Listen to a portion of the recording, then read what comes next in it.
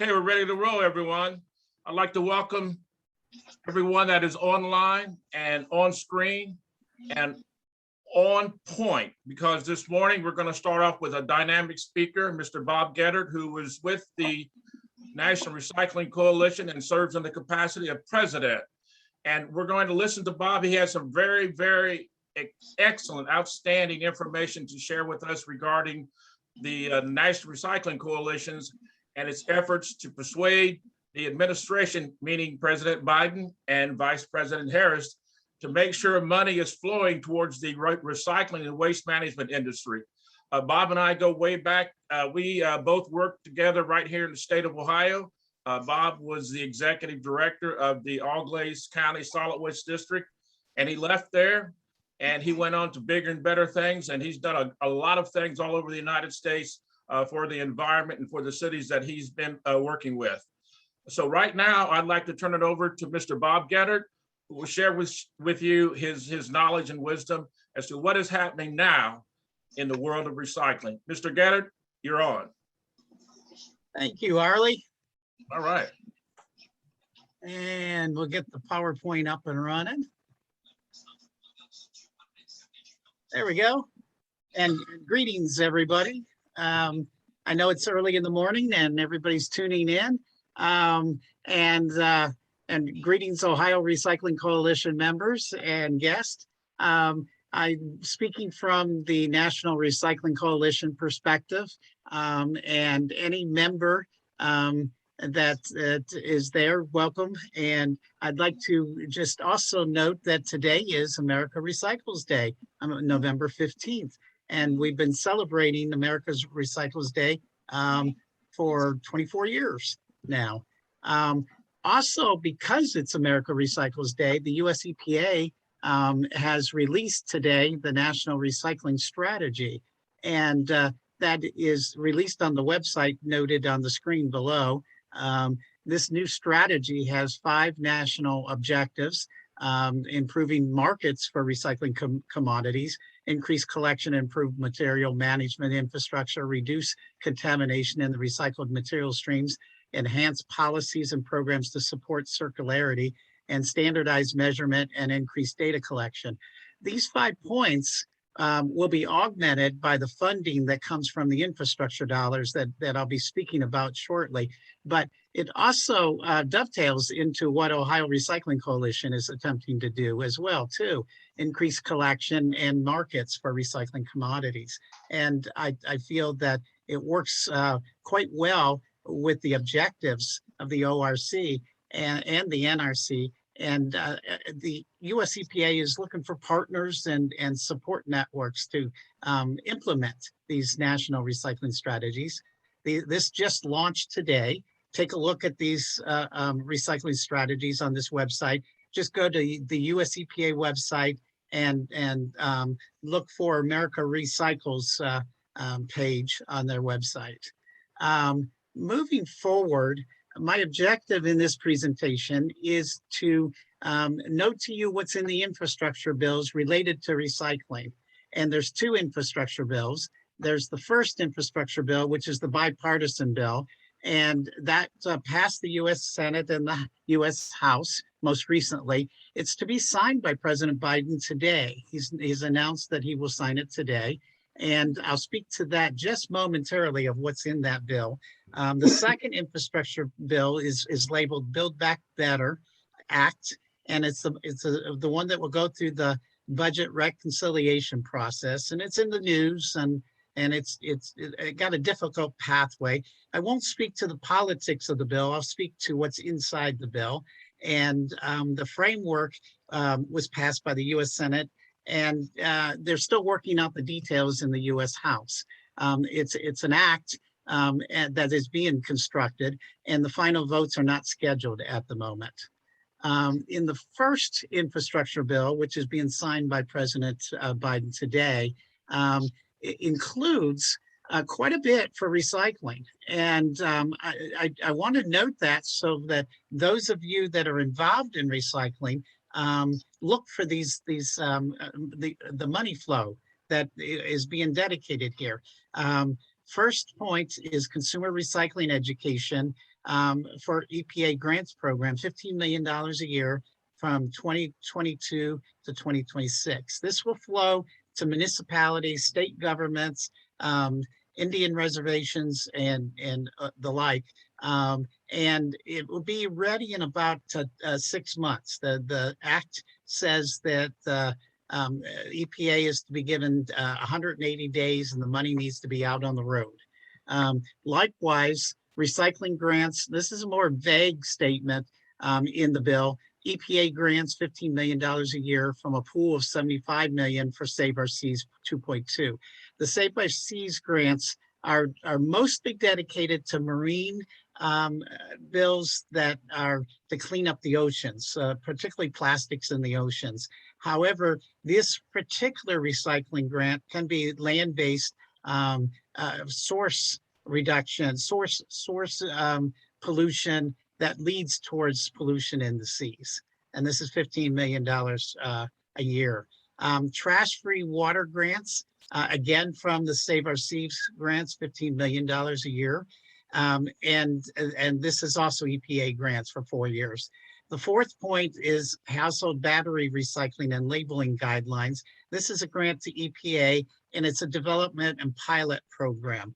And EPA is charged with a uniform recycling program across the nation on battery recycling, household batteries, and labeling guidelines, setting up labeling guidelines. They'll develop pilots throughout the country. Not every community can be involved, but if this community, if your community is interested, sign up with the EPA. Now, these programs are of interest because they're a little different. They're not community recycling grants, but they're research and development grants. And these are more business oriented. So if your business is interested, direct your attention to the Department of Energy or the USDA. These are larger grants that are available and approved through the first infrastructure bill. Electric vehicle battery recycling, research and development grants from the Department of Energy, $200 million from each year from 2022 to 2026. And this is to increase the capacity of the electric vehicle battery and the recyclability of the battery. And the second point is electric vehicle battery processing and manufacturing. The Department of Energy would like more processing and manufacturing plants around the country for electric vehicle batteries. And that's a $3 billion pool for 4 years. Also, in the agricultural world, the USDA would like to take reuse of agricultural waste, like the stubble from the agricultural fields in the fall, and put that stubble into construction and product manufacturing. And they have $2 million a year from 2022 and 2023, only 2 years. But those grants will be made available in 6 months. The bill also reauthorizes and refunds the brownfields and Superfunds programs that have been ongoing for a couple of decades, but were not funded in recent years. Going on to the second infrastructure bill, the Build Back Better Act. This bill has not been approved yet. It's being debated in the House and the Senate at the moment. This includes a fairly large pool of money, $200 million each year from 2022 to 2026 for waste reduction, organics infrastructure, and recycling data collection and US EPA grants program. It's fairly widespread, not fully defined, and across the nation, including US territories. And it's there in the bill. It's not threatened by the cutbacks that they're discussing. And we are pleased that it is in the bill, but we need to lobby for more recycling infrastructure in this bill. This bill is fluid. Our legislatures are listening to their constituents and trying to figure out what is important to us in this bill. And we need to talk to them about our priorities. Additional bills to watch is the Break Free from Plastic Pollution Act. This is sponsored by Senator Murphy and Representative Lowenthal, and it was introduced last spring, and it's not moving at the moment. It's a very good bill, and it's mostly there to clean up the pollution in the oceans. And it's not being wrapped into these larger bills, and it's got a lot of sponsors, but it's not being moved on in Congress at the moment. And then a national bottle bill, it will be introduced in January or February, and it's to be introduced by Representative Lowenthal, and his office is taking comments and suggestions to be included into the national bottle bill. And we've been in communications with them on that. Speaking of the infrastructure activities, the National Recycling Coalition has been involved in some activities, sending a letter to the Biden-Harris administration, launching a change.org campaign. We've launched a Recycling is Infrastructure 2 campaign to note that recycling is part of the infrastructure of the U.S. world. And our American Recycling Infrastructure Plan is of importance to the infrastructure conversation. We've released the American Infrastructure Plan on January 15th and sent it to congressional staff and media. It includes 50 initiatives, $8.6 billion of recycling initiatives in the first year, $18.3 billion over 3 years. And that equals about 1% of the Build Back Better Act, which is valued at $1.8 trillion infrastructure package. So it may sound like a lot of dollars, but it's only 1% of what they're talking about in their bill. It's built on prior advocacy bills, 5 bills that we looked at, and the bill that we're proposing includes 16 waste reduction initiatives, 11 reuse initiatives, 16 recycling initiatives, and 8 composting initiatives. The proposed plan that we're lobbying Congress on has 10 grants to local governments, 10 grants to small businesses, material recovery facility retrofits and upgrades, grants program, and federal department allotments with small business contracts. Valued at quite a bit that we feel will have a major impact on the recycling world. Just as a sampler of the 50 initiatives, not a listing of all 50, in the reduction field, eliminate single-use plastics in the federal contracts and replace them with reusable products. Federal pay-as-you-throw contracts instead of wasting contracts. Refillable bottle program grants, and comprehensive procurement guidelines to encourage reduction. In the reuse world, all infrastructure projects to utilize reuse systems instead of throwaways. Reusable foodware systems in the cafeterias, eliminate single-use plastics in federal contracts, and reuse warehouses at federal centers. In recycling, we propose to fund 38 million residential curbside carts across the nation in areas of need, usually, particularly low-income communities. Fund MRF redesign and redevelopment for 21st century communities. Standards on plastic chasing arrows, so communities are not confused on what plastics are recyclable. Recycling in federal waste contracts. We've noticed that many federal waste contracts do not have recycling contracts at all. And adopt a national beverage container deposit legislation. And in compost, build demand for compost in federal contracts. Tax credits for family farmer food donations, and guidance on food donation safety, and embrace the Compost Act, which is valued at $2 billion. How to pay for these programs? We propose 2 fees to pay for these programs. One is a $20 a ton on landfills and incinerators. Make wasting more expensive, which generates $3.6 billion per year, and shift the economic calculations, making reuse, recycling, and composting more economic in comparison to disposal. This would pay for a significant amount of these programs.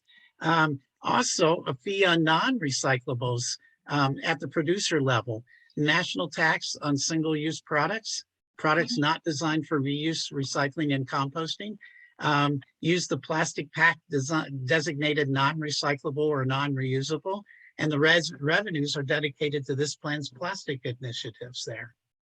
So in winding down on this presentation, if all 50 of these initiatives are implemented in the infrastructure plan, or a bill like that in the future, job creation potential would be 250,000 jobs across the nation. And they could be here in Ohio.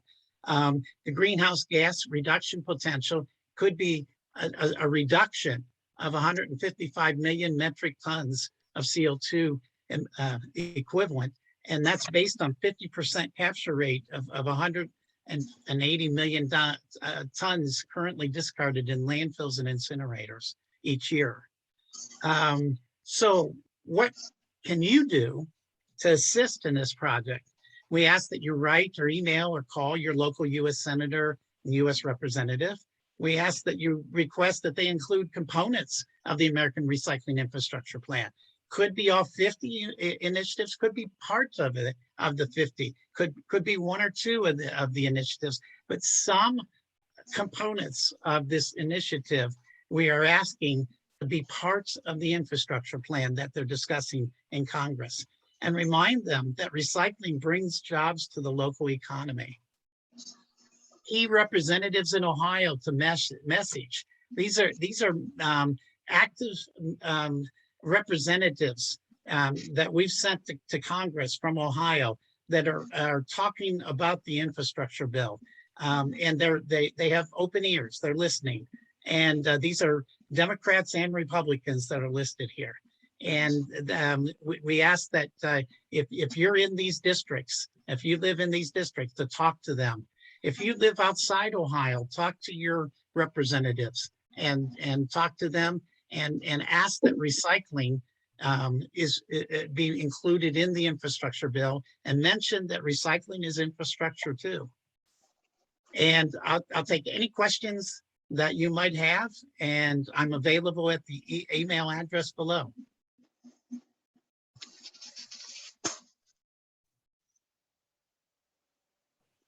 Bob, is there money specifically earmarked just for the creation of new sustainable jobs with this new financial incentive? Let's say, for instance, right here in Ohio, we have a facility. Let's say it's Rumpke, and they want to hire people and bring in new machinery.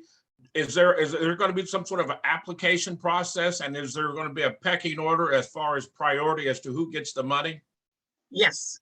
Let me show you something that particularly in that particular question, in the first infrastructure bill, there is the let me find it here.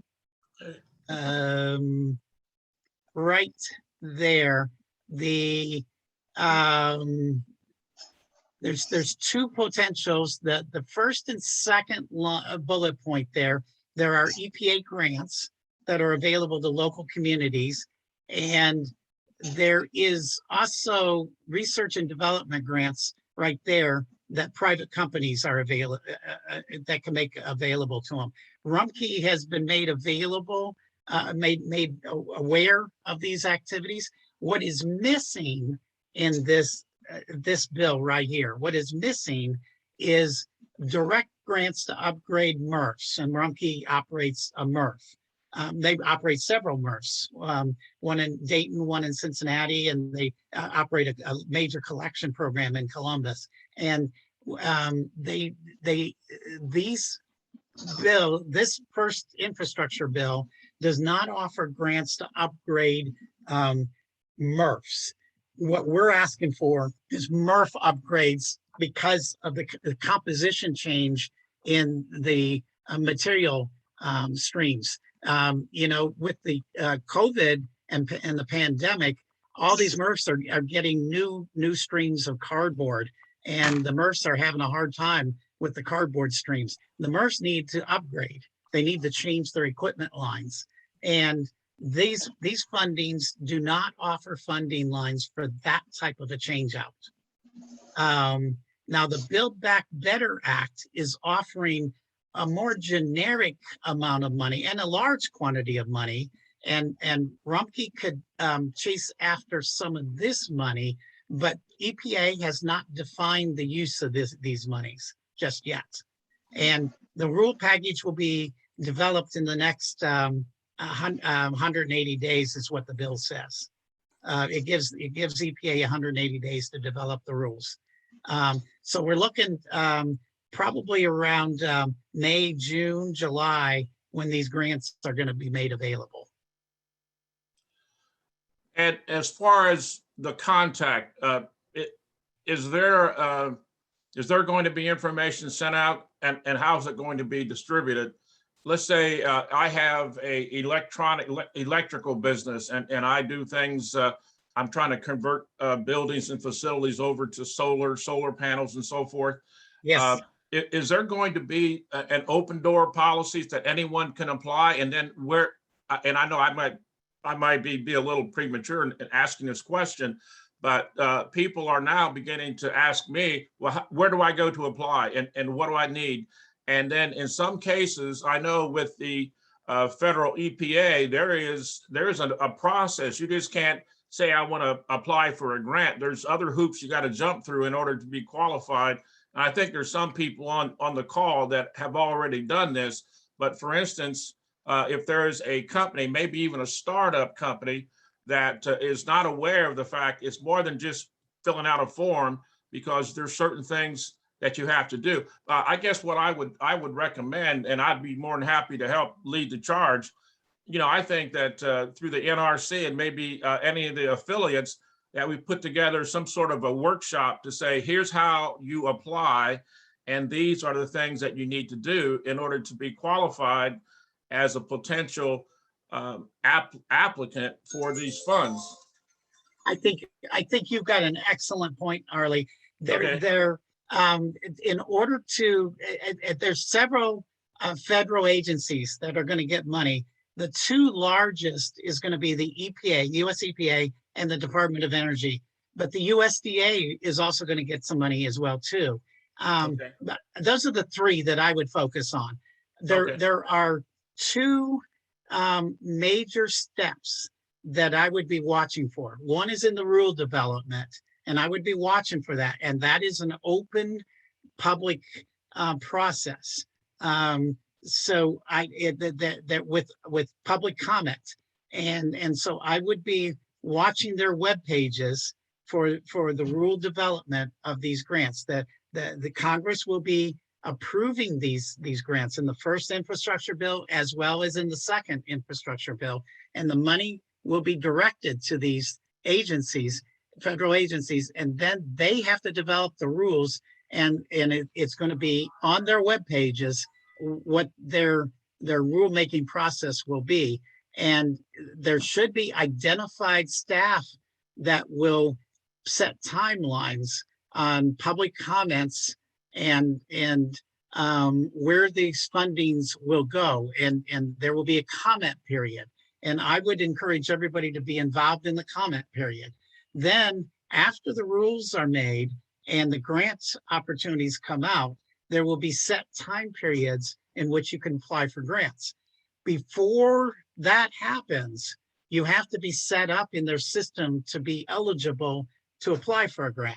And if you're a private company, that's a different pathway than if you're a public entity, like a municipality or a county or a state government. So that's two different pathways. So a private company has to be pre-qualified And I think I really like the idea, Arley, of setting up a workshop on how to do that. Okay, And I think you should be pre-qualified before these grants are made absolutely. available. You use this time because it's going to take them 180 days, 6 months before they get these grants ready. Well, I only brought that up because I applied for a federal grant. It was almost a $2 million grant, and there's people on the call today that was with me, including Willie and Emotion and Abrilla. But anyway, I would be more than happy to work with you, Bob, and anyone else who wants to do that. Well, I'm going to go to the chat. We got some questions. And first of all, you already got an attaboy from Brian Will. He thanks you. Great presentation. It was very informative. Okay, so All right. I'll pat you on the back. Anyway, the next one is this. Tia Johnson asked, you think there's a good possibility that her team could meet with Senator Sherrod Brown or any Joyce Beatty, who is actually in our district right here in Reynoldsburg, I'm sorry. I'm going to quit saying that, I'll get fired. But anyway, that's one question. And then the other one is from Tia also. And she's actually the reason why we're all here today, because she approached me asking about setting up this academy. But her business is Fresh Bloom Bins. And what they do is very important as far as keeping our communities and germ-free. Her business is they go around on contract basis and they sanitize trash bins. And so looking at what she's doing, and she's in need of capital, working capital, Yes. to increase her workforce. And that's a good thing because she went from zero to hero in terms of hiring 4 staff. And I think some of them are on the line right now. So I'm going to pause and let you see if you can give her some sage advice, Mr. Gedert. Yes, first of all, meeting with your congressman is important at this stage before the bill is approved, because you want to personalize your message. And this is in the second bill, the Build Back Better bill, to show that you want the recycling dollars into the second bill, to show how recycling is part of the infrastructure of the America and how it would apply in your case in Ohio. And so it is important to meet with your local representative, the representative and the senator. Secondly, that the Fresh Bloom Bins, most important with these bills, both the first bill and the second bill, is they want to fund hard infrastructure. They want to fund capital projects. They don't want to fund personnel dollars. They want to fund capital. So the bins themselves is definitely eligible for these grants. Again, they haven't developed the rules at EPA or at the Department of Energy and USDA, wherever these dollars are being funneled to. But the intent of Congress is capital dollars. They want to fund capital equipment that will generate jobs and generate the movement of money through communities that will build on the economy. They want economic development in the truest sense of the word, economic development. And they want businesses to ultimately receive these dollars. If the dollars flow through local government, they want the local government to flow these dollars to businesses. If the money goes directly to businesses, they want the businesses to spend this money on capital equipment. And so I definitely believe that the bins and the equipment is exactly where they want the money to be spent on. Okay, Mr. Will has another question. What he states, and I think this happens to many of us, not only with our elected officials from your respective community, but he's stating that he's reached out several times to Representative Joyce Beatty and has gotten no response. So what can we do? Should we sort of picket her office, or should we write letters? Or, I mean, I don't mind helping Brian and anyone else, and including the whole entire Ohio Recycling Coalition team. But what is the best approach to get to shake these elected officials up and say, hey, you need to hear us. We have important information that you need to tell us right now, right away. Yeah, no response is not necessarily a negative response. So I'm in communication with a lot of congressmen, and I get a lot of no responses. And that's not a negative response. A negative response is when you get a note back saying I'm against what you're saying. And yeah, that's not what you want to hear, but a non-response generally means that they have heard you, but they're not acknowledging you. And that's not a sign of a good congressperson, but at the same time, it's not a negative response. So I would simply move on to the next congressperson and get your message to the next one, and spread your wings a little bit and spread your message to additional congressmen. Because if you're not getting a response, a second time will also get no response as well, is my experience. I would definitely stay away from any protest unless, yeah, I think what we want to do is stay on the positive side. I got you. Yeah. Okay, well, listen, I'm going to swing back to Brian's question again, because he was being very specific in the fact that he said, we have seen much support. Have we seen much support from any Ohio congressman on the Ohio's recycling infrastructure? Do you know of any? Yes. I know you're down there in Cincinnati with Sherrod Brown has an office down there, if I'm not mistaken. I noticed that I haven't mentioned our senators, Brown and Portman. And I haven't mentioned them simply because both our senators have been very supportive of our recycling infrastructure. Great. But one's a Republican, one's a Democrat. Both of them have been very, very supportive. What we're not getting a response on is our congressmen and our representatives on the House side. And that's where the message needs to be delivered. The senators from Ohio seem to have gotten the message. Great. Well, Arley, I have a question. This is Emoji. Okay, Emoji. Bob, on your chart, I saw you had businesses, small businesses. Is it a possibility to add nonprofits? Because Yes. a lot of times nonprofits do a lot of the work. You know how it goes. So. Oh yes. But on that list, I didn't see where, because I think this money we're talking about in both of those areas, it would be coming to NRC, if I'm not mistaken. And then NRC would disperse some of those funds to various agencies, individuals, nonprofit, not individuals, but agencies and organizations to do the work. So could you just add in there the nonprofit piece? Because I didn't see it at all. Yeah, you are entirely correct. And I am 100% behind your statement there. I failed to mention every community that's eligible, but I'm impressed.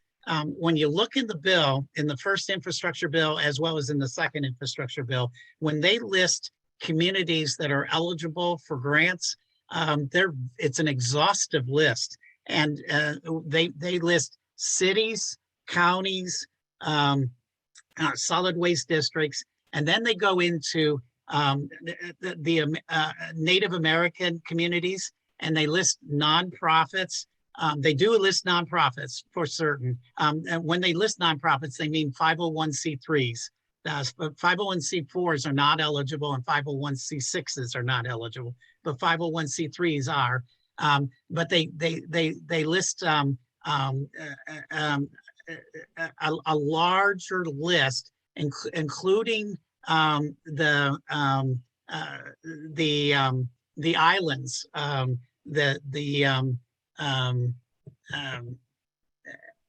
failing to remember the official title, but I think it's Pacific Island, right?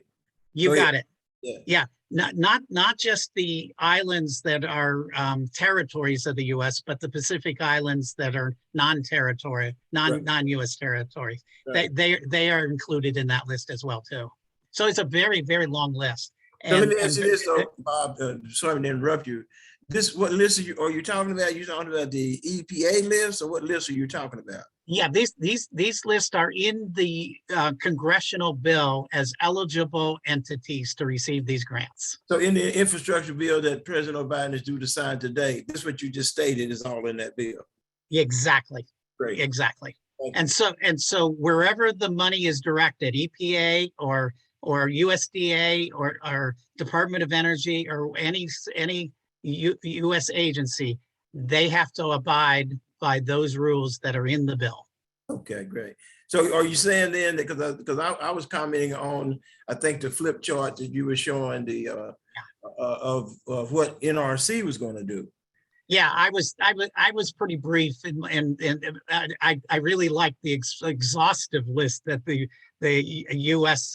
That Congress had listed there, and I should put it in a slide. I really should put it in a slide. Okay. But the NRC approves and adopts that list. I just didn't put it on the slide there, okay, and I apologize. Thank you. Okay, listen, because we had to keep moving here, but I still, there's one question that remains unanswered, and that is from Ms. Russell. And she asked, is the NRC in support of new laws placing taxes on food producers who don't use recyclable packaging? No, that's a really good idea. I really like that idea. That conversation hasn't happened at the policy committee of the NRC, and I can bring it forward. But it is in alignment with our current policies of the NRC. Our current policies oppose excessive packaging and non-recyclable packaging, but that particular topic has not reached our discussion plate yet. But we can discuss it. Okay. Well, we're going to conclude Mr. Geddert's presentation. Bob, I appreciate you taking time out. I know you have a busy schedule because I can't keep up with you on the NRC, man. I tell you, I get emails from Bob from 8 o'clock in the morning to 8 o'clock the next day and saying, Arley, this, we're doing that. But Bob is president of the NRC, where we're having re-elections this coming November. Well, actually this November. And Bob was the president in the past. He's now the reigning president. And I know if I have to go twist some arms, he's going to be the president in 2022 because we need Bob. And we appreciate everything that you've done and everything that you're doing. I really do. Okay, thank you, Bob. And now we're going to turn our attention, and all of you pay close attention to this next presenter, because I have, ever since 1993, when I saw her in action at the NRC's conference in Milwaukee. And one thing I can say about Abrilla Robinson, she reinvents herself on a regular, almost daily basis. She does it so much, I told her she needs to put in one of those microchips so I'll know where she's at and what she's doing. But the other thing that I really respect about Abrilla, she's truthful, straightforward, and she speaks from her heart. So now I would like to introduce Abrilla Robinson. Abrilla, you're on. Good morning, everyone. My name is Abrilla Robinson, and I want to talk today about changing careers and finding a new pathway in difficult times to environmental leadership. This is my story of how I actually ended up in the environmental industry. And I am a baby boomer, so I'm a 50s baby. And I hail from Harlan Park, Michigan, born and raised. And my journey to the environment actually started with my mother. We did a lot of environmental things in our home that we didn't call recycling, reusing. They were just part of the way we lived. I can hear my mother today saying, after going shopping, don't throw that away because we can do something else with it. Many of you live in homes, African American homes, where these kind of practices have always been part of our culture. Before plastics, we had brown paper bags for carrying our groceries. And I remember we didn't throw them away, we reused them. Clothing, same thing, because kids grow out of clothes every year. So we didn't throw them away. We donated them. We gave them to the Goodwill. We exchanged them with friends. Cooking oil. Now, in our community, cooking oil was one of those things that was reused time and time again. Leftovers, canned food, soap.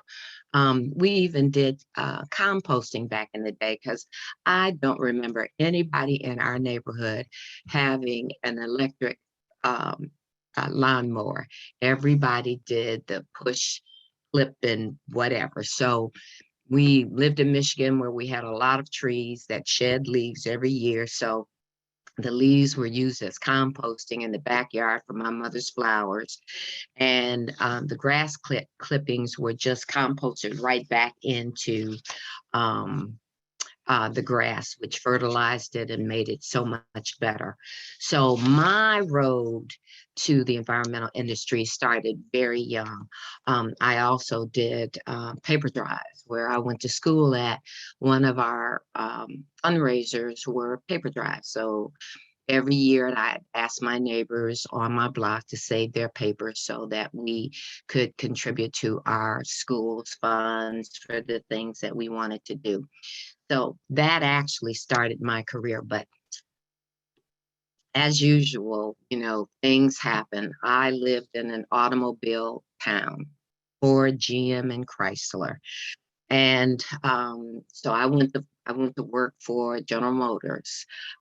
Actually, it was to begin with. I worked at headquarters. I worked down there with John DeLorean, if any of you may remember. But as usual, people think because the pandemic has come that we haven't had crisis in America before. We have.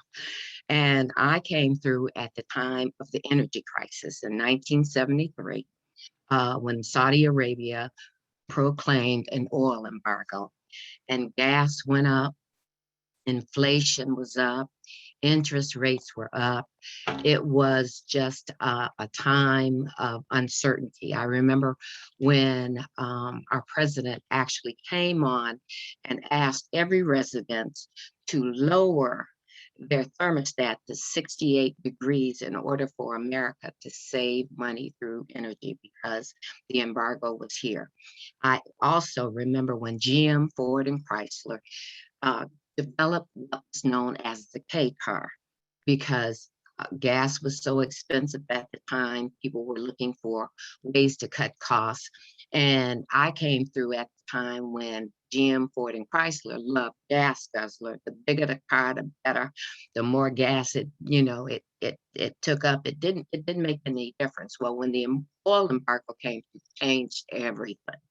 So anyway, everyone wanted to go to these particular compact cars. So that's when things actually started to change. So we were in kind of like a 10-year recession because of the energy crisis. And at that particular time, I was working downtown for GM and its new headquarters now, which is the Renaissance Center. But my company actually happened to go there first, which was we went from United Service Motors to United Delco. From United Delco, we merged to AC Delco. And from AC Delco, we merged to GMPD Warehouse Flint, Michigan, which was the snow belt. And also at that particular time, interest rates and mortgage rates were like in the 20s, 20%. So it was an opportunity for me to say to myself, do I want to stay on this ship or do I want to do something different? And at that time, I was close to 40 years old and deciding what else is there for me to do? where do I want to go? What do I want to do? How do I see my life? And what I knew was I didn't want to be in a corporate situation sitting behind the desk for the next 30 years. So off I go to Durham, North Carolina. In the 1980s, our government was actually, again, giving grants to municipalities for recycling. Recycling was starting to actually peak its head, and municipalities were offered money in order to start recycling programs in the community. That's my introduction. I applied for the job to become the first recycling coordinator for the city of Durham. And it was my job to get 3,000 people to recycle newspaper, glass bottles, and aluminum cans, and to change their behaviors, because everyone in the South at that time deposited their trash behind their home, and someone came by, picked it up, took it to the curb, dumped it, and brought the container back. Well, in the recycling industry, that was too labor intense. So we needed to teach people that recycling had value and purpose. And so we gave them a specialized bin to put their things in. And then we requested that they bring their recyclables to the curb, because we didn't need them mixing with trash. So it was a whole new mindset. We actually got 3,000 households up doing a bi-weekly program, setting their recyclables at the curb between 80 to 92%, which was kind of unheard of. But the key was, it was my job to educate people in our community and to find volunteers that would help us spread the word, because, you know, you need people to replicate what it is that you're doing.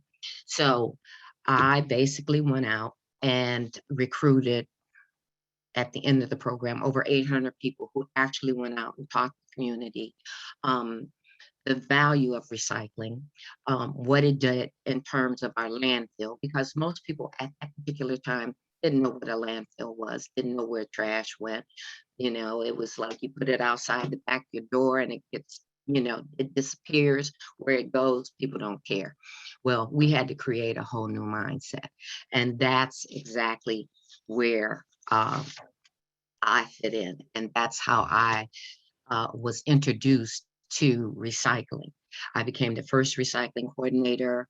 From there, I actually became the first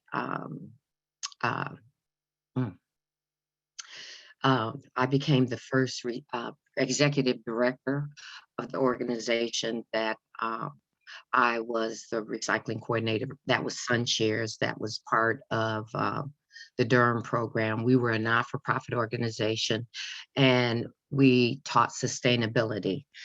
From there, I was also on the board of directors of the National Recycling Coalition.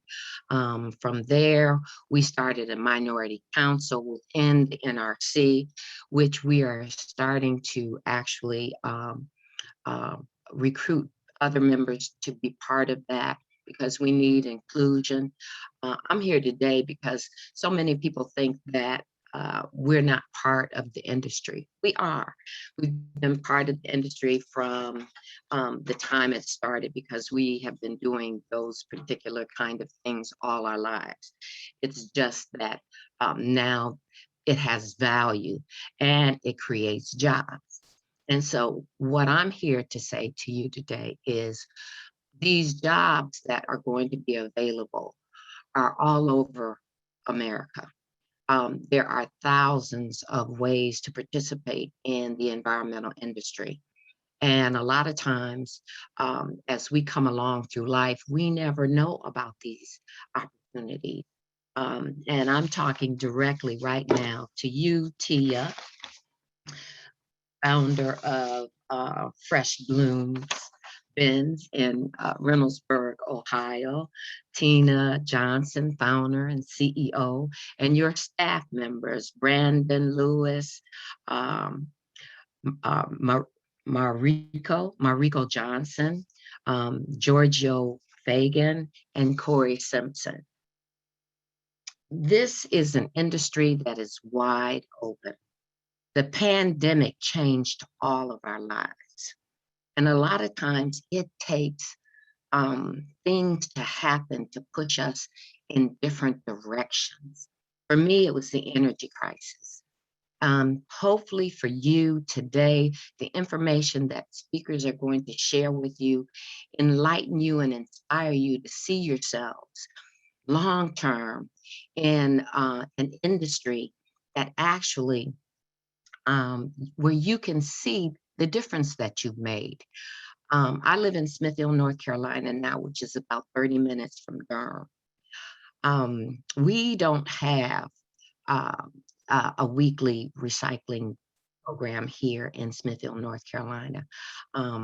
No one ever actually really came. We have drop-off centers, but we don't necessarily have weekly recycling. But every time I go to Durham and I see a little blue bin, because I see them now, because most of the bins have changed to the large containers, I realize that we made a difference. We made a difference. You have the ability to make a difference. I don't know about you, but I'm not going to Jeff Bezos' new creation or the outer planets. I'm going to be right here. I'm going to work to save this planet, to make changes here, things that people can do every day that are simple. But the key thing is we need to create jobs in our community. And Tia, that's one of the things that you're doing. And I'm hoping that this academy inspires the people that you have working for you to do the same thing, to work with you as team members, to be captains in the community, to tell people about what you do, why you do it, and how it can change lives. Because the key is we all want to live on this earth, be happy, sustain it, create good economic jobs that carry us through, that educate our children, that send them to college, that allow them to buy home, to create legacy, And this is one of Arley's favorite things that he continues to tell me. It's like, Abrilla, most people don't know who we are or what we've done, or that we've been part of this community for like 25, 30 years. Well, I'm here to tell you that you are the start of where we want to go, that you have the ability to really make sincere change. If we want to see America change, it's going to be in your generation, you millennials, okay, you X generation, you Y generation, you children are the ones who are going to make the change. You know, we brought the rain so far. Now we want you to pick it up and we want you to roll with it. We want you to go out. We want you to make change. And we want you to command change, because a lot of people don't think climate change is real, really. You know, I live 3 blocks from the Neuse River. Since I've been in Smithfield, North Carolina, I have been flooded out 3 times in 10 years. 3 times. The river has come to my door. So I realized that we need to make change, but it has to be collectively. So today, I'm hoping that this is the beginning. I hope to see you guys, you know, Lord willing, and the creek don't rise in the next 15, 20 years at the top of the leadership, you know, directing, co-directing, educating, and pulling our community and our nation in a new way. You know, we're supposed to be the leaders of the world. So we need to step to the plate and make change. So those are my words that I wanted to encourage you and let you know that we're here for you. My number, even though I didn't put up a slide, my number is 919-464-7240. My name is Abrilla Robinson. At any time or any place you need to contact me, please do. We will try to help you wherever it is that you are. If you're a not-for-profit, if you need finance, as Arley said, we need to work with the EPA to find out how that funding can come into our community and create jobs. So on that, I'm going to say my farewell and thank you all for coming and participating today and being part of the industry that I fell in love with, the environmental industry. So thank you very much. Hey, thanks a lot, Abrilla. I appreciate you taking the time out of your schedule to present today. I would take heed of Abrilla's sage advice, because I listened to her. Jim Rice, who was an ex football player for the New York Giants, he actually was known as the father of composting in New York way back in the day. But when I listened to her then, that was in '93. Abrilla and I have been communicating. We're like an extended family. That includes Emotion. Sure. Caroline's on the line too, Bob and others. That when you get involved with the National Recycling Coalition and your local affiliate, ours here is the Ohio Recycling Coalition and the Association of Ohio Recyclers, which is an outstanding organization, great people there, great leadership. And here's what happens. You begin to learn what you didn't know. And then you take that information and you pass it on to people that need to know. And the next thing you know, you have a movement. You have people chiming in and getting in on the ground floor. I can tell you this, I've watched this industry grow. I've seen people become millionaires. I've seen people take time out for the environment and each other. And we're going to be hearing that in just a minute from Louise and Alisha, because that's exactly what they're doing. So with that, in order to keep us on schedule, Abrilla, you need to invite me down for another one of your great dinners. And I'll tell you, Abrilla, you can. Abrilla calls me sometimes at 10 or 11 o'clock at night. I will call her back at 2 because I don't go to bed till 4 a.m. And she's right there. Hey, Arley.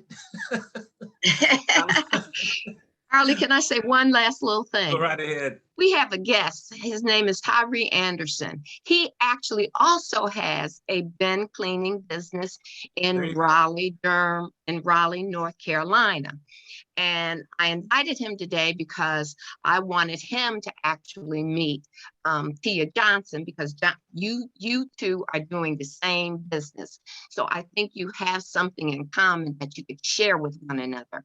So again, Tyree, get back in touch with me, DM me your information, and I'm going to send it to Tia Johnson, and you two can talk about what you share in common. So that's it, Arley. I'm good. Thank you. Okay, thank you so much. Okay, I'm not sure who's going first, and it doesn't matter because they both have very, very pertinent information about preparing the next generation for environmental leadership. And here's the cool thing. I know both these ladies, and one I've worked with for many, many, many years, Louise Holliday, and Alisha. She made a mistake and she contacted me, and I made her vice president of education and outreach for the Ohio Recycling Coalition. And Louise, we were chatting one day and I said, how'd you like to be president? She said, there already is a president of USA. I said, no, I'm talking about the Ohio Recycling Coalition. I can depend on you to get things done. So with that, I'm going to introduce the JB Green's team, environmental educators, Louise Holliday and Alisha. Alisha, Louise, Yes. you're on. I am ready. My name is Alisha and I'm going to be going first. Give me just one moment.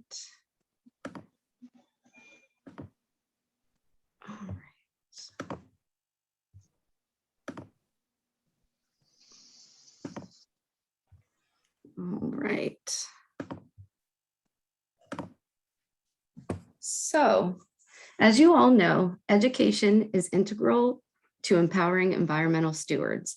By using curricula and real-world experiences, we can teach the essentials of proactive community citizenship, including the preservation of our natural resources. This can be accomplished by providing education and outreach programs that can be utilized in a variety of ways through school curriculum and presentations, awareness booths, crafts and activities, in website and social media. Being active in the local communities and schools aids in promoting and supporting recycling programs, education, and awareness for all ages. Awareness booths can be set up as such places as school expos, farmers markets, and county fairs. Free program brochures, pencils, stickers, car litter bags, coloring books, and other promotional items are also valuable tools to promote recycling education and behavior change. By participating in and sponsoring activities, events, and contests throughout the year, this will be invaluable to promoting recycling and educating your audience. The goal is that students find these activities enjoyable as well as educational and can learn the importance of reducing, reusing, and recycling. Providing environmental education presentations to students is always needed to reinforce the message and support the infrastructure.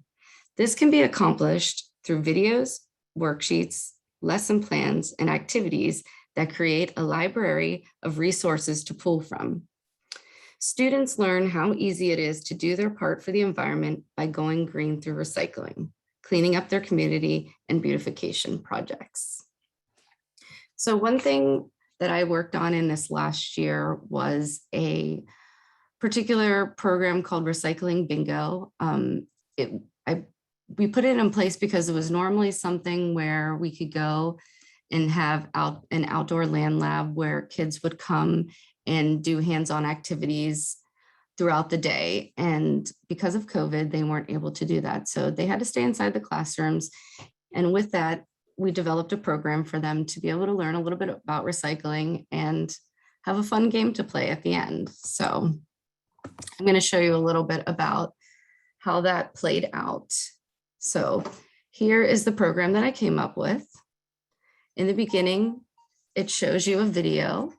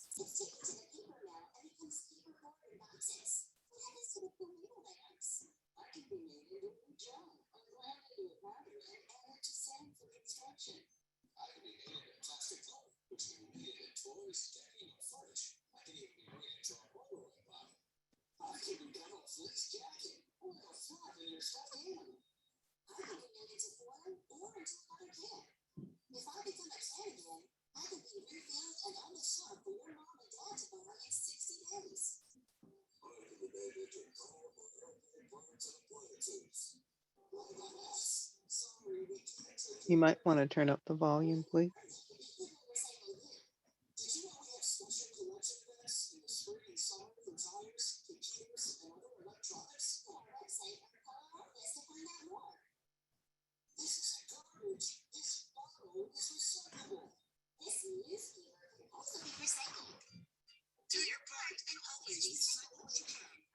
Just remember, if you don't recycle your glass, plastic, aluminum, steel, paper, and paper products, it will go to the landfill.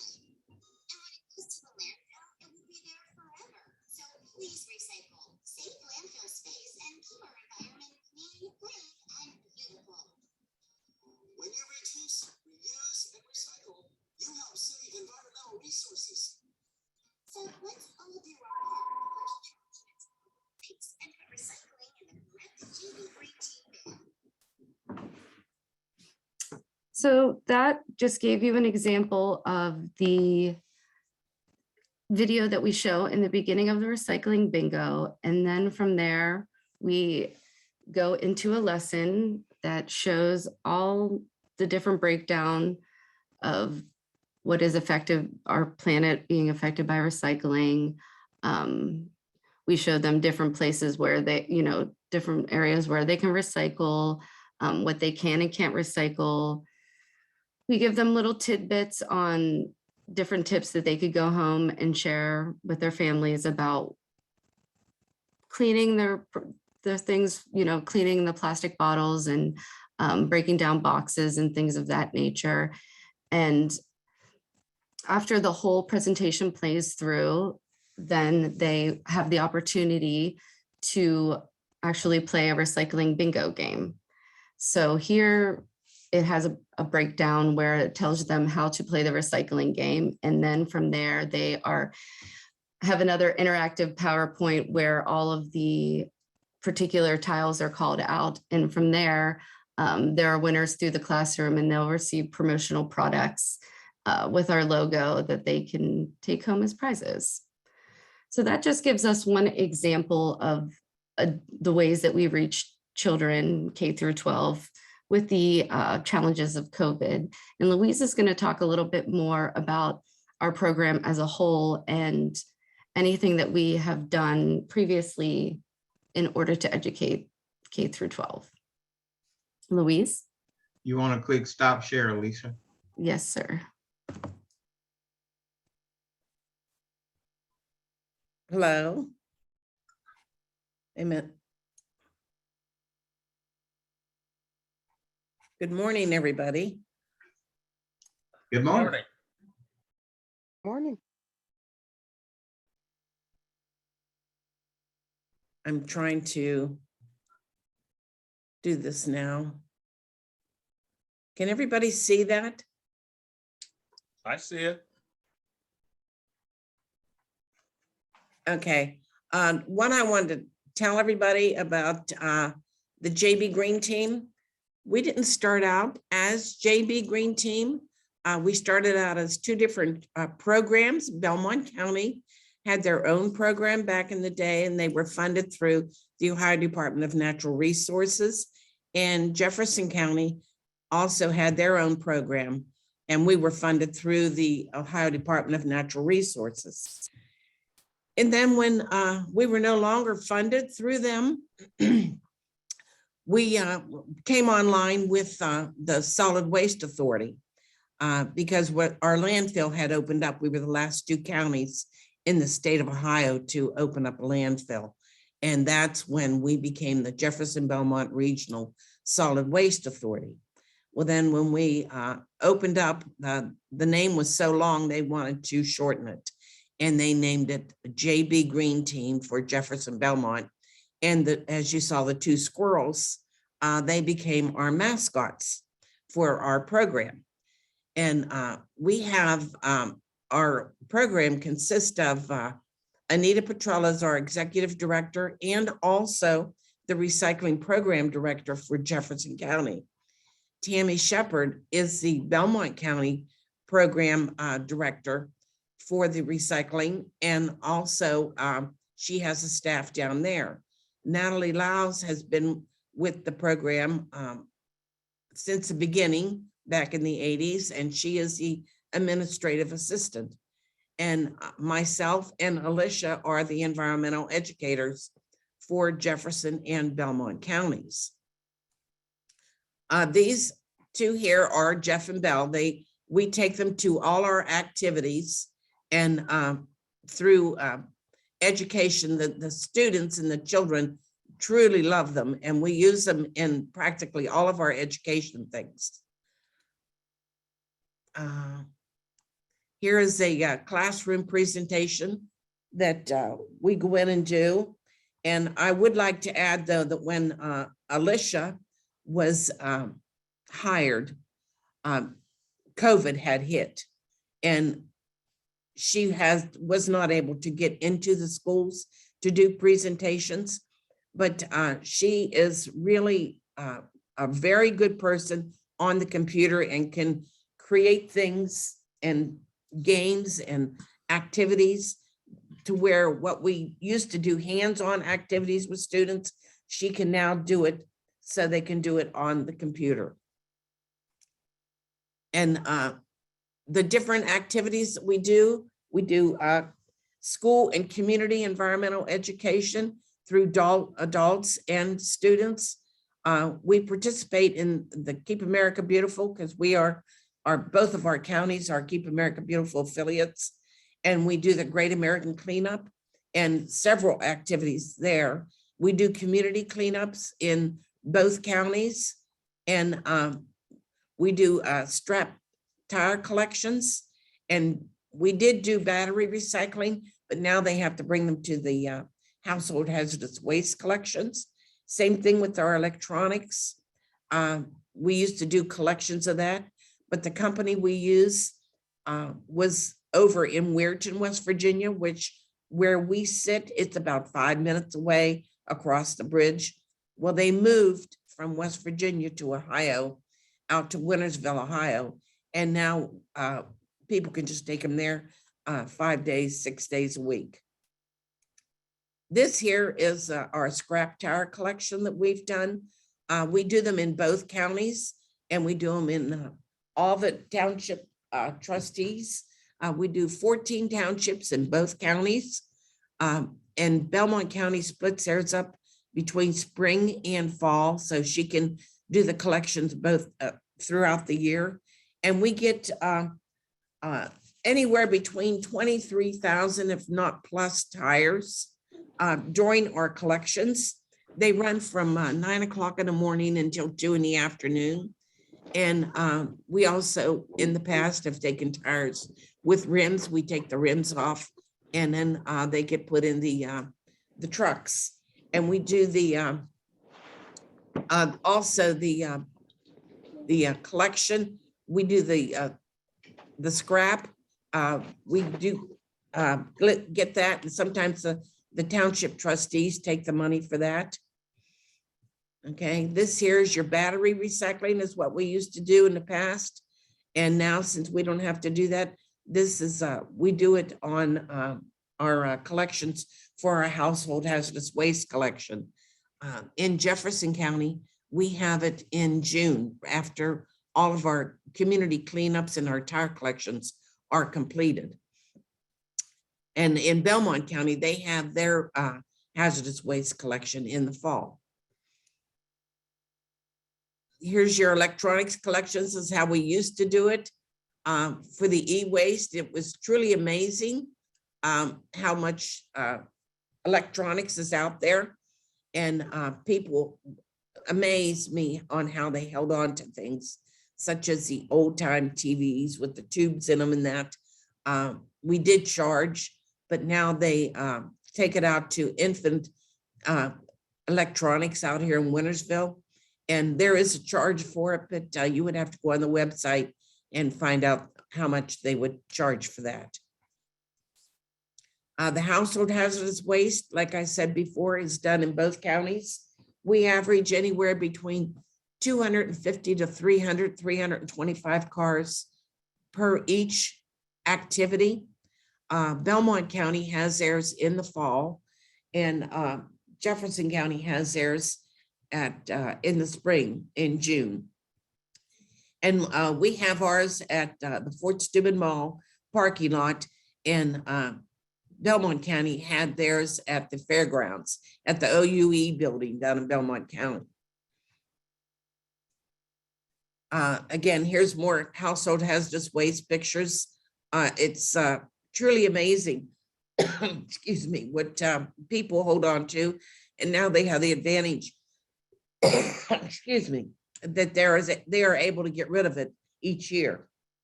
And we do appreciate them bringing it to us. Here is some of our activities that we do in the schools and on the weekends. This we do during Earth Day and during April. It's called Plant Pride, Not Litter. This is where we teach children and parents and grandparents the importance of not littering and to plant pride instead of litter. So they come and they decorate a pot, and then they plant a flower.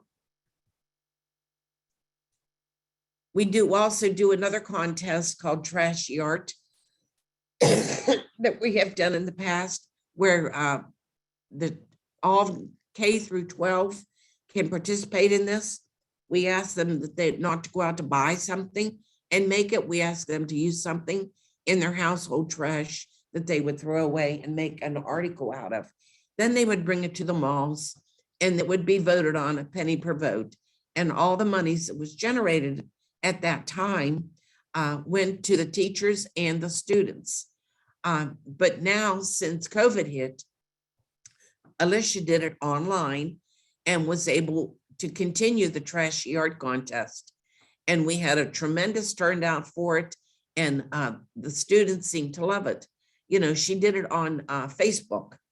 And it's really very, very interesting because in all the years that we have been doing this, actually, Belmont County was the first county to do the trash yard contest. And then when Jefferson County came online with the authority, we participated in it. And then we would get anywhere between 100 to 200 entries in on this contest. And if you can see on this picture here, this little statue here, he was a knight. There was a gentleman that came by and wanted to purchase it. And I said, we couldn't do that. But if he wanted to talk to the person that made it, he had to be there on a Saturday morning. Well, he showed up and I introduced him to the little boy who made this, and he sold it, and it now sits in Philadelphia at the Knights of Columbus, their main hall. And here are the directions and the contest rules of our trash yard in how you can participate in it. And we do have a big following on this. The students seem to really like this. As Alisha was telling you about the Environmental Land Lab, outdoor days, in the past, we had out at Fernwood State Park in Jefferson County, we have all the 5th grade students, homeschool, parochial schools, and public schools participate in this. And they come out to Fernwood Park, and it's just like going to class, only outside. They have 7 different classes that they go to. It was a 2-mile hike. And at our site, we had showed them the difference on recycling and how it progresses and what you can recycle, what you cannot recycle, and what a landfill looks like. We have models that we show them. And that goes on 5 days a week and all day long, just like you're going to regular class. And that is a big activity. And when Alisha did it online for the students, they were still able to participate in it. We're hoping this year that we'll be able to go back to Fernwood State Park, but that is yet to be determined. We also, in our programs, we do paper recycling. We have tours up at Valley Converting, which is where we recycle all of our paper every day. It's in Toronto, Ohio. Belmont County comes up every day and dumps their paper into Valley Converting, and they get a weight slip. And Tammy takes care of all the weight slips and everything for Belmont County. And then I handle all of Jefferson County. But we have all the schools participating in it, and also the schools and nonprofit organizations, if they're grandfathered in, they receive monies twice a year for their paper and paper products. This here is a fashion show that we created years ago with 4-H, and we have the students participate in this, and they have to make a clothing article or some kind of accessories or something out of recycled materials. And as you can see, I don't know if you can see this or not, the little girl here, her brother made her that little dress so she would have something cool to wear during the summer. He took an old t-shirt and made this. And this little girl down here that made this purse, she made it out of Walmart bags. And she actually went to the Buckeye schools, and the students wanted to buy her bag. So she started making the bags for the students. We also do partnerships. Each year, our Solid Waste Authority has a grants program, and the schools are eligible, and nonprofit organizations in the townships are eligible to apply for a grant. And the one school had applied for a grant and they received it, and it was Buckeye North, and we they teamed up with Earth Team Green on it. And here is, they had an activity to do where they had to make a commercial about littering and about recycling. And here is 3 of the students that did this about the recycling. And each student who participated, Arley saw to it that they all got a DVD for their efforts and all their activities that they did. And then we went down and did an awards presentation at Buckeye North. And Susie Nolan is the principal down there, and she had the whole school come in as we did our presentation. And as you can see, everyone who participated, also the top 3 that won, everybody who participated in it also received a certificate. And here is Mrs. Nolan and myself, and here's Arley and the winners. And ever since they've had this here, their gymnasium, Susie Nolan has redone the auditorium, and she had all new chairs donated, and now they have their school and school colors in there, and all with brand new chairs. With Jefferson County, we have, this is our staff. This is an older picture. We actually have, this here is Anita, and we have our trucks. We have front load trucks and rear load trucks. And we have Jefferson County and Belmont County is also has rear load trucks, front loaders, and also a community service person we have in each county. We go and we do what we call a milk run, and Tammy does all the schedules for Belmont County, and I've done them for Jefferson County. And there are crews, drivers, they go to all the different sites every day. Sometimes 6 days a week we go, especially during the holidays. And our drivers will come up here every day and empty their containers. The paper goes up to Valley Converting, up to Toronto, and the commingled comes out here to Wintersville to our site behind the highway department and the water department. And it is dumped, and it is separated and recycled and put through a compactor, which you can see here on this past one. This is a compactor here that they fill every day. And then it gets taken to the landfill. And Belmont County, they also do the paper recycling, and Tammy and I work together on doing the payments for the students. Another thing I would like to say, we not only do paper recycling and commingled recycling for America Recycles Day, we also, both counties do this activity called Stock the Pantry. Alisha had done a contest online for America Recycles Day, and we also do Stock the Pantry, where people can bring their paper and paper products and put it in a separate container.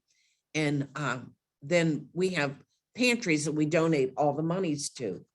And we also have a program called a glass recycling program that Belmont County and Jefferson County has created. And during the COVID year, it did go off a little bit.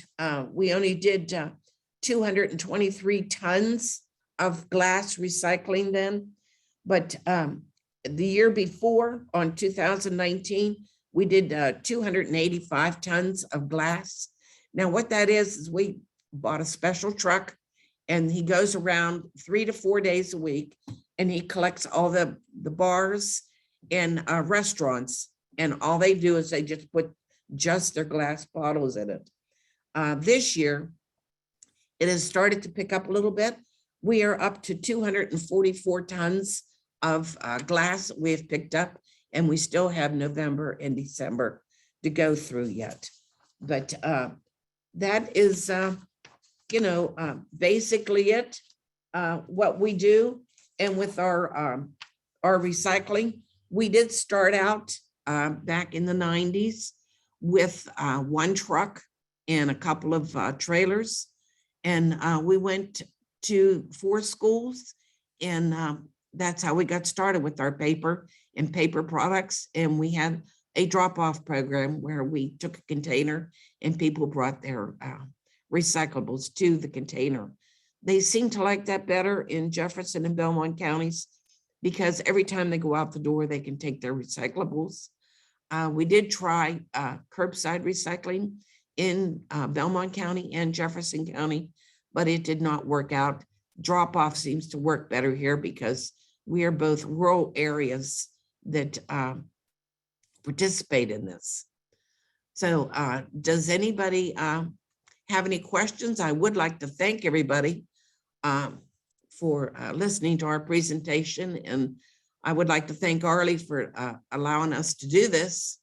Let me see here. I got to stop the screen here. Okay. Arley and I go, as he told you in the past, we go way back. I started with Clean Community System of Steubenville, Wintersville back in '90. And it was a lot different back then. We did mainly litter. And then ODNR and Keep America Beautiful decided to do the recycling. And then it just really took off.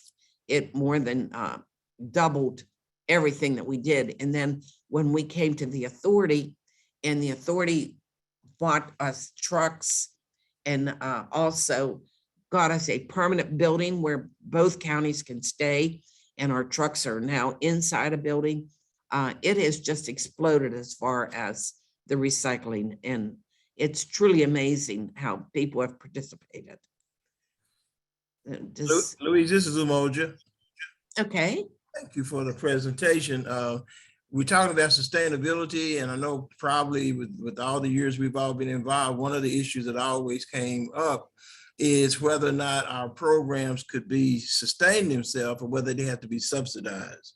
So in looking at what you do, and it's terrific for sure, is the subsidies coming from the county, or are you able to have enough material to have end users to buy your materials to pay for a lot of the things that you do?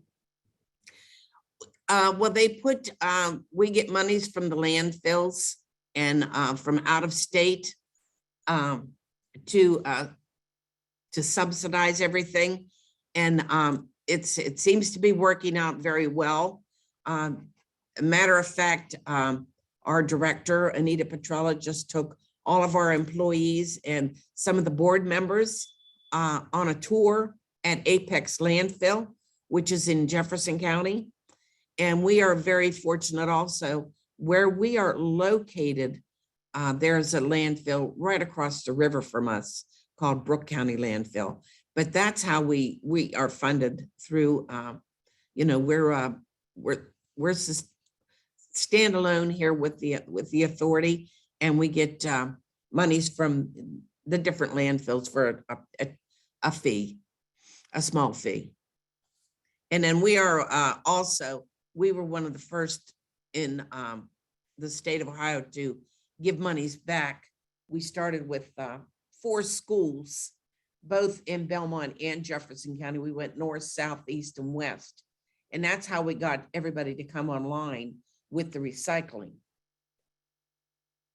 And we have a tremendous participation, and we have, I believe we have 7 drivers, and down in Belmont County, they have 4 drivers down there, and they go out every day. They start at 7 in the morning and they're done at 3 in the afternoon.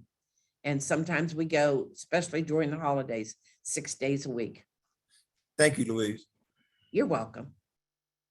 Louise, since we have some newcomers to this industry, can you kind of give us an overview of the JB Green team? Because here's what a lot of people understand in their own minds, what it is like to work in the recycling, waste management, sustainability industry. And I see this right here in my own community. And when I talk to my neighbors about careers in the environment, most of them say, well, you know, I don't have a CDL license because I don't want to drive a trash truck. And they don't understand the actual inner workings of a solid waste district, because the JB Green team, for all of you out there that aren't familiar with this concept of basically taking care of any state's, any county's waste and recycling programs, Ohio, under House Bill 592, back in, actually, I can't remember what year it was, 89 or whatever, here in Ohio, House Bill 592 was passed to create the 52 solid waste districts. And there's two types. One is a single county solid waste district, and the other one is a multi-county. Louise and Alisha, I hope I'm pronouncing your name right, is they have two counties, Jefferson and Belmont. And Yes. there is a huge support system when Louise and Alisha go out and they make their presentations, and then they're followed up by the cleanup crews and the people that are picking up the recyclables and so on and so forth. All the things that they do, there is a support team. So what I need to let people understand, when you're looking at careers in the environment, and I've seen this many, many times. I can recall being in Tampa, Florida, which is a great city. We was there for the Keep America Beautiful. And this gentleman made a dynamic presentation. I don't know where he was from, but later on he called me and he said, guess what, Arley? I said, hey man, you got the floor, tell me what you know. And he said, waste management, someone was waste management was there and they heard my presentation and they offered me a position as vice president of outreach and education down in Houston. They flew him down to Houston, Texas. And I don't know what happened to him, but he's doing fine. The other example I will use is Derek Fields. He is a family friend. He was born and raised here in Worthington, Ohio. And this guy's had a stellar career. He's worked for some of the best companies in the world, including Disney, Pixar, and others. He was over Disney's, all the Disney stores, although he was stationed, well, actually not stationed, but he had his office in Chicago. And then the next thing I know, because he has been sought out by top major corporations. And this is something that, just to let you know, this is some of the career paths that happens to some people, not all people.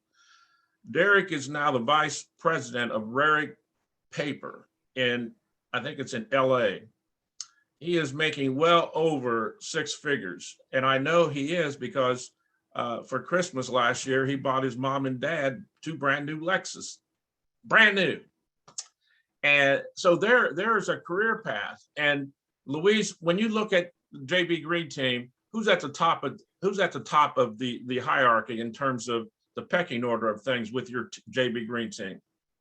Well, like I said, Anita Petrella is our executive director, but we also have a board of 15 people, 7 from Belmont County, 7 from Jefferson County, and then 1 extra, which is voted on, and it happens to be Belmont County. And actually, we have all of our trucks in that. Our employees are, they do have to have a CDL license in order to do this job. And when they come here, they really, I don't think they have any idea about how big and how important this is for a job that they're doing. Because what they do, we even have litter officers that go around and check our sites all the time in Jefferson and Belmont County. We also do what is called as a litter index in Jefferson and Belmont County. But our trucks that we use are very, very large, and they can hold well over 10 to 15,000 pounds of recyclables and deliver it to wherever it has to go, whether it would be in Toronto or whether it would be in Wintersville, Ohio. But, you have to know how to handle these trucks. And we still have some of our old trailers that we still use to pool and use for different communities because they don't have the ability to have the containers that we have. So we use these drop-off containers. It was affectionately, they were named as Blue Gooses. Why they named them that, I don't know, but they did. They have like 6 compartments, 3 on one side and 3 on the other. And the people come, and then we come and pull them and then take them back to the community. But that's basically it, as far as the recycling. I don't think that when we started this, that they ever anticipated it getting this big, but it truly has, because you think of everything that you go out and you purchase today, we have definitely become a throwaway society and one-time use and you're done. And we have to change the people's way of thinking. I grew up not throwing things away. I grew up in the generation where recycling wasn't even thought of. I have things that I use at the land lab that I've gotten from the EPA. And back in 1984, they sent out statistics on how long it takes something to biodegrade. And plastics was not even on that list. And then in 1990, 6.5% of the list was now plastic. That is a mighty big jump of making something and selling it in 4 years nationally and worldwide. And now you take a look at your plastic industry. I mean, my goodness, I don't know about any of you, but I mean, I can remember when Tupperware came out and I still have some of the originals, I mean, just never wore out. But as far as, I always like to ask the little kids, and this one little boy come up and he said to me, I asked him, could you do without a water bottle every day? And this little boy, he had to be maybe 5 years old. And he said, I have to have my water bottle every day because I need to hydrate.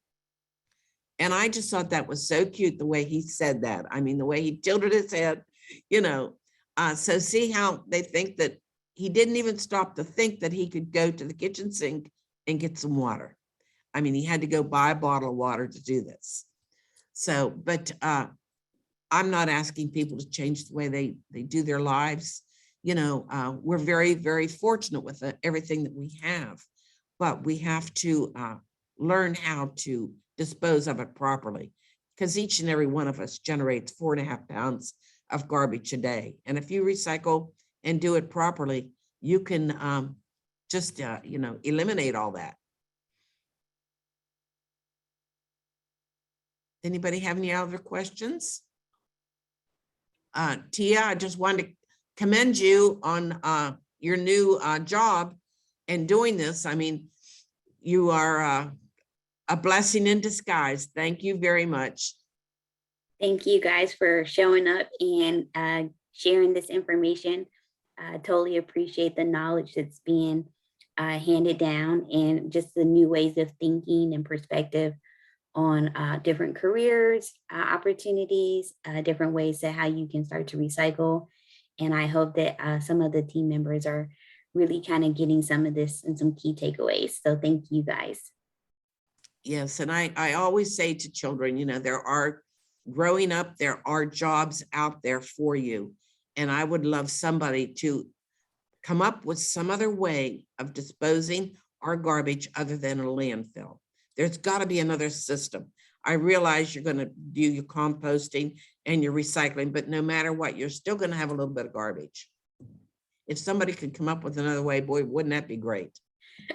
I think that's where like the whole idea of diversity comes into the conversation of environmental things, right? Like it blows my mind now that I'm in this space. Like I can think of like 7 different businesses, right? Like you can do this and you can do this and you can do this. And it's like, but I was completely removed from the conversation. So I wasn't able to bring any of my skill sets until the door was open for me to be here. So I hope that as this continues to grow and the knowledge continues to be spread down, that we do come up with these new creative ways. Like you said, I think, I don't know, I'm a person of faith, and I think God's given us all something to make our mark. And I was here, and somebody's going to come up with that awesome idea because you put it out there.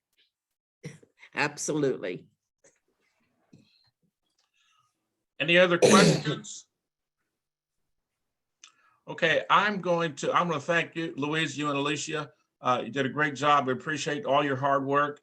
And Alisha, you need to hang in there. One day I expect to see you at the top.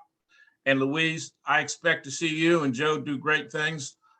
Joe Holliday is Louise's husband. And Joe and I, we're both Vietnam veterans. Joe actually served, he told me the story, his first day he arrived in Vietnam and he reported to his duty station. And as he drove under the signage as to where he was with the armored cavalry. I can't remember, Louise. Black Horse Division. I'm sorry? Black Horse Division, 11th Armored Cavalry. They were bad dudes, boy. They were better than Big Red One.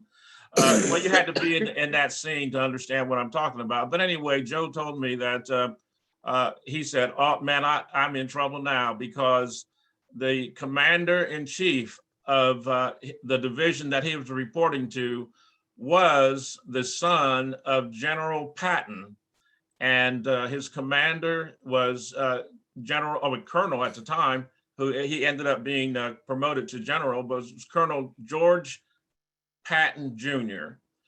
And what I'm leading into is that, just like I recruit a lot of folks that are part of the Ohio Recycling Coalition, because you need to get in there and help us win the fight.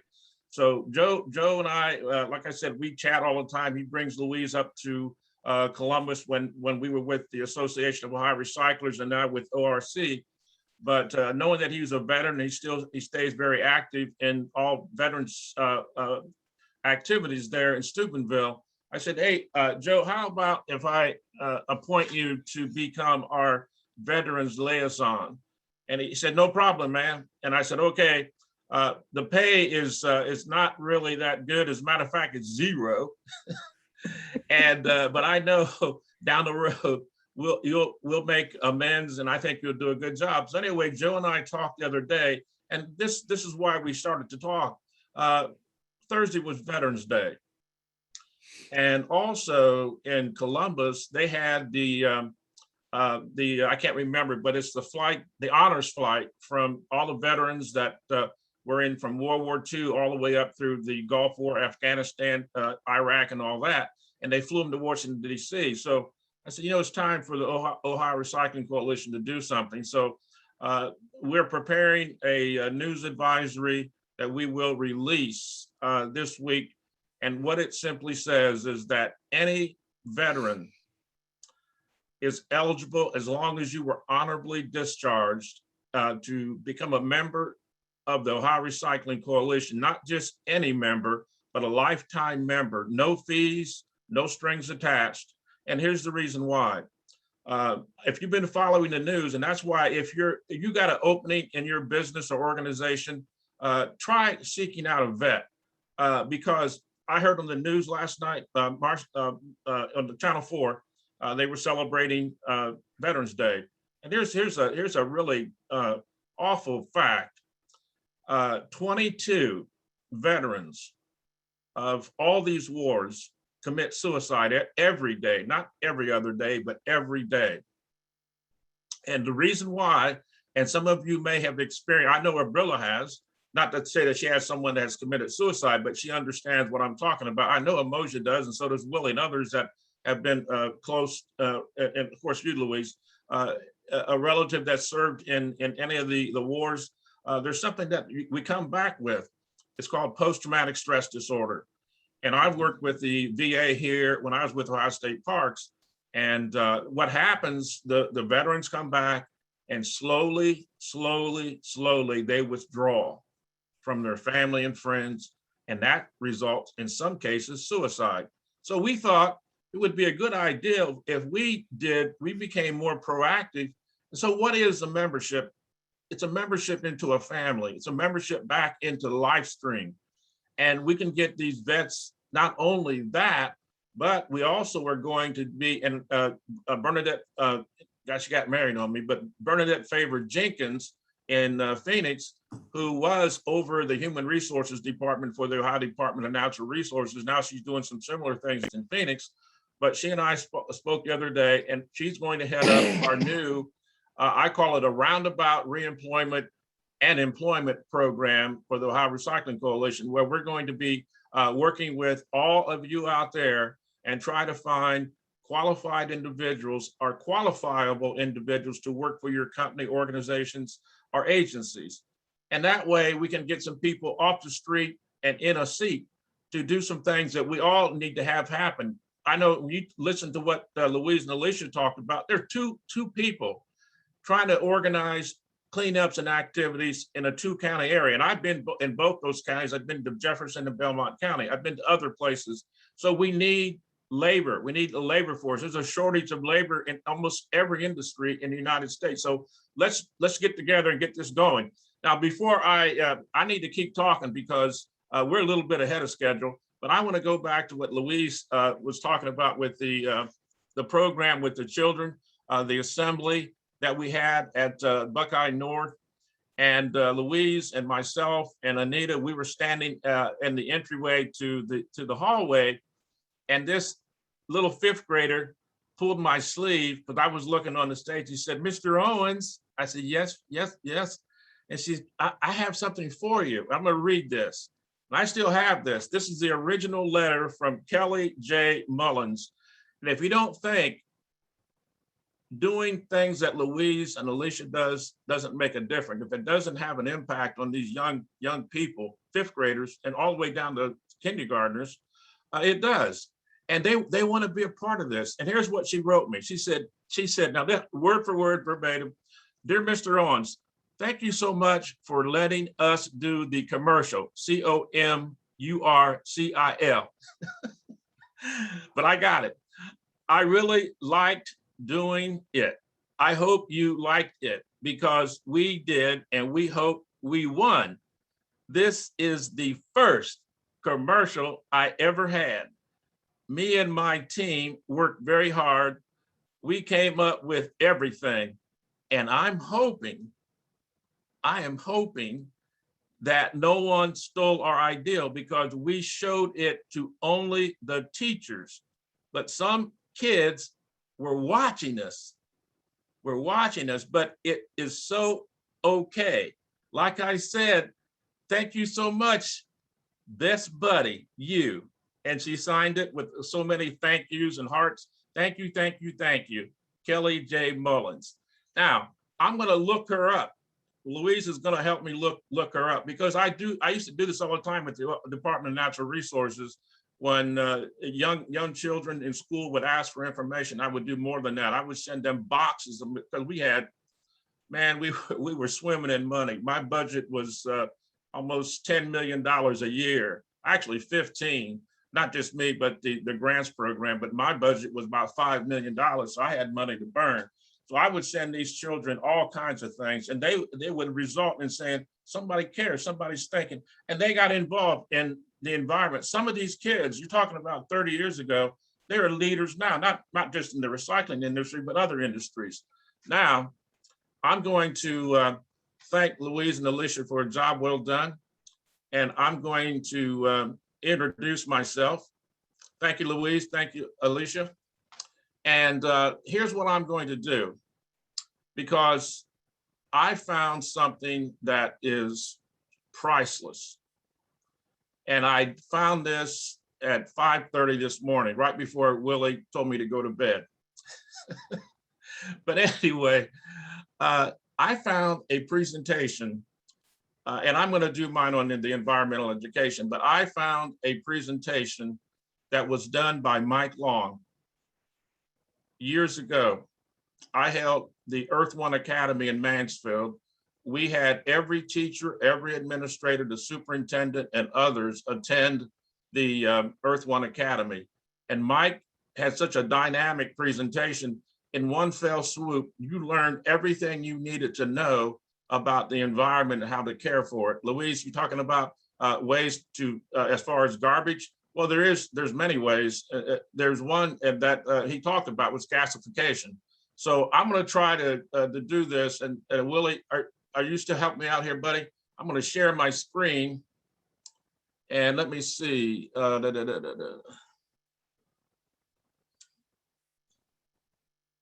Click on share screen at the bottom. Oh, what'd I do? Wow.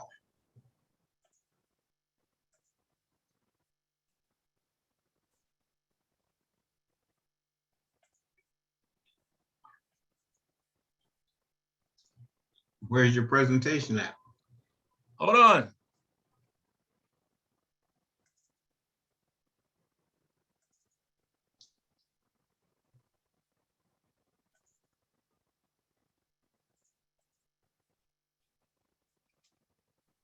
That's not it. Hold on.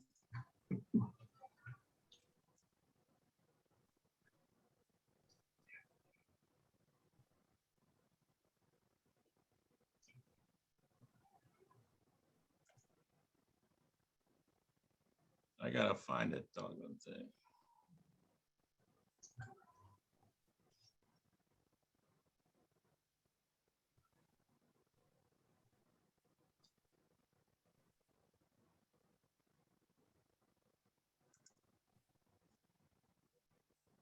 That's not it.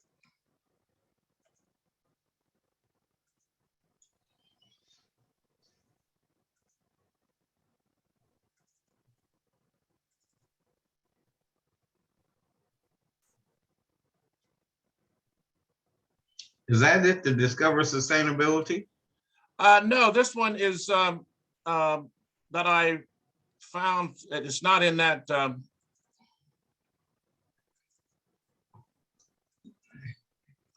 Well, let me do this. If I can get this thing up.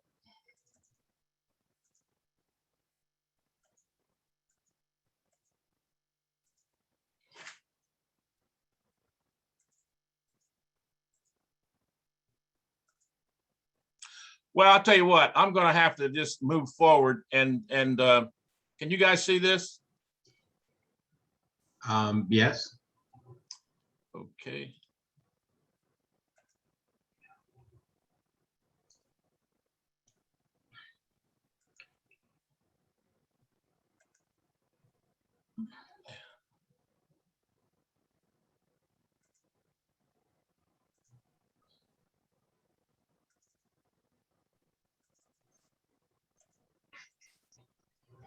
Willie, can you pull up? I can't. There's something that's up here, and I can't get it rid of it. What are you looking for? I'm going to go ahead and do the one on the educational component because I'm going to have to do the other one later because I can't. I've been working on two computers, and I think this computer hid it from me, and I can't find it now. But I have the one that I sent to you this earlier.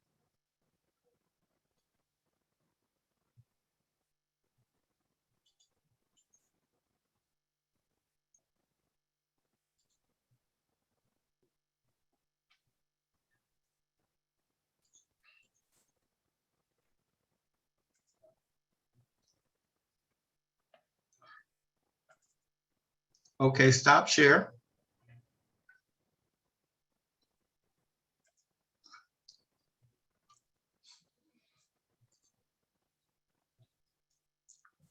All right.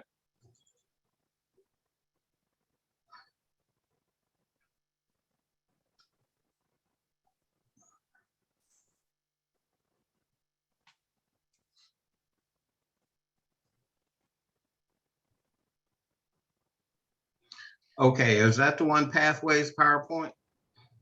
Yeah.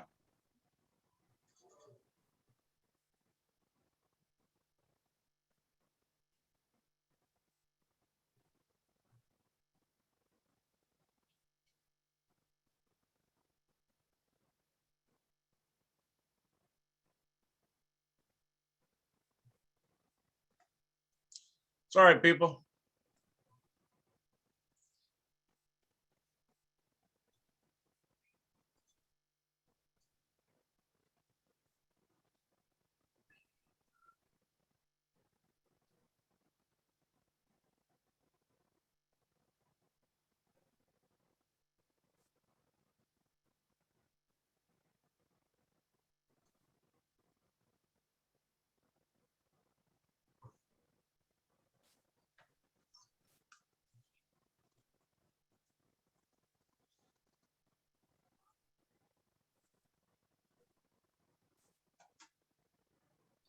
I am looking for it, Arley. Hold on.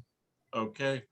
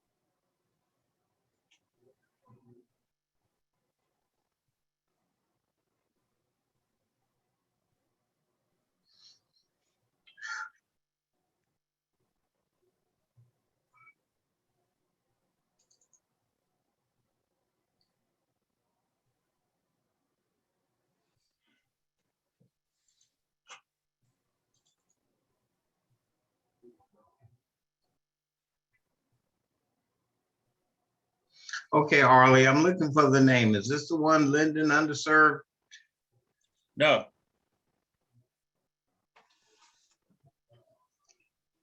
It is, oh, wait a minute. I think if I share screen, I think it came up.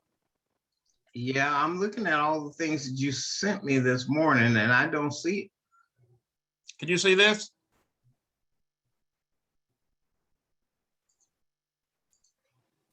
What's that? Oh, I just had it up. Okay, just click share screen then.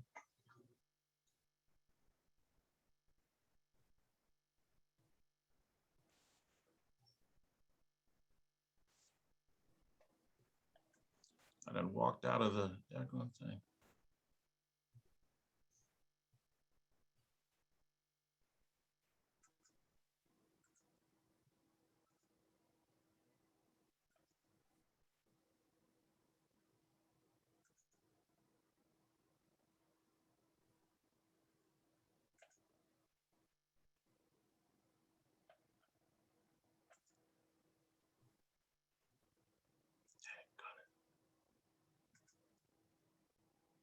I can't, it won't let me do it. Shoot.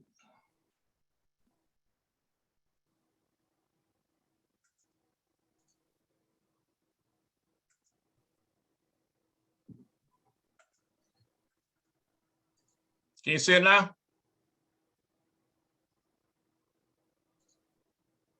Yes. Okay. I see it as well, Arley. Okay, at the top here, I got a toolbar and it has maybe, how do I get that? Let me see, slideshow.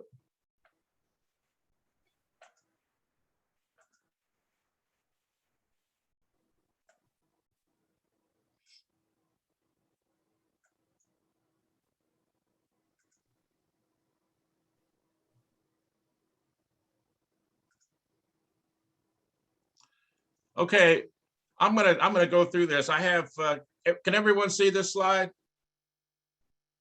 Okay. Yes. Yes. Yes. All right. Yes. Okay. Yes. All right. Anyway, I'm going to be talking about the Earth Team Green program that we created years ago. My first artist was Rocky Johnson, and we actually started out as Earth Shield Green. And believe it or not, if you don't think fifth graders can help, my son Ryan was with me when I made a presentation, the very first presentation of Earth Team Green to a group here, and the Environmental Education Council of Ohio. And we were down at Deer Creek, and I brought Ryan with me. And at that point in time, we had completed our first issue. It was called Earth Shield Green, and Rocky Johnson was my artist. I've had about 5 or 6 artists over the years, ranging from Rocky, who is a very talented artist, to I have an artist that is in Manila, the Philippines. He did my Paragon. I have another artist that this guy was awesome. He is, if you ever read any of the Spider-Man comic books, he was one of the artists. He said Disney operated, or actually Marvel Comics operated on an assembly line. Everyone was charged with doing something for the comic book. He created the aquifer, protectors of the aquifer, and I made a pitch to the city of Dayton, Ohio, about working with them on their water resources and the Little Miami underground water aquifer. Anyway, John and I, believe it or not, he was in K9 in Vietnam. So I hired a vet. One vet hired another vet, helping each other. And my comic book artist, Tony Warney, who actually has done some of my collectors' comic books, including a special edition. I've worked with the Reynoldsburg Police Department, and I did this out of my own pocket. $3,000 I paid to my artists. I got exactly no money because everything was donated back to Reynoldsburg Police Department. And this is one thing about a comic book.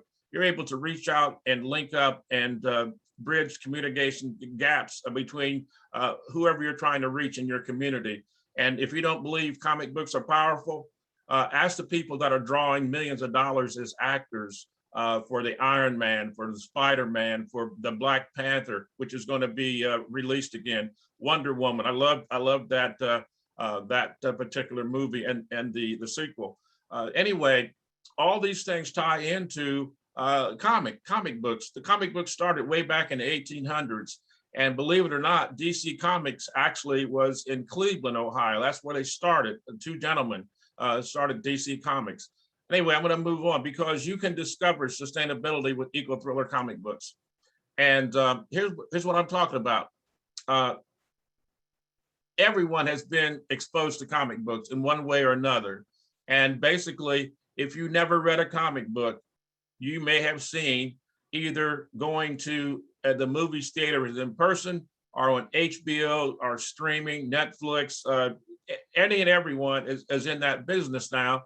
And their bread and butter comes from comic books, who they have basically taken the script, expanded the script, turned it into something that relates to today's environmental issues and working with today's youth.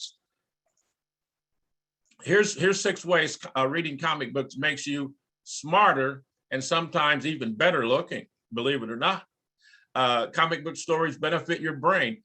There is something in your inner workings in your mind, your brain, and the more you read comic books, it doesn't matter what genre you're into, but something happens. It's the same thing that happens when you actually are using the crossword puzzles and you're reading a complicated story.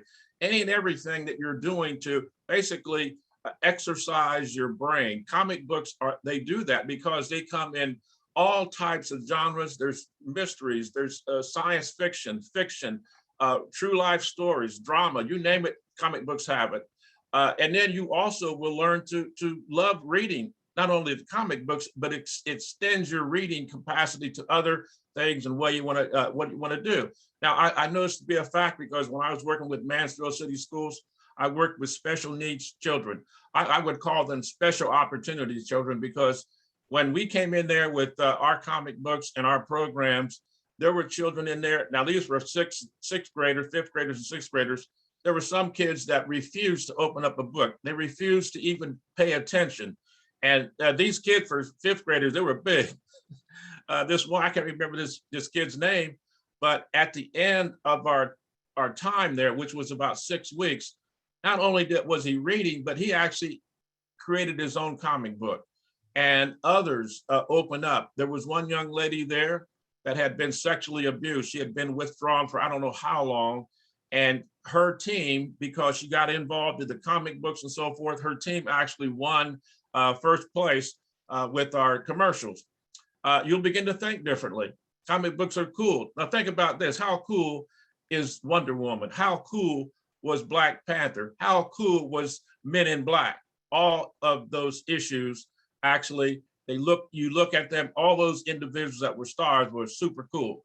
Okay, there are more than just superhero stories. As I just mentioned, my comic books, Earth Team Green, we blend science, science fiction, facts, you name it, we have it all in there, all kind of flavors, all kind of eye-catching, eye-popping graphics for our comic books. The language used is quite advanced. It's sometimes some of those comic books are above 5th grade reading level, which most newspapers are printed. So they can capture that audience because some people just don't want to take the time to figure out how to spell T-A-E-D, or even better yet, the Ohio State Buckeyes. Okay, move on. Here, this guy read some comic books. You might recognize him. But anyway, that's not what really happened, but I'm just trying to give an example. But you do change. You actually change your role. You begin doing things you've never done before because you're looking at what these eco heroes are doing. And my comic books are very diverse as far as the characters. We have a representative, an American Asian, Native. We have 2 Native Americans. Actually, one of them is my relative, a Lakota Sioux, Elgin Standing Cloud. He was adopted and he's in our family now. He lives now in Florida with his mother. But anyway, this happens. You begin to change as you read comic books. Our Earth Team comic books are based on, as I was getting ready to say, real environmental and social issues facing our planet and our youth. And I did this because, man, every day you see things happening, not only here in Columbus, but all over the world about what's happening with our environment. And the latest comic book, which is Sky Princess, the Crusader for Climate Change and Zero Waste Wonder. And believe it or not, she is real. Her name is Jada Pellman. Her stage name is the Navia Sky. She does a lot of things. She's 14 years old. We started working with her a couple of years ago. This girl is so talented, it's just unbelievable. Her mother just said on Facebook, she went to homecoming, and in 2 years, this young lady has grown up, but she can sing, she can act, she can dance, she's been in commercials, all kinds of things. So she is going to be our new Wonder Woman, our new eco hero. So Earth Team Green does all those things. We blend action, adventure, science fiction, science, and technology. One of our characters does just that. So you'll see them in just a minute. We have enticing flavors for everyone. Earth Team Green, equal comic books, reach and teach the next generation how to protect, respect the environment and themselves. And here's the most important thing. It helps students understand all about sustainability. And this is just something for those of you that are new to the game. This is a quick, and this is not me, this is the EPA. This is their definition of sustainability. You should read this and know what it stands for and what it does, because you're in and on planet Earth, and we all need to understand what sustainability is, truly what it's all about. And now here's something here, no such place as away. Everyone wants to throw things away. I'm gonna have this is a little quick, not a movie, but not a documentary, but I'm going to go ahead and show it. No such place as away. And there's some people on here will recognize this.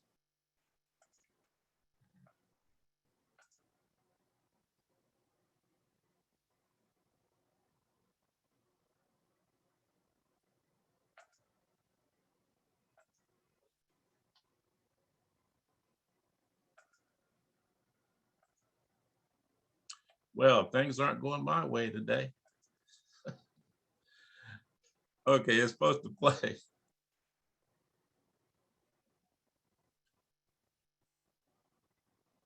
Yeah, I don't know.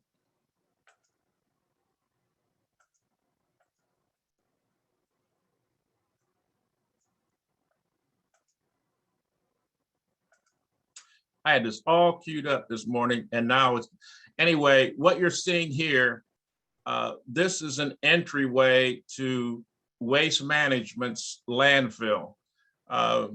This was my Aunt Sarah and Uncle Albert's farm. Uncle Albert was killed in 1959 by a drunk driver, and Aunt Sarah raising her children, and another child that they took in, Glenn Heeman, Bill Johnson, David Johnson, Betty Johnson, and Steve Johnson. It was a great farm. They had a big, huge barn. They raised chickens, pigs, mulberries, strawberries, all that was there. It was a pitiful shame to see what happened to that property. And this is also, you see this all over the country, NIMBA, not in my backyard. No one wants a landfill in their backyard. Seraph Road back then, it was pretty rural. I mean, there wasn't too many people that lived on Seraph Road. This is a house right here, and there's other houses up the road there. But this is something that happens all over. So there is a place that people throw things away, and it goes right to the landfill.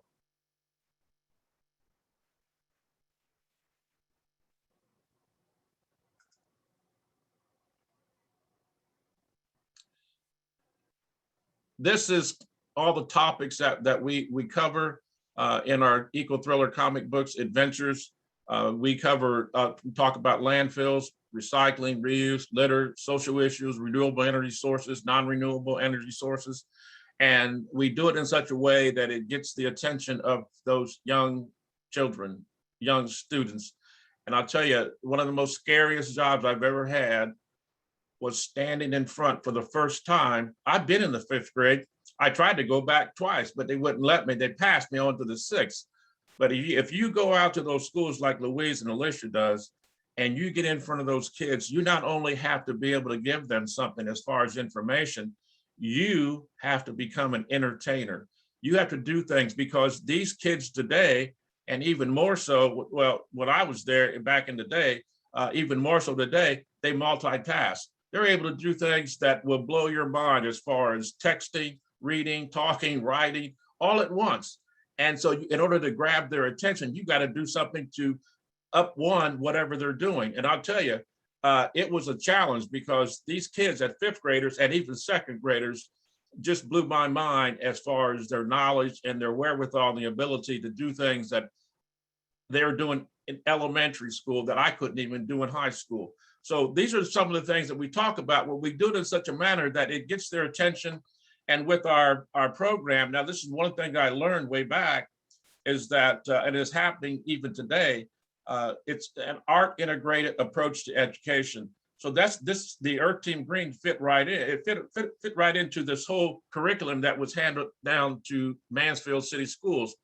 And then I was able to get a connection in Washington, D.C., the John F. Kennedy Center for Performing Arts, and I was able to get permission to use one of their activities. It was called Let's Get Dramatic, Reuse, Reduce, Recycle. And Louise was one of the recipients of that particular activity, which is basically you work with the kids over a period of weeks, hour at a time. It's a regular class session that we would be in the schools, and we would talk to them about all these topics. We would give them things, show videos, and at the end of the day, at the end of the 6 weeks, they would have produced a commercial, and then they would present it at what we call a Get Green Day. Mansfield was one of the best, along with Buckeye North, but in Mansfield, we had everyone there, including the mayor. We had the residents. We had, because I have a connection with Ohio State Parks, we had Go Green Camping there. Matt Monta set up a tent. We had the grid, which was a portable solar panel that powered a big screen TV, and then we had a windmill, wind turbine. And the cool thing was, this big screen TV was set up so the cameras were facing the students who were going around to these different locations, displays, and they were learning about the environment, solar energy, and so on and so forth.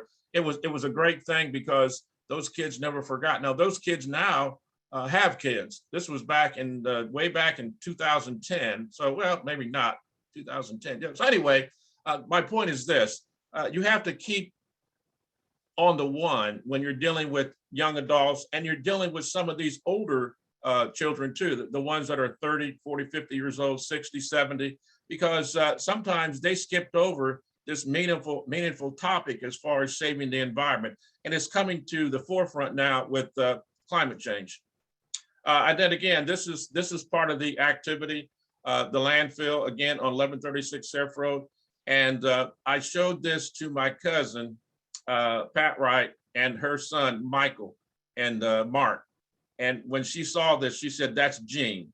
Anyway, Gene Wright, I remember this from memory. I remember Gene Wright using a backhoe to dig a trench to bury trash in. And this truck is also something from the past too. My dad forced me, child labor. I was 10.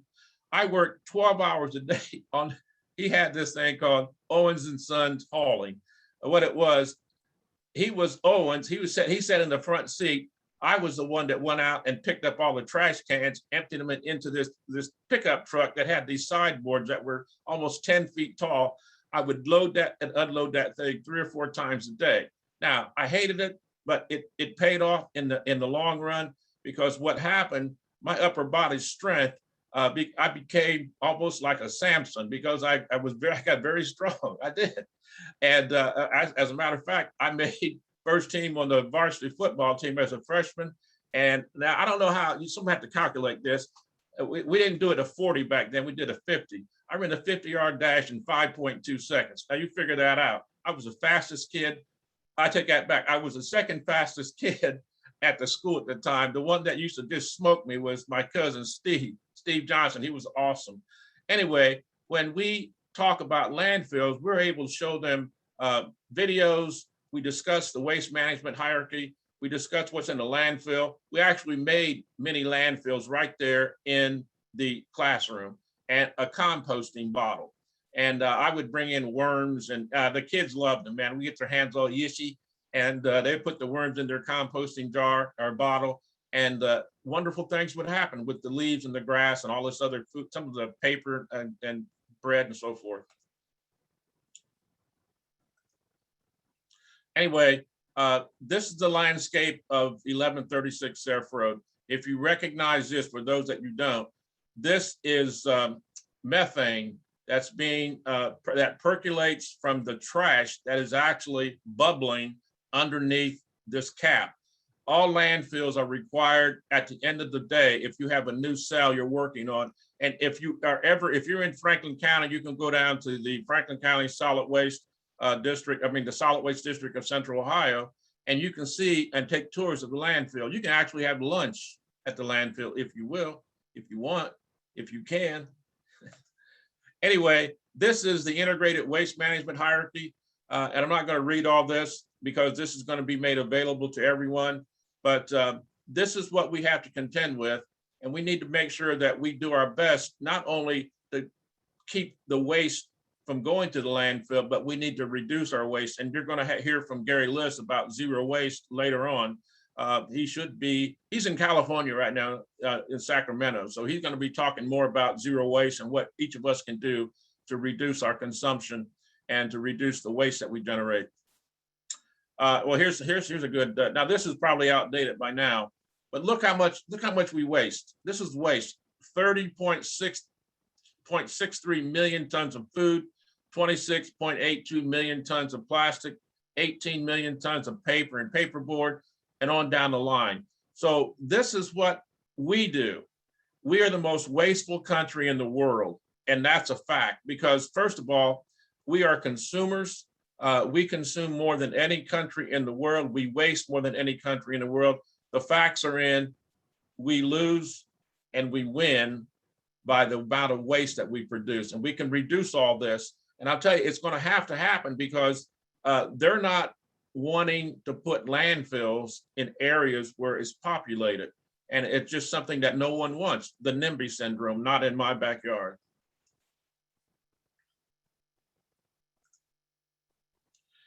Now, here's something that for anyone that is interested in this little thing here called the recycling symbol, reduce, reuse, recycle. And what happened, there was the Container Corporation out in Chicago. They were jealous of Nike. Now, this is not a true story. I'm making this up as I go along. Anyway, it sounds good, doesn't it? But anyway, Container Corporation, they wanted something like Nike had, the swoosh, and they wanted something that would be able to people to readily identify that this is something that you can recycle. So they had a contest. They offered $5,000, and this gentleman won, Gary Anderson. He was a student in the University of Southern California in 1974, which so happened, I think it coincides with Earth Day. I think that happened in that year too. I could be wrong, but anyway, well, it wasn't 5,000, it was 2,500. They reduced it as I was talking. So anyway, here's what happens when you're talking to the students.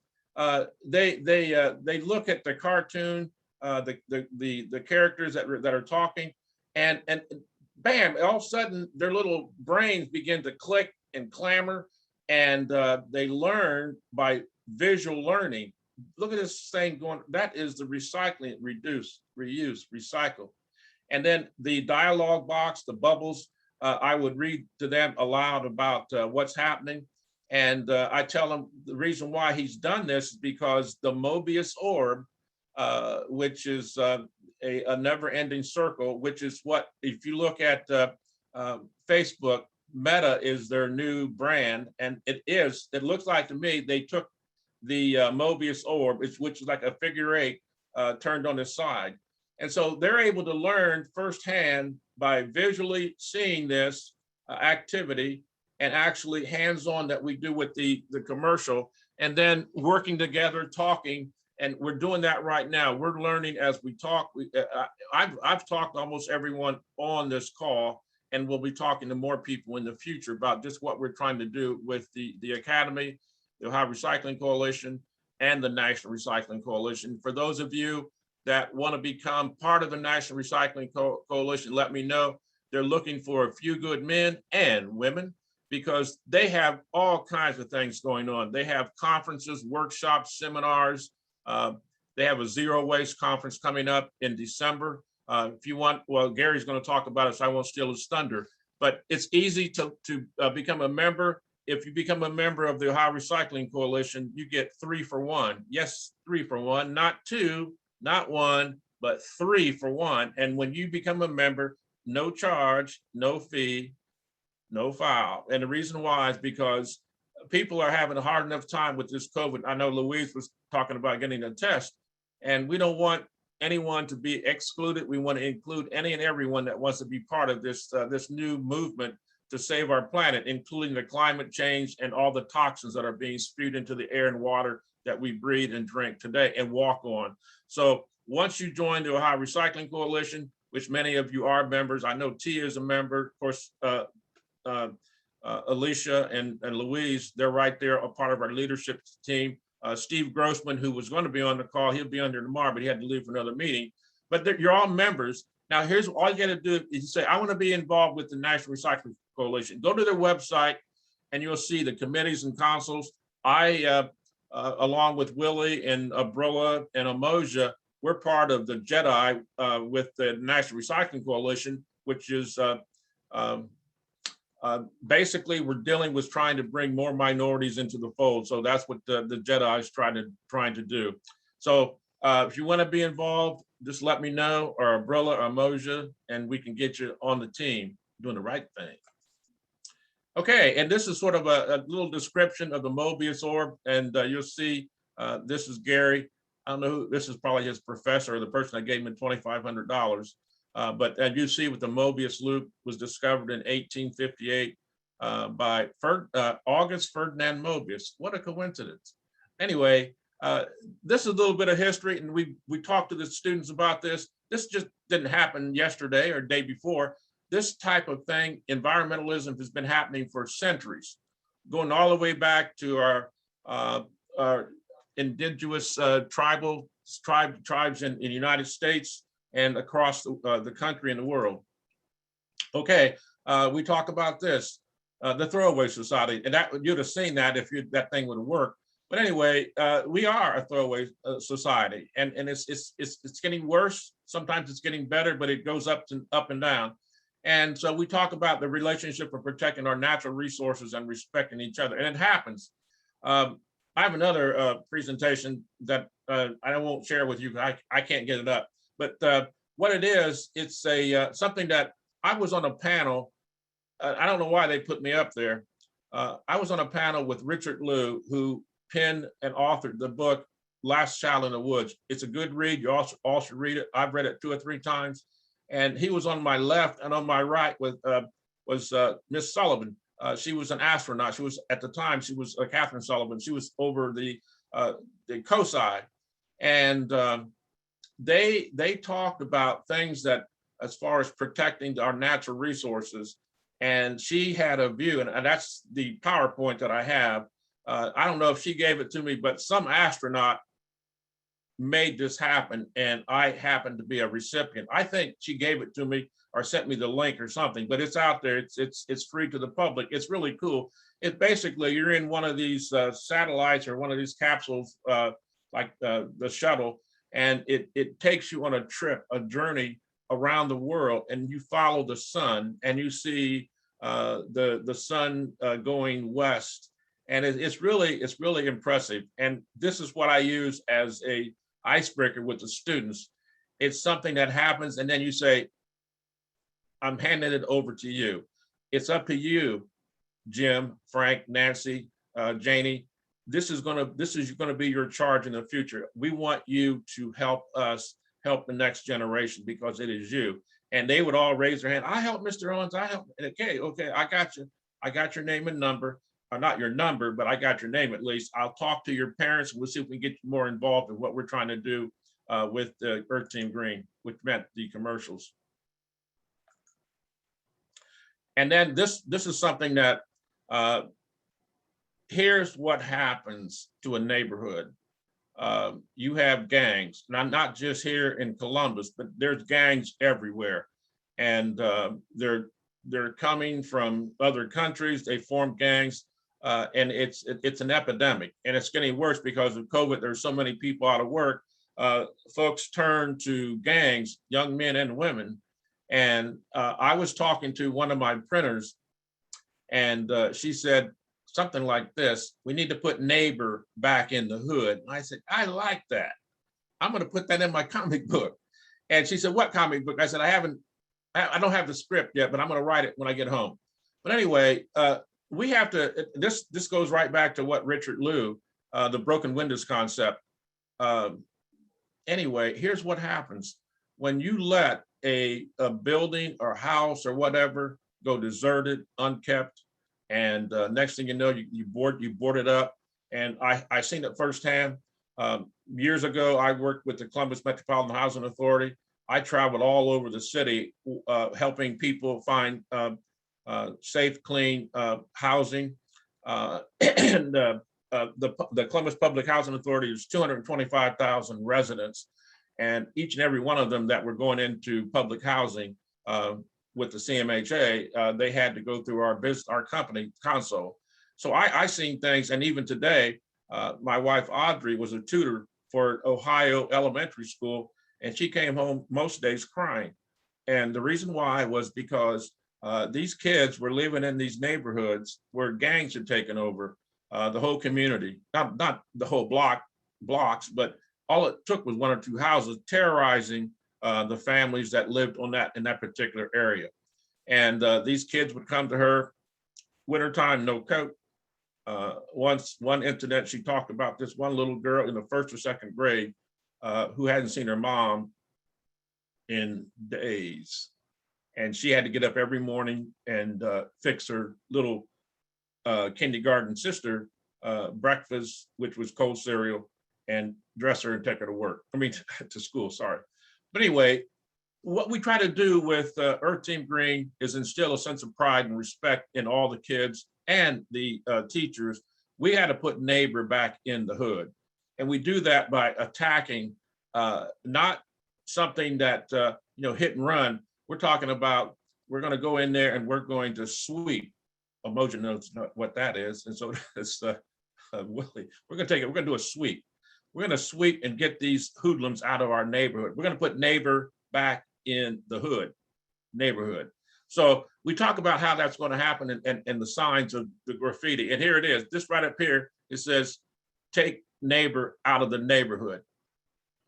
And this is one of the notorious Latar. He's a shapeshifter, and he's the right hand of the Billy, who is over the Latar. And here are the 3G. I talk about that.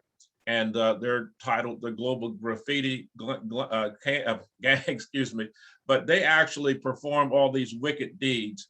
They're the ones that encourage apathy toward one another and the environment. And this is what Tony came up with. He found this somewhere in his neighborhood, and it's graffiti. Now, graffiti also is used by gangs as a means of communications. I work with the Columbus Police Department, and every now and then you'll see a new sign or scribbling on a billboard or a wall. And they told me if it's fresh and new, it means that someone's trying to, I don't know what they call it, but it's like an initiation. You had to go out and hurt or kill somebody. And that's in Columbus. And a lot of that's been taken care of. The Short North Posse was eradicated from the Short North. Now you can go up North High Street. It's beautiful. They have shops. They have all kinds of things going on, new buildings. So that's what we all have to do. We got to see that boarded up window and hear these folks doing the graffiti. So this is what we teach the children and the teachers that sit in, because you cannot go into any classroom without a teacher or some administrator being there in the room with you. And then this talks about the gangs and graffiti. I won't go into this but I just need to make you aware. One of the things that happened when I was, and Louise talked about this, Plant Pride Not Litter, which was a program that our staff, we had a stellar staff back then. It was cool because when is it, can you go to work and you're sitting down and you're talking to the coach of Ohio State's daughter, Mickey Bruce. Earl Bruce was the coach at that time for Ohio State. Matter of fact, she got us into some of the activities at Ohio State. We had a contest at the the Expo fairgrounds, and we had the Ohio State football team, Earl Bruce, and my cousin who played on the Ohio State football team there. But it was fun. It was a lot of fun. But I just want to let you know that when you see graffiti, you see trouble. And when you're going in there trying to get people to participate in recycling, waste management, sometimes you can just save your breath, because in some cases they will not do anything because the gangs, they want disorder. They do not want order. And so they keep out good and they encourage bad. So you have to know that when you're out there in the community. And one of the things that we did, at least I did, I had no problem walking into any neighborhood. I'm a black belt in martial arts, Taekwondo, and I have friends that are the Columbus Police Department. So I would go in and talk to the residents about getting involved in recycling. But first, we helped them clean up the neighborhoods with a contest called Wake Up, Clean Up, Spruce Up, Pride in Public Housing. It was a winner, a national winner. We won with the Department of Interior 3 times, Take Pride in America awards. We had a big old huge banquet for all the winners of all the public. And as a matter of fact, I said it was a challenge, but I knew what it was like to be a loser. But I knew what it's like it's even better to be a winner. So even though I called it a contest, every public housing authority in Ohio came in first place. And it worked. It was beautiful. They changed. They certainly changed. The people out there changed, not only to pick up litter and beautify, but we were able to go back in later on and say, hey, we got a new contest, got a new thing going on, recycle with Ohio Zoos. I said, you guys need to bring in your recyclables to the zoo. And what we did, we was able to educate any and everyone that participated, not only in Wake Up, Clean Up, Spruce Up, Pride in Public Housing, but in the Recycle with Ohio Zoos. And then later on, I worked with Nike. I flew out to Nike, and because they said I couldn't do it, I said, I can beat Oprah, because she had these bragging rights. She collected more athletic shoes than anybody in the world over a month. I said, I can do it in a weekend. And I wrote a proposal, and next thing I knew, Nike called me. I flew out with my chief, Mike Canfield, and we spent 2 or 3 days out there. Nike is like going to Disneyland. It's a beautiful campus. Anyway, they were convinced, we convinced them to have recycle your shoes with Ohio Zoos. And if you're ever in Toledo, Ohio, and you like the Mud Hens, you like baseball, Fifth Third Field, all those shoes that we collected, they turned them into Nike Grind, and they made a playground surface right behind center field. There's a playground, and the surface is made from those shoes. And we beat Oprah, by the way. And anyway, I'm gonna get off of this graffiti stuff. And this really hit home. I was in Elgin, Illinois, and I made a presentation there to the schools. And I had to impress. I didn't have that much time, maybe 2 or 3 hours. I had to cover a lot of topics, and I wanted them to understand, because they wanted to do, and they did. They cleaned up neighborhoods, their public housing. The director of the public housing there was a really cool dude, and he took really quickly to what we were trying to do. And I said, we know there's 7 sources of litter. Well, how do you remember that? And I said, I got the answer, and here it is: the Latar 7 source soldiers. Now, this may sound kiddish, but it works. When you identify these 7 source soldiers, you will see firsthand why litter is a problem. These are some mean mamma jammas, and they don't take any prisoners. So they go into the neighborhood, they shift into humans, and they tear up stuff.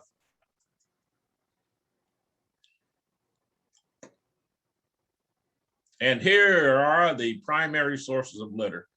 I'm not going to read through this. You can check it out anytime, because you're going to get this presentation. I can send it to you. Anyway, the Latar, shape-shifting aliens from the planet Erewhon, which is nowhere, it's spelled backwards. And Louise and everyone and Alisha can attest to this. It seems like you clean up the litter. I know ODOT and the Ohio Department of Natural Resources, they just launched a program earlier in the year. Is a litter prevention program. ODOT spends over $4 million cleaning up ODOT's highways, and it happens. You can clean up all that miles and miles of highway. The next morning, there's litter everywhere because people don't care. Those are the ones we need to shake them up and say, hey, listen, we're not somebody else. Somebody else isn't going to clean this up. You are. And they need to understand that there is no such thing as somebody else. You're the responsible for doing that. You need to be the one to clean it up. So there needs to be more enforcement, litter laws, but it takes a lower priority because all the things that are happening now, and they've been happening with crime across, not only here in Columbus, but across the country. We talk about energy, and this is what gets them, because we talk about this blast of negative energy and how we can talk about and move into discussing ways to reduce our carbon footprint and things of that nature. So it works. They understand negative energy and they understand positive energy. That's what we're trying to strive for. And I just talk about this, saving our resources. You'll see right here, a new type of recycling was taking place at this landfill, and all my eco heroes were transported there. They didn't know how they got there. I took this out of an episode from the Twilight Zone when all these characters couldn't figure out how they got into this big room. It was it was a can pretty much. And they were actually in a can, a lady outside of the can. They were collecting old broken toys, and they were discarded toys. And they just didn't know how they got there. But anyway, these kids find themselves at a landfill, and excuse me, they got hit by this negative energy. They think they're dying, but underneath all this waste and trash and whatever, which includes cans, bottles, glass, paper, electronics, they are laying on the ground, and they think they're dying, but all of a sudden a new type of recycling takes place. And these are some of the materials that are in the landfill, and boom, these individuals begin absorbing the the energy from those things that we throw away, which is the paper. And we have someone representing the paper industry, I believe, on the call, on the Zoom link. But we talk about how paper is made, and a lot of it is from we recycle paper, but trees, they are a renewable resource. So we talk about that. There's an activity I did with fast plants with some grass seeds. But anyway, it gets them involved in why we need to take care of the environment. And e-waste, this is actually, this person here is my son, Ryan, the boat Owens. And we talk about e-waste, and e-waste is anything you can plug in. That's the truth. And what happens in many of the appliances, and like chargers and whatever, they break down, and they have to be collected. And here's one of the reasons. These are old cell phones. Now this picture was taken a few years ago, and we have a person on call here that has a e-waste collection and demanufacturing facility right there in Steubenville. So you can raise your hand, and you can. Is it Gene? I can't remember now. I need to read more comic books.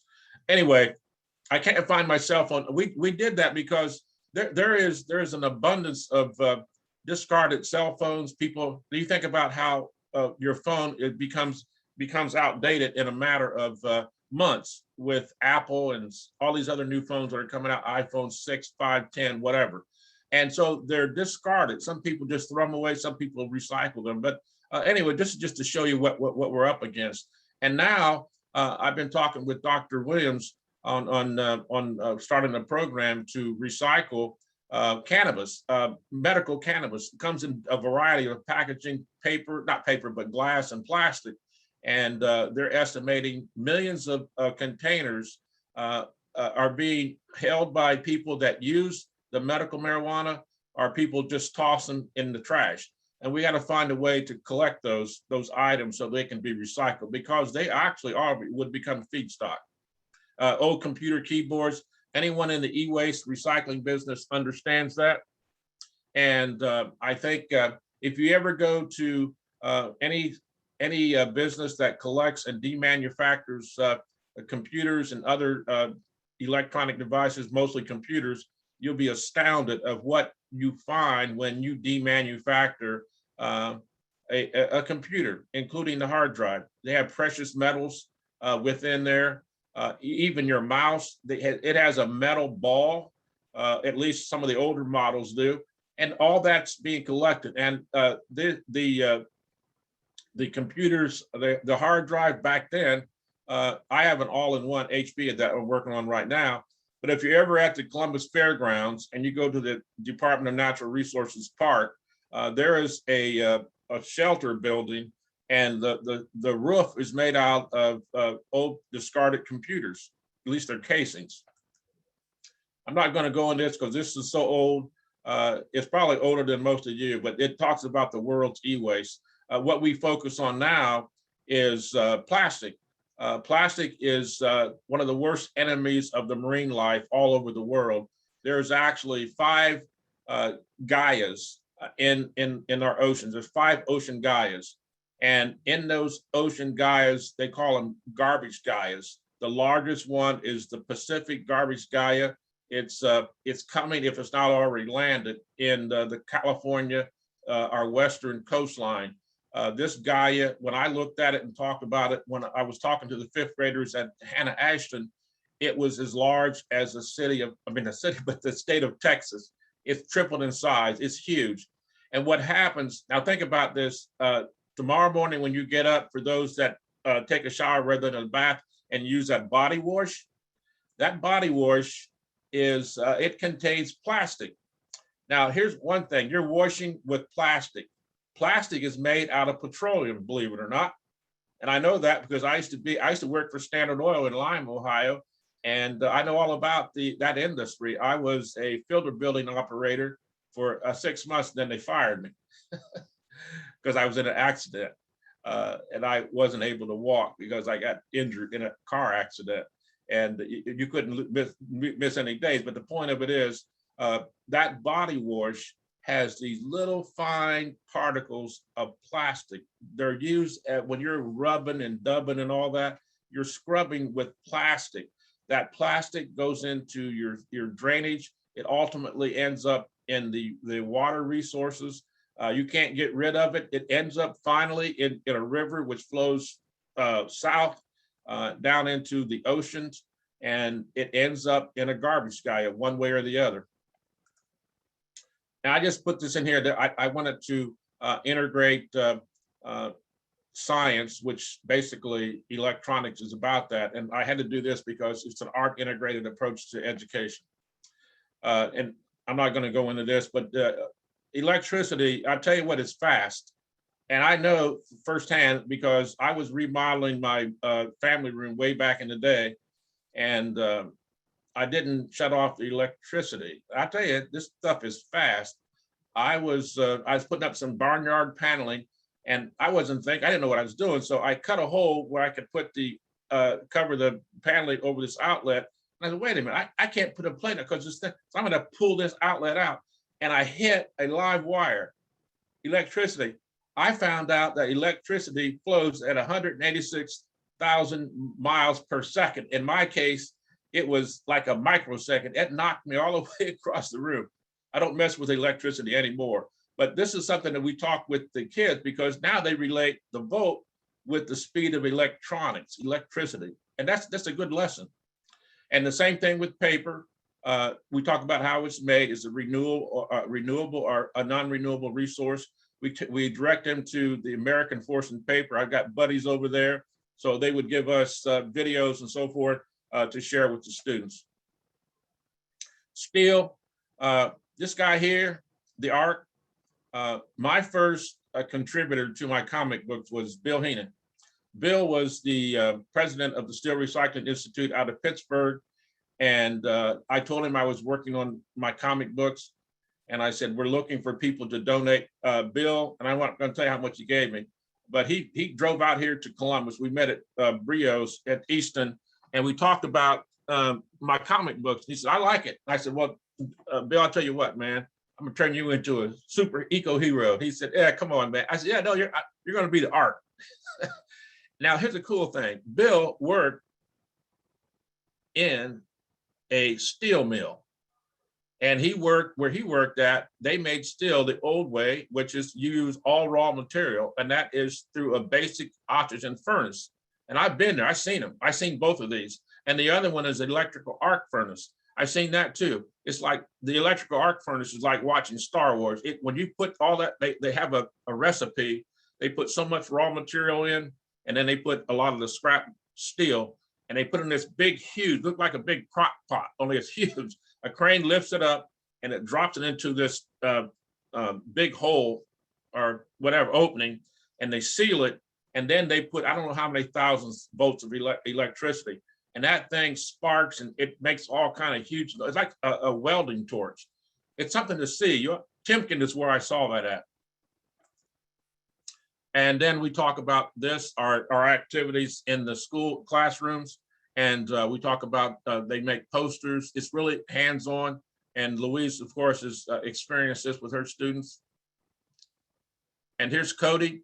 Cody is, her power stem from the renewable energy resources. And I chose Cody. Keep America Beautiful had the Ironized Cody, the crying Indian, and I couldn't use Cody, C-O-D-Y. This is Cody, K-O-D-Y. She comes back from the future, and she lives in Dayton, Ohio, or her tribe did way back then. And I got really interested in what they do in Dayton. I go to a powwow every year at the, I can't think of the name of that place, but in a Sunset or something like Sunwatch. I'm sorry, Sunwatch. If you want to learn more about other cultures, especially our Native Americans, go to a powwow and talk with those folks. My wife talked with one of the individuals there that had walked all the way from Wounded Knee. He was protesting, or they were protesting the oil, the pipeline that was being built on their reservation. So it's something that you need to think about when you're looking at being inclusive, and you're looking at that acronym JEDI. We need to look at our Native Americans and bring them into the fold in any way you can. So I made Cody the leader, the guardian of Earth Team Green. And she's a sort of a guide like Sacagawea was with the Lewis and Clark expedition. And by the way, Lewis and Clark struggled the whole way. Sacagawea during that journey walked on foot, pregnant, all the way from wherever they started from, all the way over to somewhere, Seaside, Oregon. So it's something to just talk about, think about. Anyway, this is what we talk about here. The lesson about let's get dramatic. It's really cool. And I don't have the commercials that these kids did, but I would fall out, and they were so creative. It was just unbelievable. And we did it with second graders too. These second graders caught on so fast, it was unbelievable. They would take that mic, you couldn't get it away from them. And they would sit there and sing, dance, laugh, just had a good time. It's something that we need to do with our children because they see so much negativity today on the news. Even in this rapping crap, all that stuff, it's all bad. They need to begin thinking positive.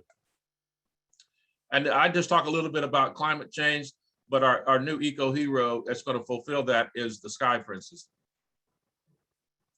There's some steel facts, and then we talk about how this is made. Aluminum, if you want to see something, if you ever go to Jamaica, it may not be there anymore, but in their production of aluminum, they had these holding ponds. They're like lakes. They were blood red, and it was the byproducts of the processing of and making aluminum. I think it's alumina that they mine there, and totally disrupts the environment. That area where they dump that water, that polluted water, it will never ever come back. Then we talk about the eco hero factoids and what we have here. And that is it. Any questions?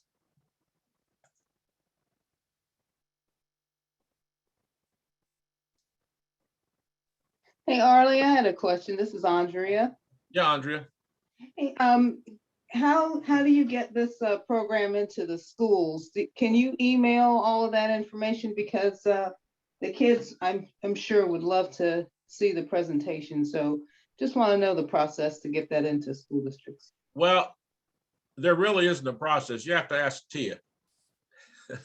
She and I are going to team up with some other folks to get into the schools.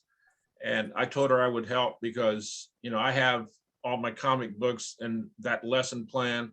And I've taught myself, and she's worked with them too, the Columbus Independent Film Group. These are some dynamic individuals. They have equipment that I would die for: cameras, lighting equipment, sound, and they do this all out of the goodness of their heart. Not for us, not for me and Tia, because I think she's used them to do a commercial. But what we're trying to do this coming year is to start a pilot program. She's going to bring in her team. I'm going to bring in my team because I have two individuals that I work with all the time, Linda Goodwin and Dan Wade. Dan Wade is my videographer. Linda is, she's super talented. She actually, her and Dan used to be the voice of the Ohio Outdoor Notebook. Linda, all her experience, some of it she got from her father. He was the vice president of advertisement for Nationwide Insurance. So she knows all the ins and outs. She's also an actress. So what we would do, Andre, you just need to contact me or Tia, and then we'll set up a time, and we can go into the schools and we can get it back. I mean, it's easy for me because I've done it before. Tia is a fast learner. I've seen that. She's a go-getter, and she wants to get involved with the school. She has programs that I think we can tie together, and everyone would come out a winner. So just give us a call, or you can take us to lunch. I mean, that'd be even better. Okay. Oh, I'm absolutely in agreement with that. How Okay. about you pick the place and we'll arrange the time. Thank you so much. Everybody heard that, right? Okay. Any other questions? Do I need to add Dutch? No, I'm just joking. Oh, yeah, here's what I forgot to mention. I have all my comic books. They're not ebooks, but they're flip books. So if you see something, one of the comic books that I have, you can go to my website, earthteamgreen.org, And if you want one of the or a couple of the comic books, I'll send you a flip book. It's not the actual hard copy. I have them for sale, but if you want to see firsthand the actual content of the comic books, they're really good. As a matter of fact, Marshall Spalding, when I did that comic book for the city of Reynoldsburg, the police department. I met him out here the other day. He's moved to New Albany. His son is the mayor of New Albany. And I said, how do you like that comic book, Marsh? He said, man, that you're spot on. He said, I shared that with my, cause I gave him like 10 copies and he has 11, maybe 12 copies. He said, Arley, your comic books are a treasure. I said, what do you mean by that? He said, the information that you share and the artwork, he said, my kids love them. And then I sent one of my colleagues 2 sets, Mick Berry, and he called me up after he got them. He said, I took him to my grandson's birthday. He loves them. And so you have an instant in when you use the comic books in the classroom, but it makes a difference. Not just my comic books, but when you bring in any kind of additional material that's entertaining and informative, you will get the attention not only of the children, but of the administrators and the teachers. And I've done that in all the schools I've worked with. So we'd have to just sit down and work out a schedule. And then I don't know if Columbus, I think we have to go through the same process as far as being, they do a background check, which is no problem. I've already passed that, but I can do all that, Andre, just let me know. Okay. Any other questions? Okay, it is, it's almost presenter is, oh, let me start again, Willie.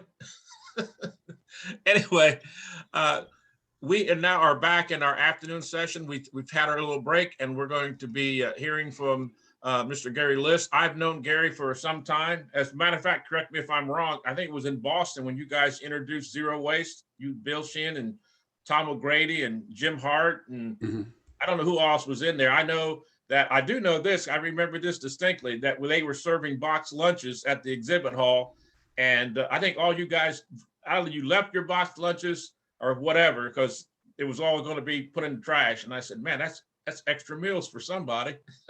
Anyway, let me just say this about Gary. Gary is one of the hardest hitting players for the National Recycling Coalition, of course, for his business or his organization, Zero Waste USA.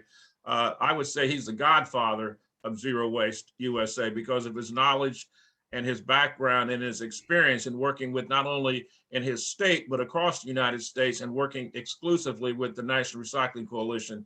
Gary's a godsend. He has helped out many people understand and even has classes on how to learn more about sustainability, zero waste, and other topics that are too numerous to mention. And I'll let him talk about that in his presentation. So in order to keep on schedule, we're about 2 or 3 minutes behind. I'd like to introduce Mr. Gary List, the Vice President of Zero Waste and a member of the National Recycling Coalition's Board of Directors. Mr. List. Thanks, Arley. Pleasure to be here today. I wanted to highlight what zero waste is and what's happening with zero waste around the country. I always start with how many people know about reduce, reuse, recycle, and it's one of the most well-known concepts in the world. And we say that zero waste is doing reduce, reuse, recycle for real. It's focusing first, though, on the reducing and the reusing, then recycle, compost, digest, and redesign the rest. So if we were really accomplishing reduce, reuse, recycle as it was originally envisioned, we'd be at zero waste or darn close. There's a formal definition that was adopted by the Zero Waste International Alliance, ZWIA, Z-W-I-A. And ZWIA was set up in 2002 to develop standards and definitions and policies to guide the zero waste movement. And this definition was updated a couple years ago. And it's the focusing on the conservation of all resources by means of responsible production, consumption, reuse, and recovery, of products, packaging, and materials. And this is the big one, without burning. Zero waste is all about not destroying those resources, but reinvesting those resources back into the economy, back into the soil for the organics. And with no discharges to land, water, or air that threaten the environment or human health. So zero waste, by definition, the goal is zero. The measure of performance to be recognized as a zero waste facility, business, community is 90% diversion from landfills, incineration, and the environment. The goal is not to burn or bury, and no discharges to land, water, or air. One of the key drivers for zero waste has been the linkage between wasting and climate change. Landfills are one of the largest sources of greenhouse gases. The majority of the gases from landfills are methane. Methane's 21 to 72 times more potent than CO2 in creating the greenhouse effect. And that's why we need to stop the production of methane in the landfills. What produces that methane is the organics. So that's why we need to get the organics out of the landfill, both yard trimmings and food scraps and food contaminated paper. Additionally, for every ton locally in your local landfill, there's been 71 tons created along the way upstream from mining, manufacturing, and distribution of products. And it's we call that the wasteberg, that we're only seeing the tip of the wasteberg at the local landfills. It's at 71 tons upstream. That's the reason why we can't recycle our way out of this. We've got to reduce, we've got to reuse the materials as many times as possible in order to be more more efficient and have a circular economy. A number of years ago, we calculated that if all the remaining materials that were still going to landfill in California were recycled and composted, it'd be the equivalent of taking all cars off the road. And that is just an indicator. A lot of people understand that transportation is a key contributor to climate change. This is a pie chart of the looking at greenhouse gas emissions from a systems-based view. You may have seen similar pie charts where solid waste is shown as 1 to 3% of the total greenhouse gas emissions in the US. And that's looking at the same data, but in a different way.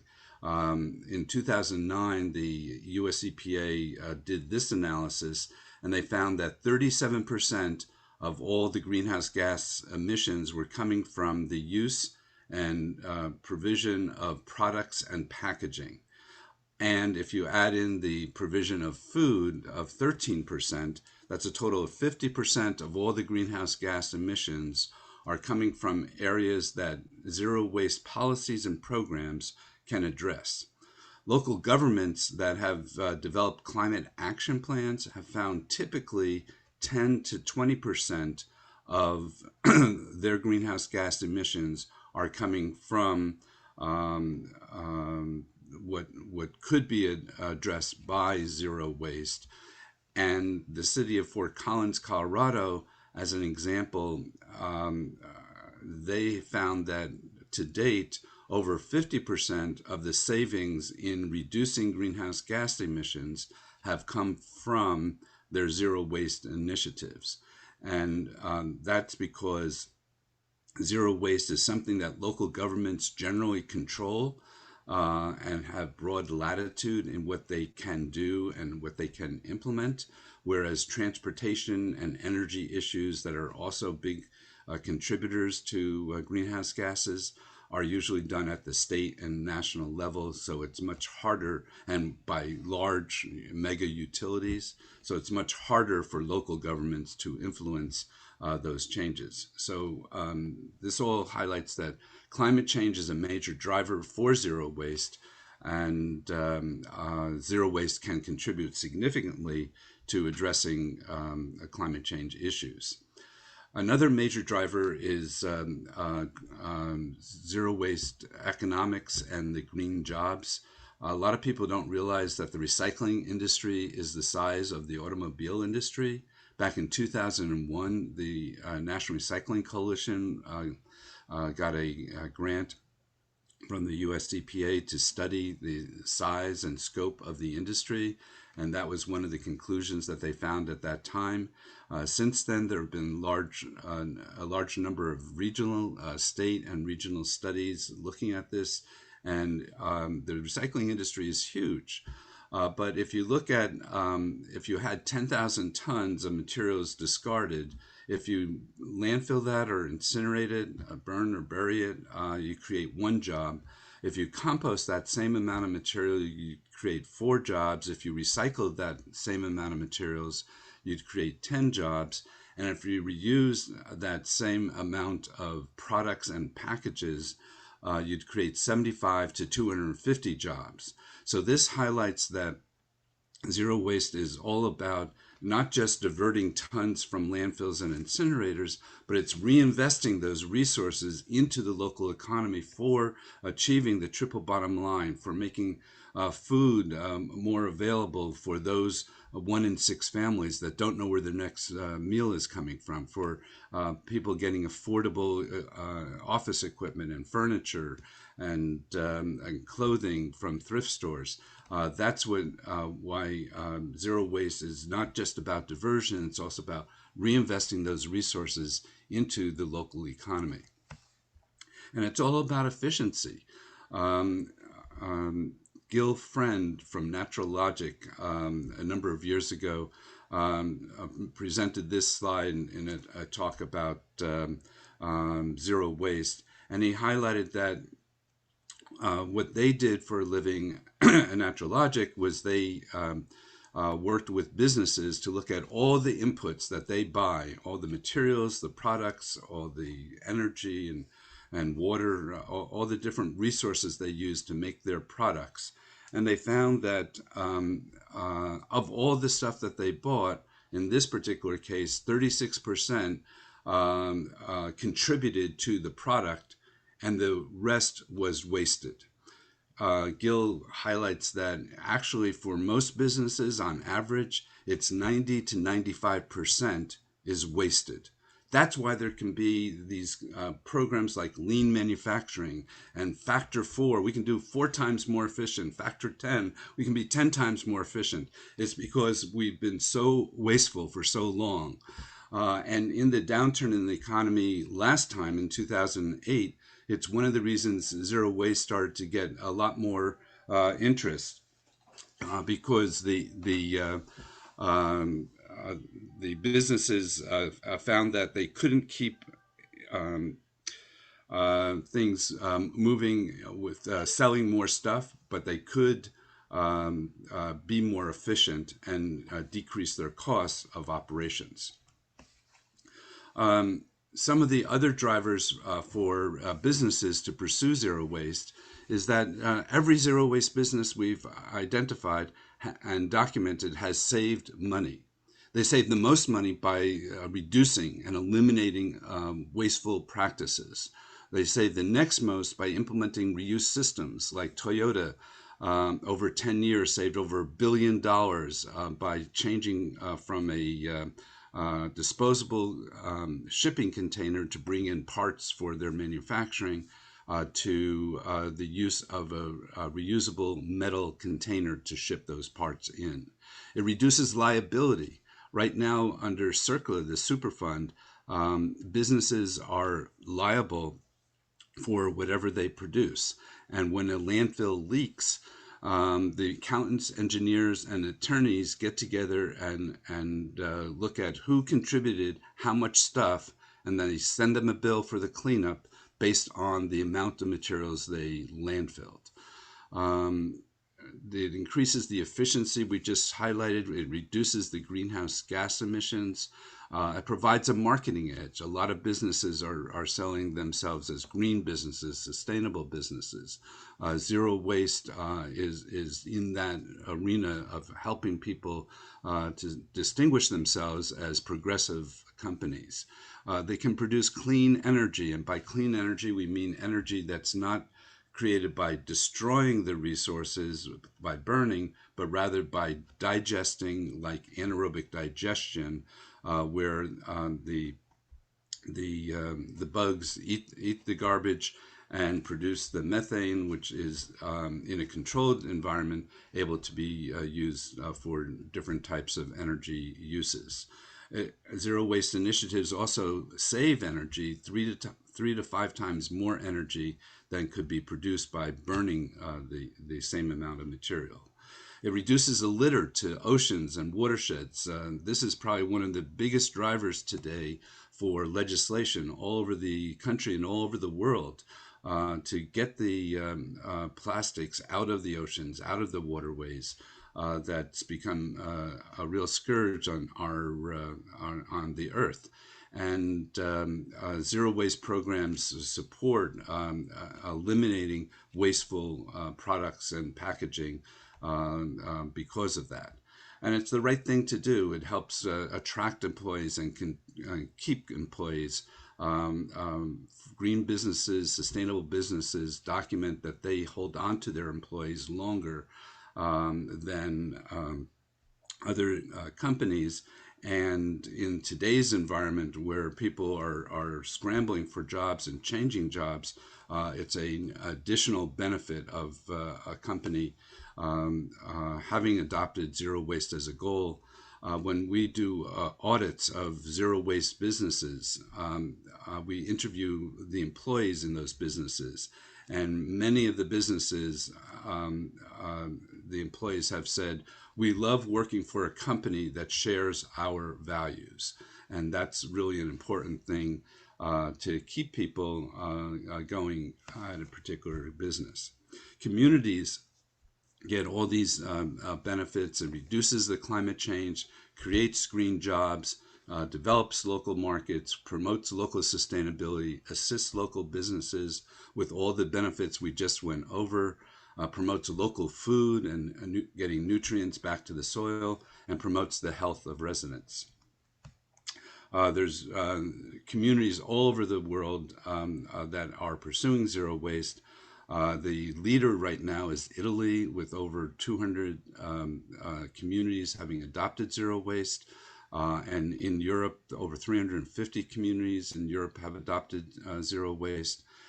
In the US, we have a list of about 100 that have adopted zero waste around the country, including all the major East Coast cities, Seattle, San Francisco, all the major cities in California, Los Angeles, San Diego, San Francisco, Sacramento have all adopted it. On the East Coast, all the major cities like Philadelphia, Baltimore, Atlanta, Boston, New York, Washington, D.C. have adopted zero waste as a goal. Major cities in Texas and Colorado are on the leading edge as well. These are communities that have adopted the goal, not necessarily have achieved it. When we talk about zero waste, sometimes, particularly in the earlier days, people might roll their eyes and say, yeah, not in my lifetime, thinking that it's not attainable. But nature is the model. There are no landfills or incinerators in nature. When we can't figure out what to do in terms of reduce, reuse, recycle, I always say, well, what would nature do? And there's all sorts of analyses available through ZERI and the blue economy and biomimicry that are working on these very opportunities. These are the new business opportunities of the future, figuring out how nature does it when you confront a problem and things are being wasted and you don't know what to do. See how it's handled in nature. And mentioned earlier, the performance measure of achieving zero waste is 90%, to divert 90% from landfills, incineration, and the environment. Businesses are leading the way to zero waste. This is one of the great things that we found along the way. One of the first presentations we organized was at the National Recycling Congress in Albuquerque around 1998. And just blew everyone away to find all these businesses that had already diverted over 90% of their materials from landfills, incineration, and environment. On this list, the ones that are asterisks with the red asterisk have been certified as doing that under the U.S. Green Building Council Green Business Certification, Inc. True Zero Waste Program. True stands for Total Resource Use and Efficiency. And I'm an assessor for that program and helped in doing audits of a number of these facilities. But there's large facilities, small facilities, electronic facilities, organic facilities, facilities in San Francisco where they made it cheaper and more convenient to go to zero waste by the city providing the services and changing the rate structure to enhance people pursuing that. So there's all different stories behind each of these. One of my favorites is General Motors. With 117 plants around the world achieving 97% diversion and saving $1 billion a year is just really impressive statistics that they've shared in other settings. One example of an assessment that I was involved with was the Chu Hall at UC Berkeley at the Haas Business School. Which got certified as a true zero waste facility in 2018, diverting 95% of their materials from landfills, incineration, and the environment. And it's a $60 million facility, 80,000 square feet. And one of the distinguishing characteristics is there's no trash bins in the building. And so part of their message is pack it in, pack it out. And you may have heard that phrase before. There's actually an organization now that says leave no trace, lnt.org. And they can help communities and other places develop programs to leave no trace, to encourage people to think about what they're discarding, where they're discarding it, and in the future, not to buy stuff that will become wasted if they can't figure it out. So Chu Hall is a great example. Another one that I love largely because of this halftime show, some of you may recognize the venue, Ohio State. This was back when we had a U.S. Zero Waste Business Conference in Cincinnati in 2013. And we had Corey Hockey from the Ohio State University talk about their diversion efforts at the stadium. And they highlighted that back in 2012, they had achieved an 87% diversion rate, and that the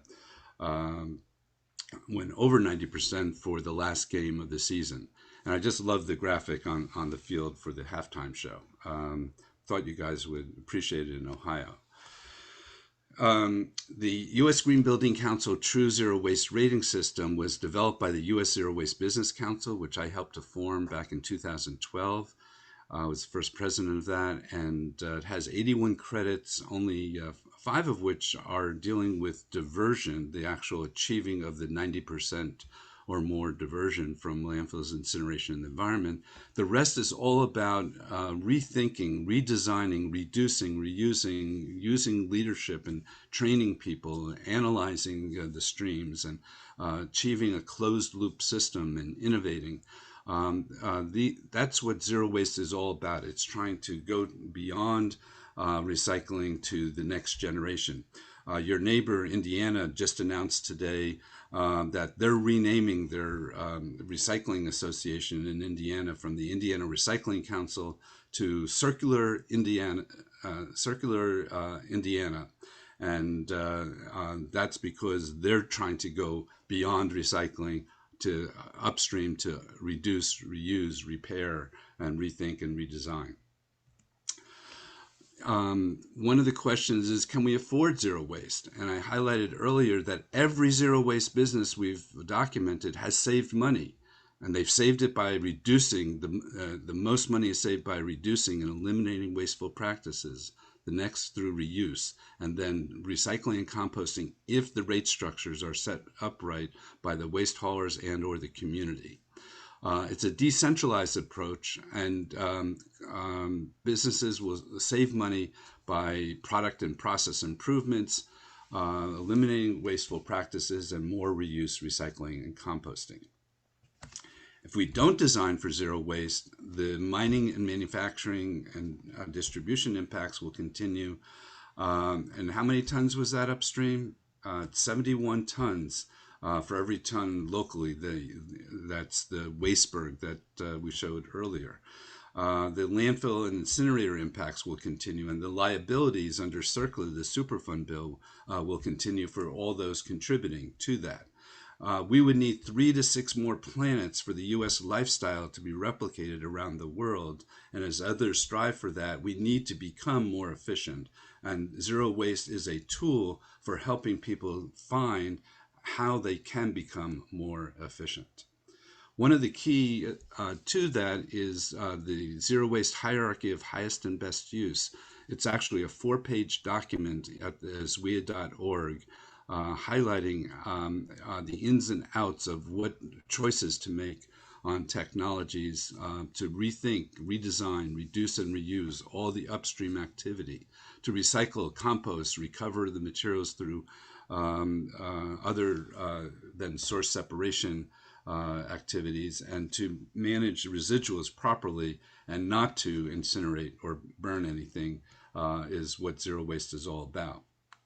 It also goes into looking at the amount of materials, the types of materials that are being discarded.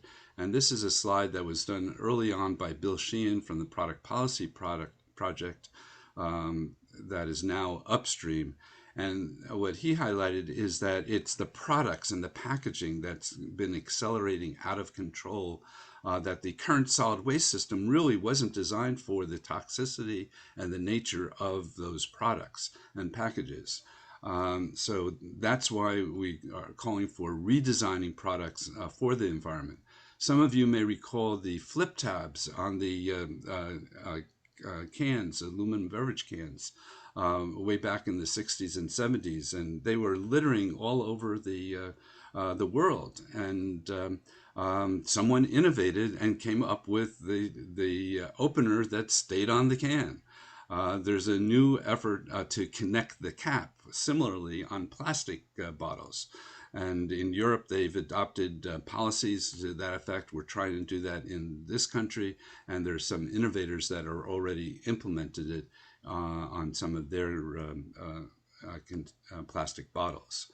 There are a variety of product policies, including product bans, material bans, mandatory takebacks, advanced recycling fees, fees on bags, rebates like auto battery core fee has a 97% return rate because people get a $7 to $15 core fee back when they bring their old battery to get a new battery at an auto store. Bottle bills are providing great clean materials at twice the recovery rate as other types of recycling programs.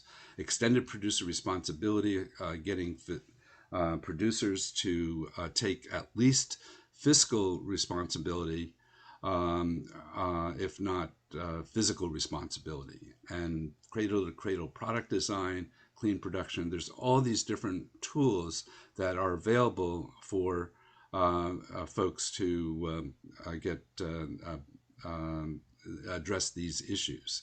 With EPR policies, extended producer responsibilities, we're working to advocate that incentives be included to redesign products to be less toxic and easier to reuse and recycle. They're now calling these eco-modulated fees as one of the key tools that are being implemented in new EPR programs. We're trying to make sure that the EPR programs don't export harm and properly reuse, recycle, or compost.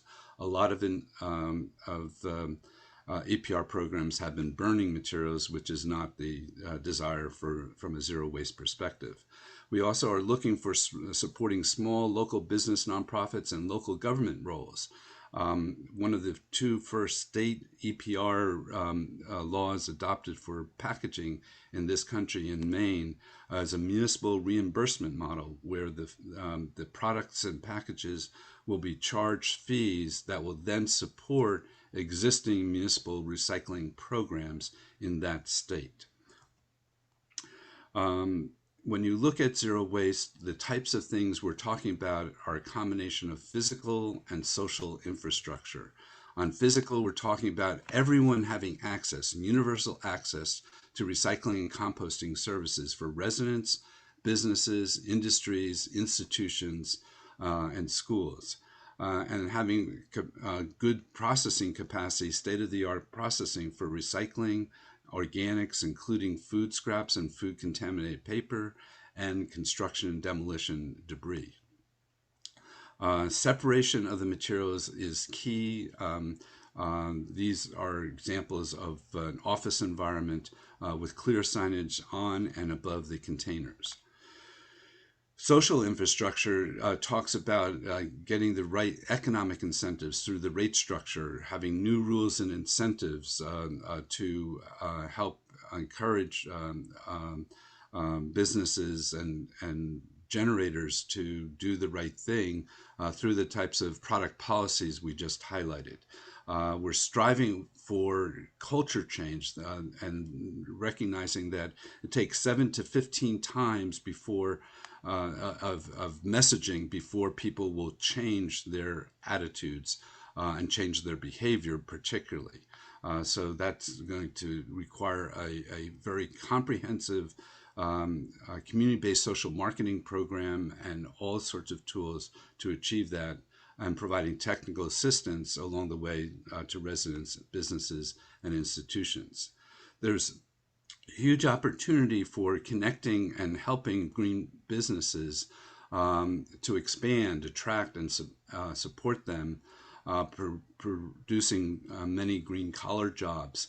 And to do that, it's important to reserve land for zero waste infrastructure as cities are developing. This was a big issue in Oakland, California, when we did the zero waste plan there more than a decade ago, and in Boston most recently, that was where we did a zero waste plan. That was a big issue. It's all about reinvesting the resources locally, particularly on the reuse side, as I mentioned earlier, and developing new markets is a key part of what Zero Waste is advocating for. One of the best things that's happened in recent years is China's Green Fence and National Sword has focused everyone on producing quality materials and recycling right. A lot of the recycling businesses and the paper mills and metal manufacturing mills lost out to larger, more modern facilities that opened up around 2000 in China and elsewhere. And because they had also low-cost labor, they were able to sort a lot of contaminated materials from the quality materials to feed their facilities. With China's increasingly stringent rules about markets, all of a sudden, everyone is focused on producing quality materials. And if we produce quality materials, we can reopen many of the closed mills in this country and expand and invest in mills in this country, because we don't need the labor to hand sort through the contamination. So quality is for the materials being produced is resulting in major investments in new mills in the United States now. Ironically, some of it investments are coming from China as well. One of the tools for evaluating how to proceed is this community planning checklist that is on the zerowasteusa.org website. And it highlights different policies, programs, and facilities or infrastructure that other communities have implemented that would contribute to your zero waste programs. And it's designed as a checklist for you to basically check off the ones you've got, and the ones that you don't, you can highlight the ones that you are in development or that you'd like to pursue as part of a zero waste plan. That checklist was actually the beginning of a website we helped develop for the U.S. Environmental Protection Agency called Managing and Transforming Waste Streams, that has over 100 policies and programs communities can implement to reduce waste and pursue zero waste in their communities. It has over 350 examples of actual contracts, policies, ordinances, programs, graphics from around the country as part of that website. So you can go there and find examples of what you'd like to do. And it's a searchable Excel database that you can search for the type of programs that you're most interested in. For businesses, there's principles adopted by the Zero Waste International Alliance. In addition to the diversion goals of 90%, these are other things that to be a good zero waste business, and these are embodied in the true zero waste rating system. These are other ways of looking at what it means to be going towards zero waste. As part of the zero waste plans that we do, we always have an economic analysis. And again, all the businesses we found have saved money. Communities may need to invest in new programs, but the sweet spot is for communities to adopt policies that guide the investment of the marketplace. And C&D ordinances are a great example of that. In California, virtually no public investment has been made in construction and demolition processing facilities. Instead, communities adopted requirements that any business developing new facilities, any contractors, any developers must achieve a certain recycling rate. And those recycling rates require services to be provided to the developers to achieve those goals. All of this will result in the zero waste economy with clean production, retailers taking back products from the consumers making wise choices, both residents and businesses, that help stimulate the demand for the businesses to create the right stuff, with producers being responsible, taking back their products and redesigning theirs, creating lots of jobs, changing the rules. When things aren't being pursued for zero waste and there's problems, zero wasters say just because it's been done that way for many years doesn't mean you have to continue to do that. If the state requires you to do it, change that rule. If the feds require you to do something, change that rule. That's part of what zero waste is all about, and shifting subsidies from wasting and designing for the environment. A couple of key lessons for pursuing zero waste. Someone has to ask to adopt it. In different communities, that's been an environmental group, a staff member, an elected official, the state challenging them to pursue zero waste, connecting to other problems, promoting local zero waste businesses. And in almost every community we've been in, there's high performing recycling businesses. And whether they're at 70, 80% or over the 90% threshold to be considered zero waste, those are the ones to promote and show that it can be done in your area, and figure out how they did it and replicate that with others. There's lots of trainings available on how to pursue this in more depth. Zero Waste USA. Greeneducation.us has a variety of online training, and the True Advisor program is also available online. There's lots of resources out there. The Zero Waste USA and Zero Waste International Alliance are some of the key ones. True has some really great information on their rating system and example projects from around the country. The last couple of minutes, I'm just going to highlight an example of one of the latest zero waste plans we've developed, the Fair Development Plan for Zero Waste in Baltimore. Developed by the community, guided by our contract was with United Workers, which is an environmental and labor organization that got a grant to develop a zero waste plan. Was helped by the Office of Sustainability, and we met throughout the city with lots of people. And what we heard, there was an urgency because they have an incinerator called the Bresco incinerator that's causing $55 million a year of health impacts that were documented in a study for those who are close to the incinerator. And they have a 40% asthma rate in Baltimore. So there was an urgency of closing down that incinerator. They blocked a new incinerator from being built. They successfully blocked that, but they keep getting dumped on, and that's an unacceptable inequity. And there's not universal recycling. There's no recycling at public housing. Many parts of the city that are low income don't get the basic curbside recycling programs. They're working to change that now, partly in response to the zero waste plan and other plans there. The environmental injustice of all this solid waste incinerator and landfill and other facilities concentrated at that lower corner of the right of the Baltimore city shows the poor and Black communities bearing most of the burdens in that area. Destiny Watford fought the proposed major new incinerator in Baltimore and got a Goldman Environmental Prize, which is the equivalent of the Nobel Prize for environmentalists.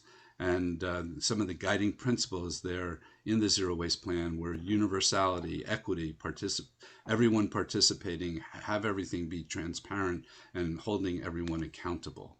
With a bridge strategy,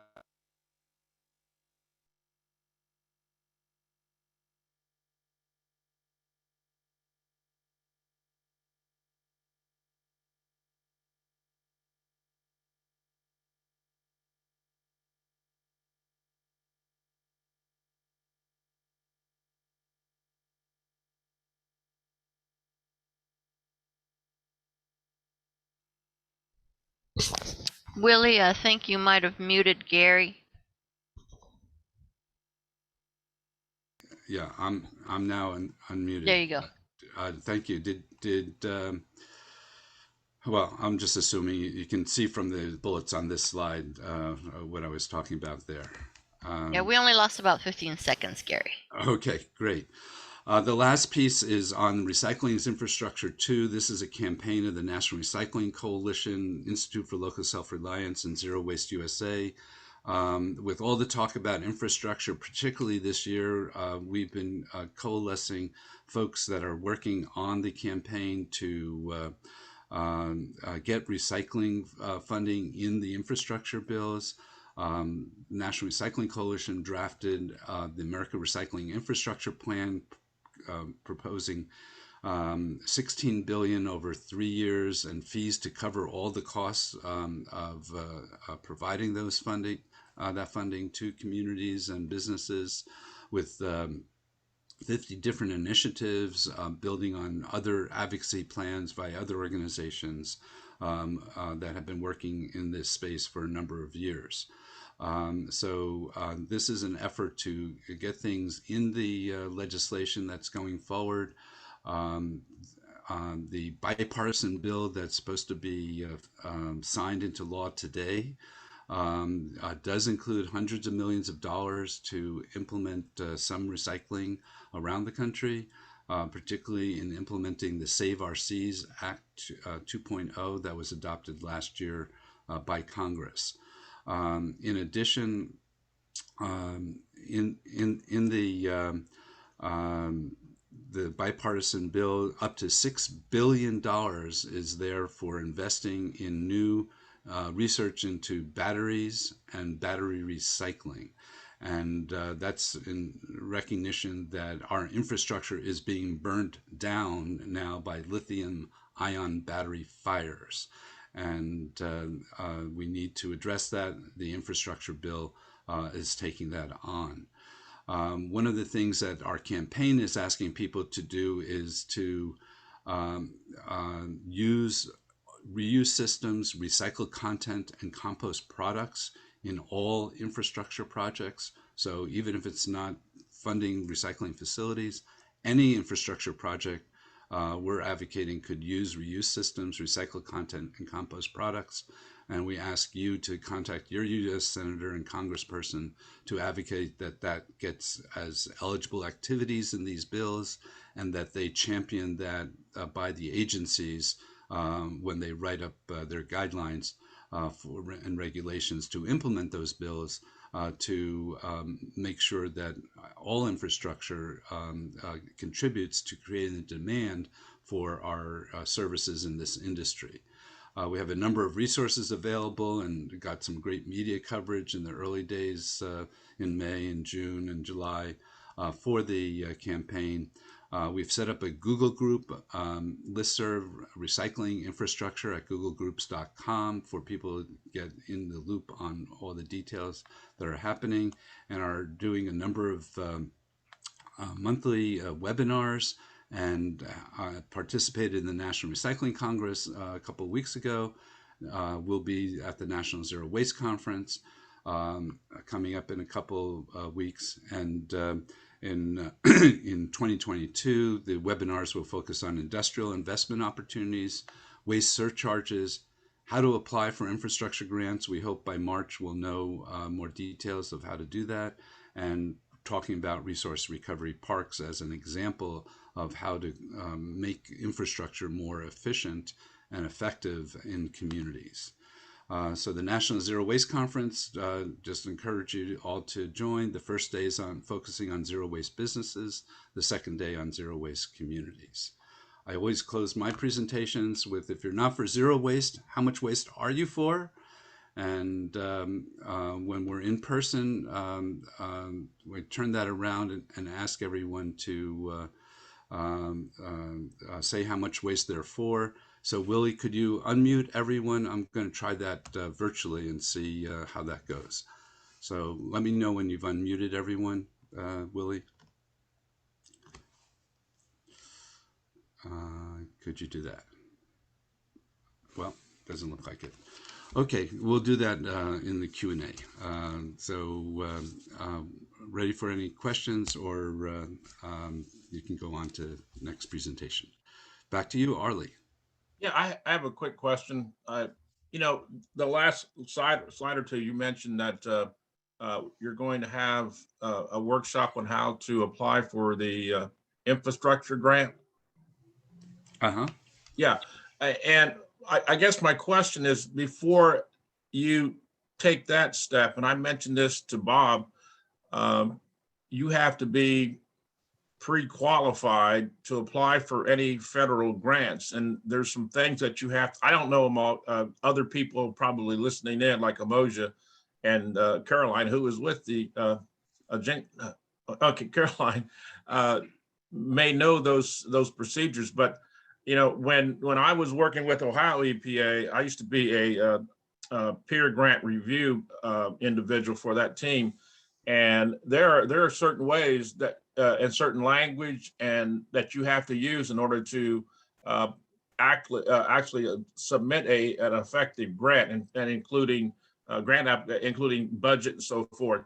But before you can even get into that, and like I said, I talked to Bob a little bit on his call, was that you have to have certain things before you're able to apply for a federal grant. Would that be able to be worked into that application workshop, how to apply for an infrastructure grant, you think? That's exactly what we're talking about is Okay. once the bills are adopted this year, hopefully, it's going to take some writing of regulations and guidelines of how to apply, whether they have requests for proposals, how it's all going to be structured.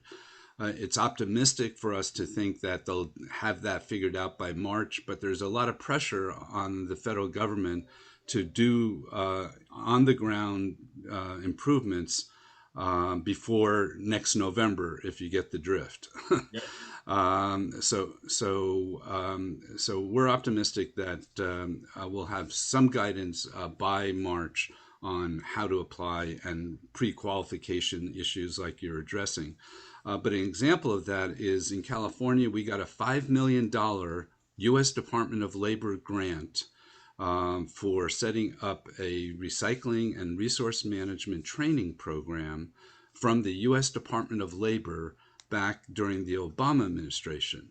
And the Obama administration wanted to get Department of Labor to work with community colleges to go beyond some of the workforce training programs that they had running apart from the colleges to bring the community colleges into the fore. And we worked with Santa Monica College, who had a grants person who was an expert in all of those pre-qualification issues, who understood the exact words to say to get the Department of Labor interested. And then a couple of us gave them the recycling and resource management language on the content and the substance of what we were trying to train on. And it was that combination that worked. So you're exactly right. So what you should be looking for right now is where are those grants experts locally? I bet your colleges, your community colleges, some institutions who get grants regularly will have someone on staff, and identifying those folks and developing projects with them may be one of the huge opportunities coming up over this next year. And this is just the beginning. This administration is committed to make a generational change. Throughout the administration, it's likely to be advocating for more bills. There's the Compost Act, the Zero Food Waste Act, the Break Free from Plastic Pollution Act, the Reduce Act. There's lots of acts pending in Congress. There's more interest in Congress now than there's been in decades. So it's likely the combination of circumstances is bringing these issues to the fore. It's likely that there's more stuff coming, and we hope to be part of helping people understand what those things are, advocating for them, and then championing getting people those funds. Any other questions from anyone? If anybody has any questions, they can just unmute themselves. Yeah, Gary, this is Umoja. Great presentation. I wanted to get the full name for Miss Destiny, the young lady in Baltimore. Yeah. The award, I didn't get a chance to actually get her name. Okay. Destiny Watford, and Google her. It's an inspiring story. And the Goldman Environmental Awards have recognized a number of zero waste leaders through the years. Rossano Ercolini from Italy was one of the ones before Destiny. There's some great stories at the Goldman Environmental Prize website. If Willie's allowed everyone to unmute themselves, I do want to ask the question I mentioned before. So if everyone could unmute yourselves, I'm going to do a test run. I want to find out, how much waste are you for? So you're supposed to answer either a number or Zero. All Zero right, waste. there we go. Okay. I scratched my head on that one. Okay, so now that you got the drill, let's try it again. How much waste are you for? Zero. Okay, so when we're doing this in person, we usually want to make sure that the people down the hall are hearing what's going on. So I'm going to try one more time. How much waste are you for? Zero. Okay, thank you. Gary, did you click stop share? Yeah. Thanks, Gary. Appreciate it, buddy. My pleasure. All And right, man. thanks for your leadership.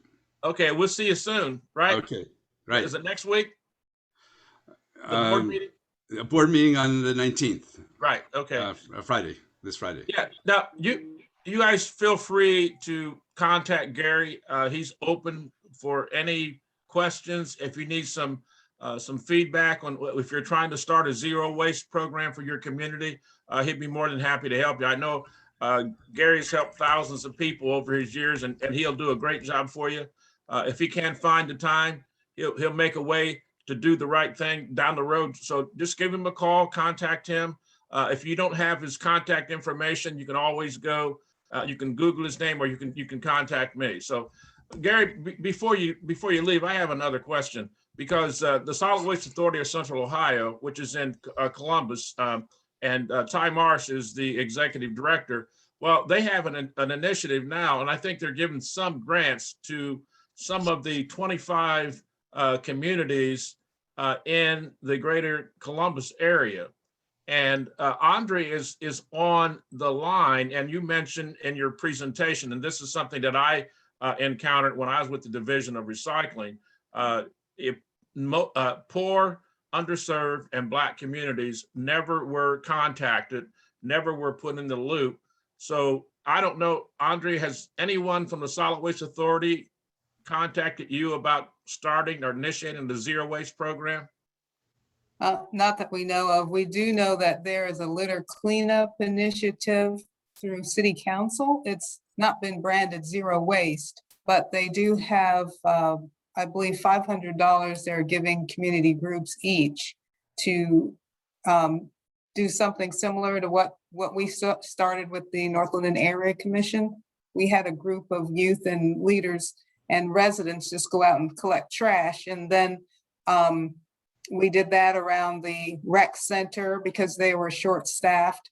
And then the rec center reached out to us and asked us if we would start cleaning up that area. So City Council went ahead and approved some money for groups like ours. But as far as zero waste, we're trying to see if we can't get something a little more, what's the word? Something that encompasses the whole city, so that we can actually maybe employ and create some jobs for individuals in communities to be responsible for their areas to keep them cleaned up, because $500 is not going to cut it. So we're really looking to expand that. Just as an example, in Baltimore Zero Waste Plan, it's called the Fair Development Plan for Zero Waste.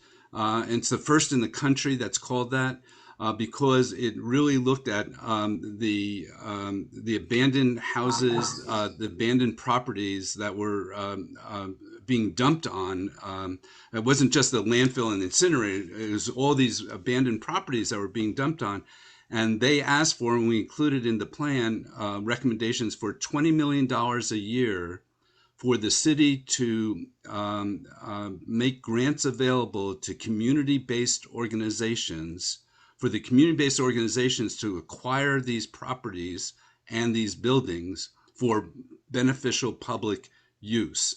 A lot of those abandoned properties and buildings are just waiting for the economy to turn around, with absentee landlords causing this attractive nuisance.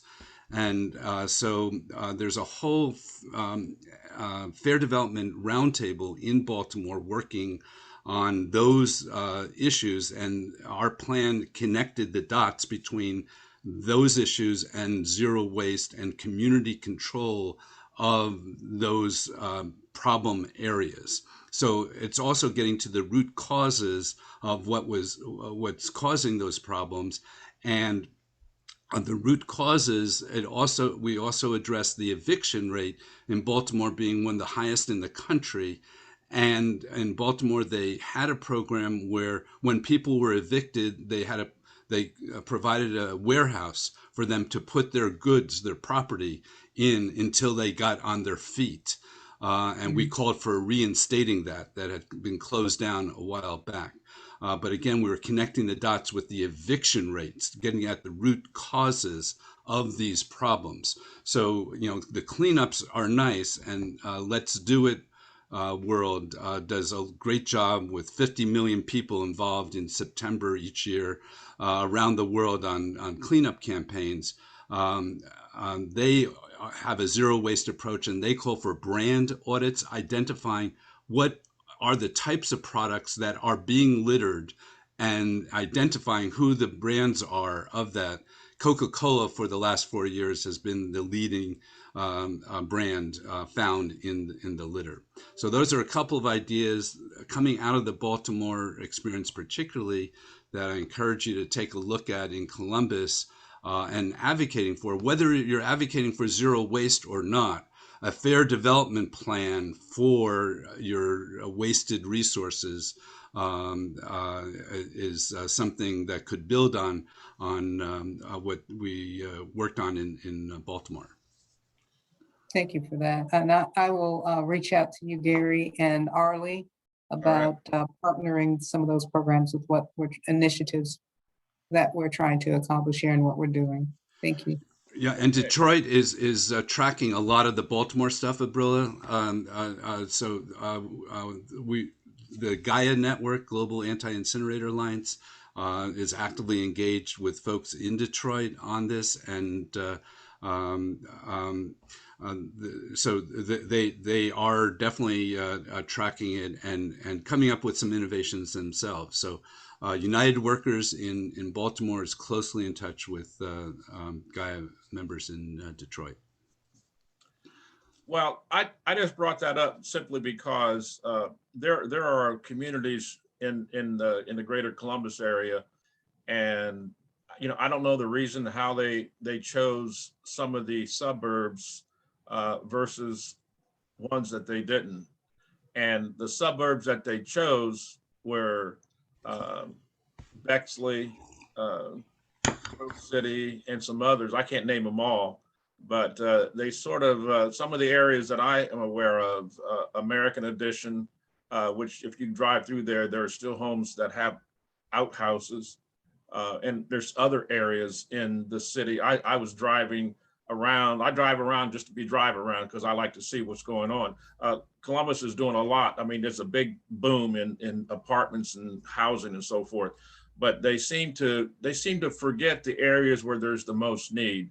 And that's one of the things that I think that this Columbus and people from SWACO need to get together and get the community leaders, not people like me that we listen but we can't make any decisions because we're not at the top. So that's something that we need to pull together, and maybe we can tap your intelligence and your ability to get things done with zero waste, Gary. I'm not saying we're going to pull you here, but through a virtual meeting or something. That'd be great. And one other thought, when you were connecting the dots with the infrastructure, in the Build Back Better budget reconciliation bill that's still being negotiated, at one point they had $750 million for a variety of recycling initiatives. But now that the last number I heard was $190 million that was mentioned in Waste News a couple of days ago.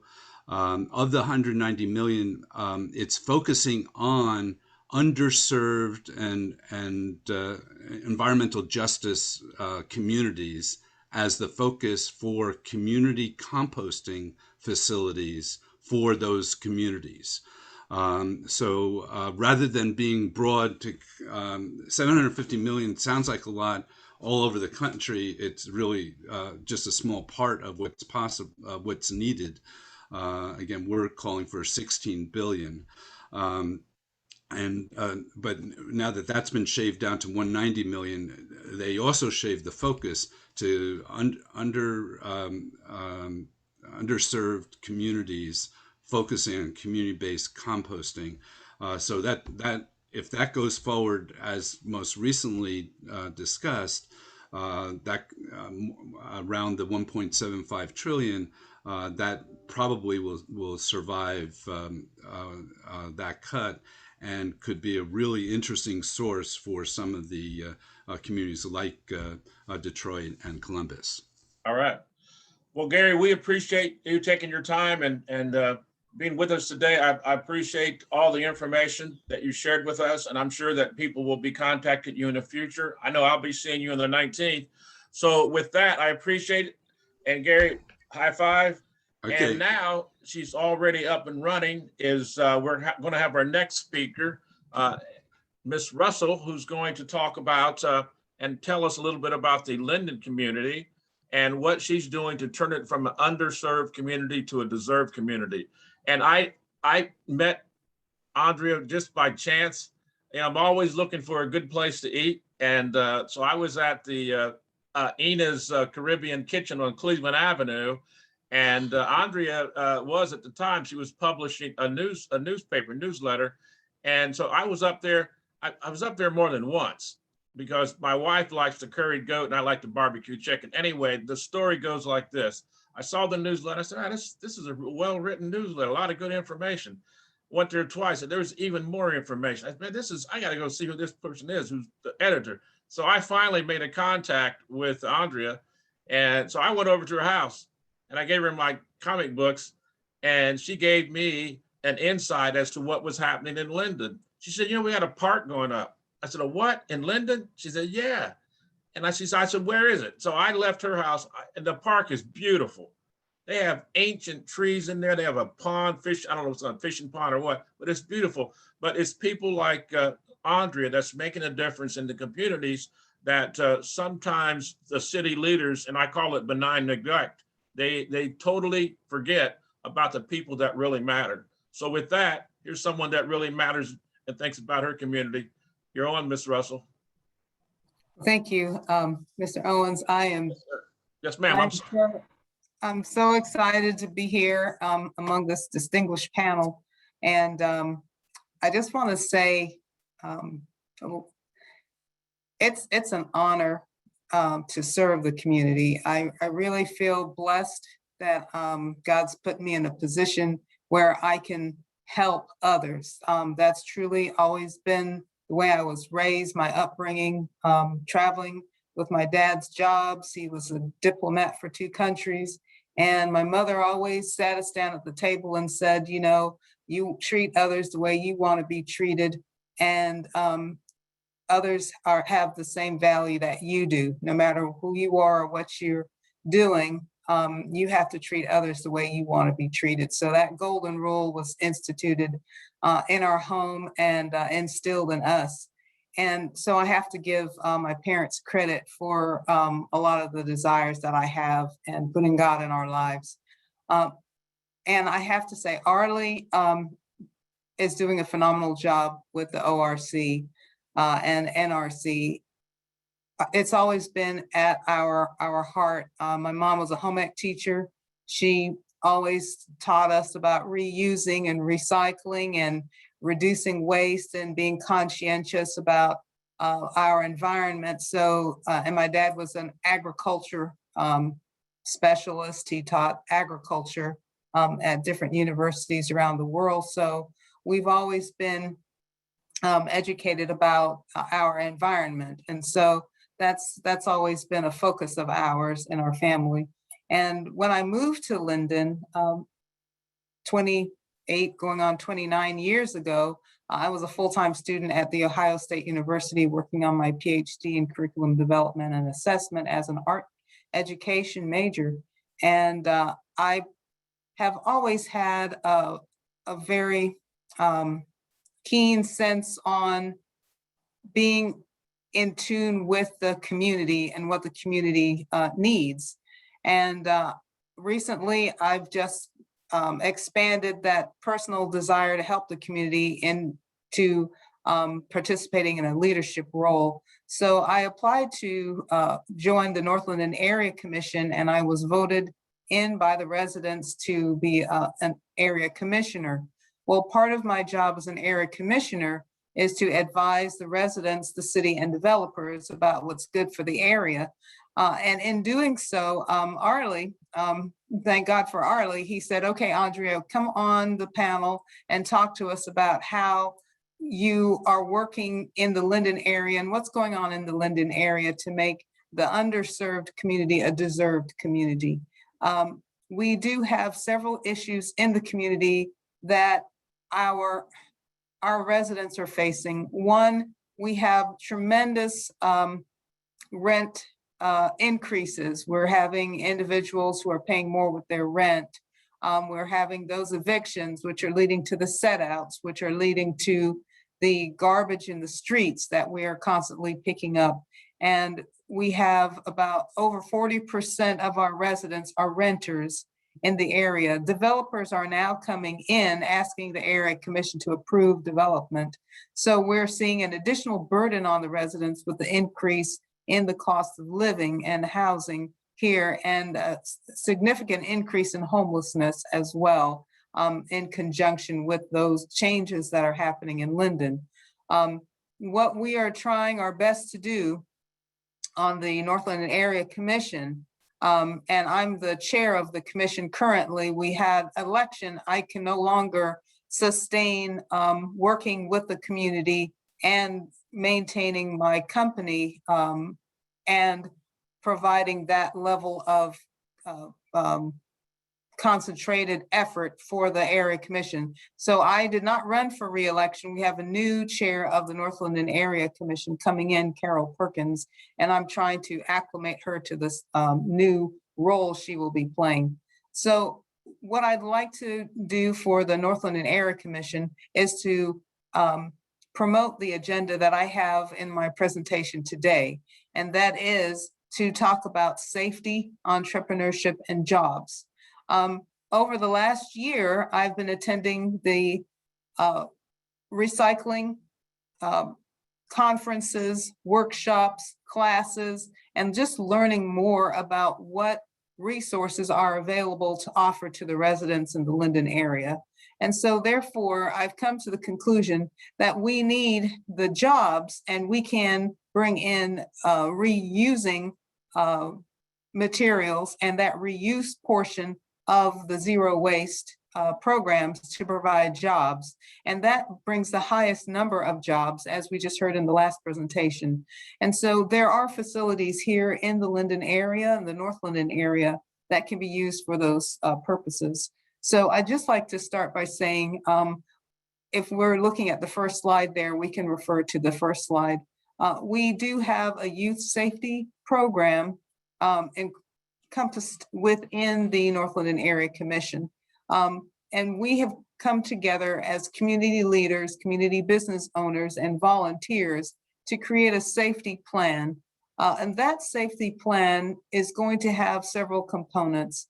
It's going to be a collaborative effort. It's going to fall under a not-for-profit, and it's also going to have hopefully some contributing factors that will expand the program to include transportation to pick up the youth who are out on the streets at night, and also to give them follow-up resources, because the children who are on the street at night, we're not talking about 9 or 10, we're talking about like 2 in the morning, 12 o'clock at night, 2 in the morning.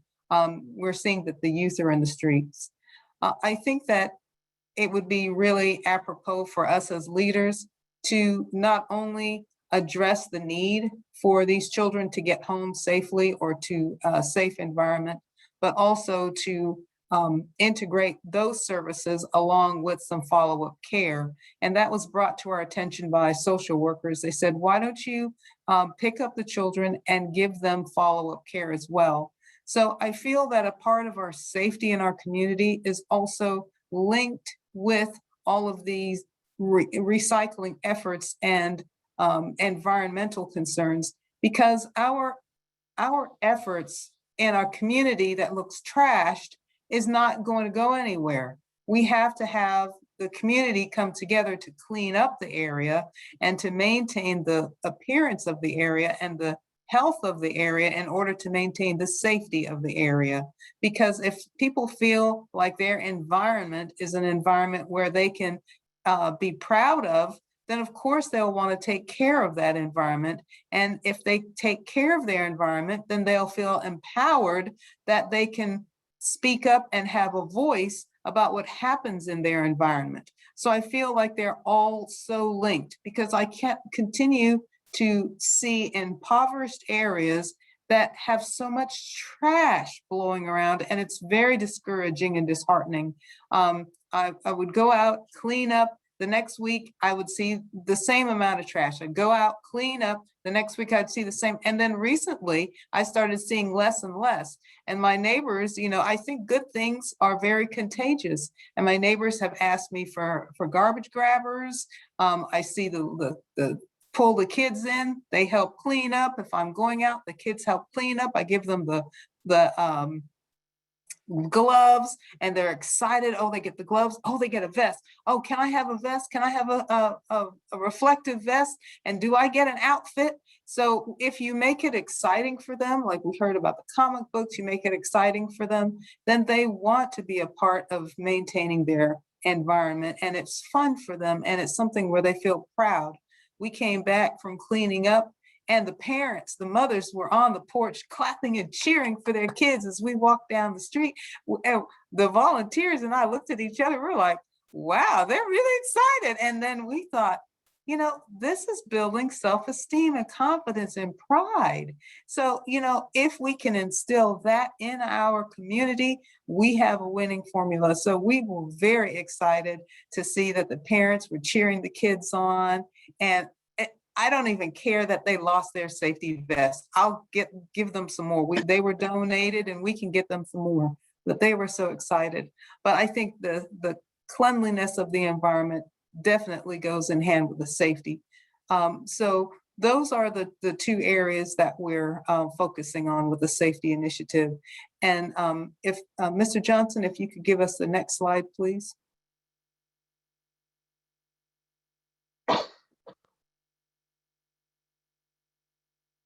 And then also what we're going to be talking about too is this safety program. Silence my phone. The safety plan, the goal of the safety plan, as we described, is to get the kids off the street at night, giving children a hot meal, follow-up care, creating a call center. We felt that we should not brand it as a Linden call center. We're going to have another meeting tonight. We want to brand it as the youth call center. So if someone sees a youth walking around at the street at night, they can call the call center. There's a youth here, and we need to see if we can't get this youth home safely. Neighbors have been taking youth home. One neighbor took a youth home, and the youth that was, there were two gentlemen. She said, I don't know you children, but I'd like to get you home safely. One child said, I don't know you lady, but you look okay, so I want to go home. So he went home with her. The other young man said, I'm not going anywhere. I'm staying out here in the street, had an attitude, and refused to go home. Well, she did take one young man home safely, and then found out the other young man tragically was killed that same night. So we have, and I told her there's got to be some way we can come together as a community where you don't have to put yourself in that type of vulnerable situation. And because if she had had a car wreck and the child had gotten hurt, there would have been a problem. So I said, we have to come together as a community to make this a reality. We do want to also, in our initiative, bring in apprenticeships. I think that would be apropos also for us as a commission. And we're creating most likely a community group. That community group will also work hand in hand with the local businesses to make sure that there are apprenticeships and internships. We have spoken with the mayor. He visited one of our area commission regular meetings, and I did ask him directly about getting the kids off the street at night and perhaps putting some dollars toward that, and also about an apprenticeship program. So with the recycling efforts that we're also interested in, it would be good to start creating some apprenticeships and internships with local businesses to create that zero waste environment, which I think is essential. We're also working with the Greater Linden Business Network. Right, currently they have grants for business owners, and I think that we can speak with them directly about having a category for a zero waste environment so that we can start working on grants for that initiative. And Yes, definitely. And you and Arley, Tia, are, we're going to try to get funds in that area because we really want to pull together this whole initiative and turn it into a real full-fledged program for the community. Mr. Johnson, if we could have, thank you.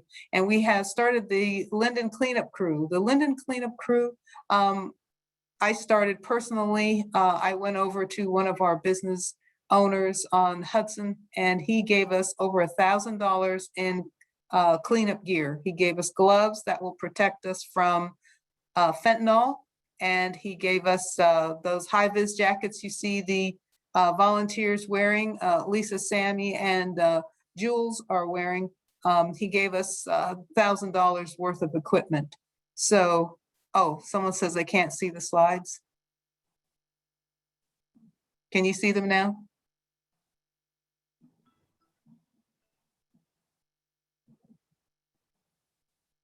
Oh, there.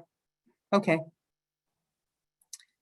So we do have that. And then I think we had one more, no. Okay. Well, I think we're switching screens here. I could see the slides. Well, I believe the last slide is just thanking all of the organizations in the community. We have North and South Area Commission. We also have, as you know, Fresh Bloom Bins. We have the Caring Coalition through New Salem. We have New Walk Church of God in Christ. Oh, that was our last slide. There's an initiative that I'm also part of, the Linden Murals of Empowerment. We are bringing anti-racism initiative through Dr. Latour with OSU. And okay, I think everybody can see the slides now. And Dr. Gisela Latour is the professor at the Ohio State University. Becca Persons, Jerry Kagafo, I have a hard time pronouncing her name. I believe she's also from Kenya, where I went to high school. Francesca Miller, John Latham III, he was a former North Linden Area Commission Chair. Shelby Harris Roseborough, Karen Hutzel is also a professor at the Ohio State University, and myself. The artists are going to be working with the community, and this is another area where we're going to start having community meetings with the youth and parents, residents throughout the Linden area.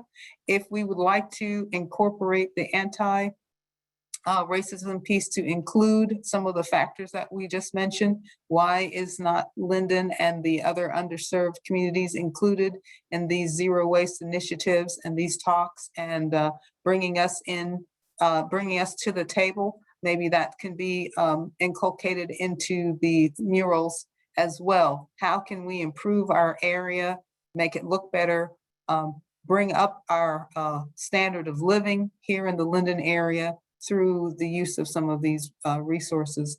So those discussions are going to be held, and we're going to be sending out that information soon to gather our focus groups.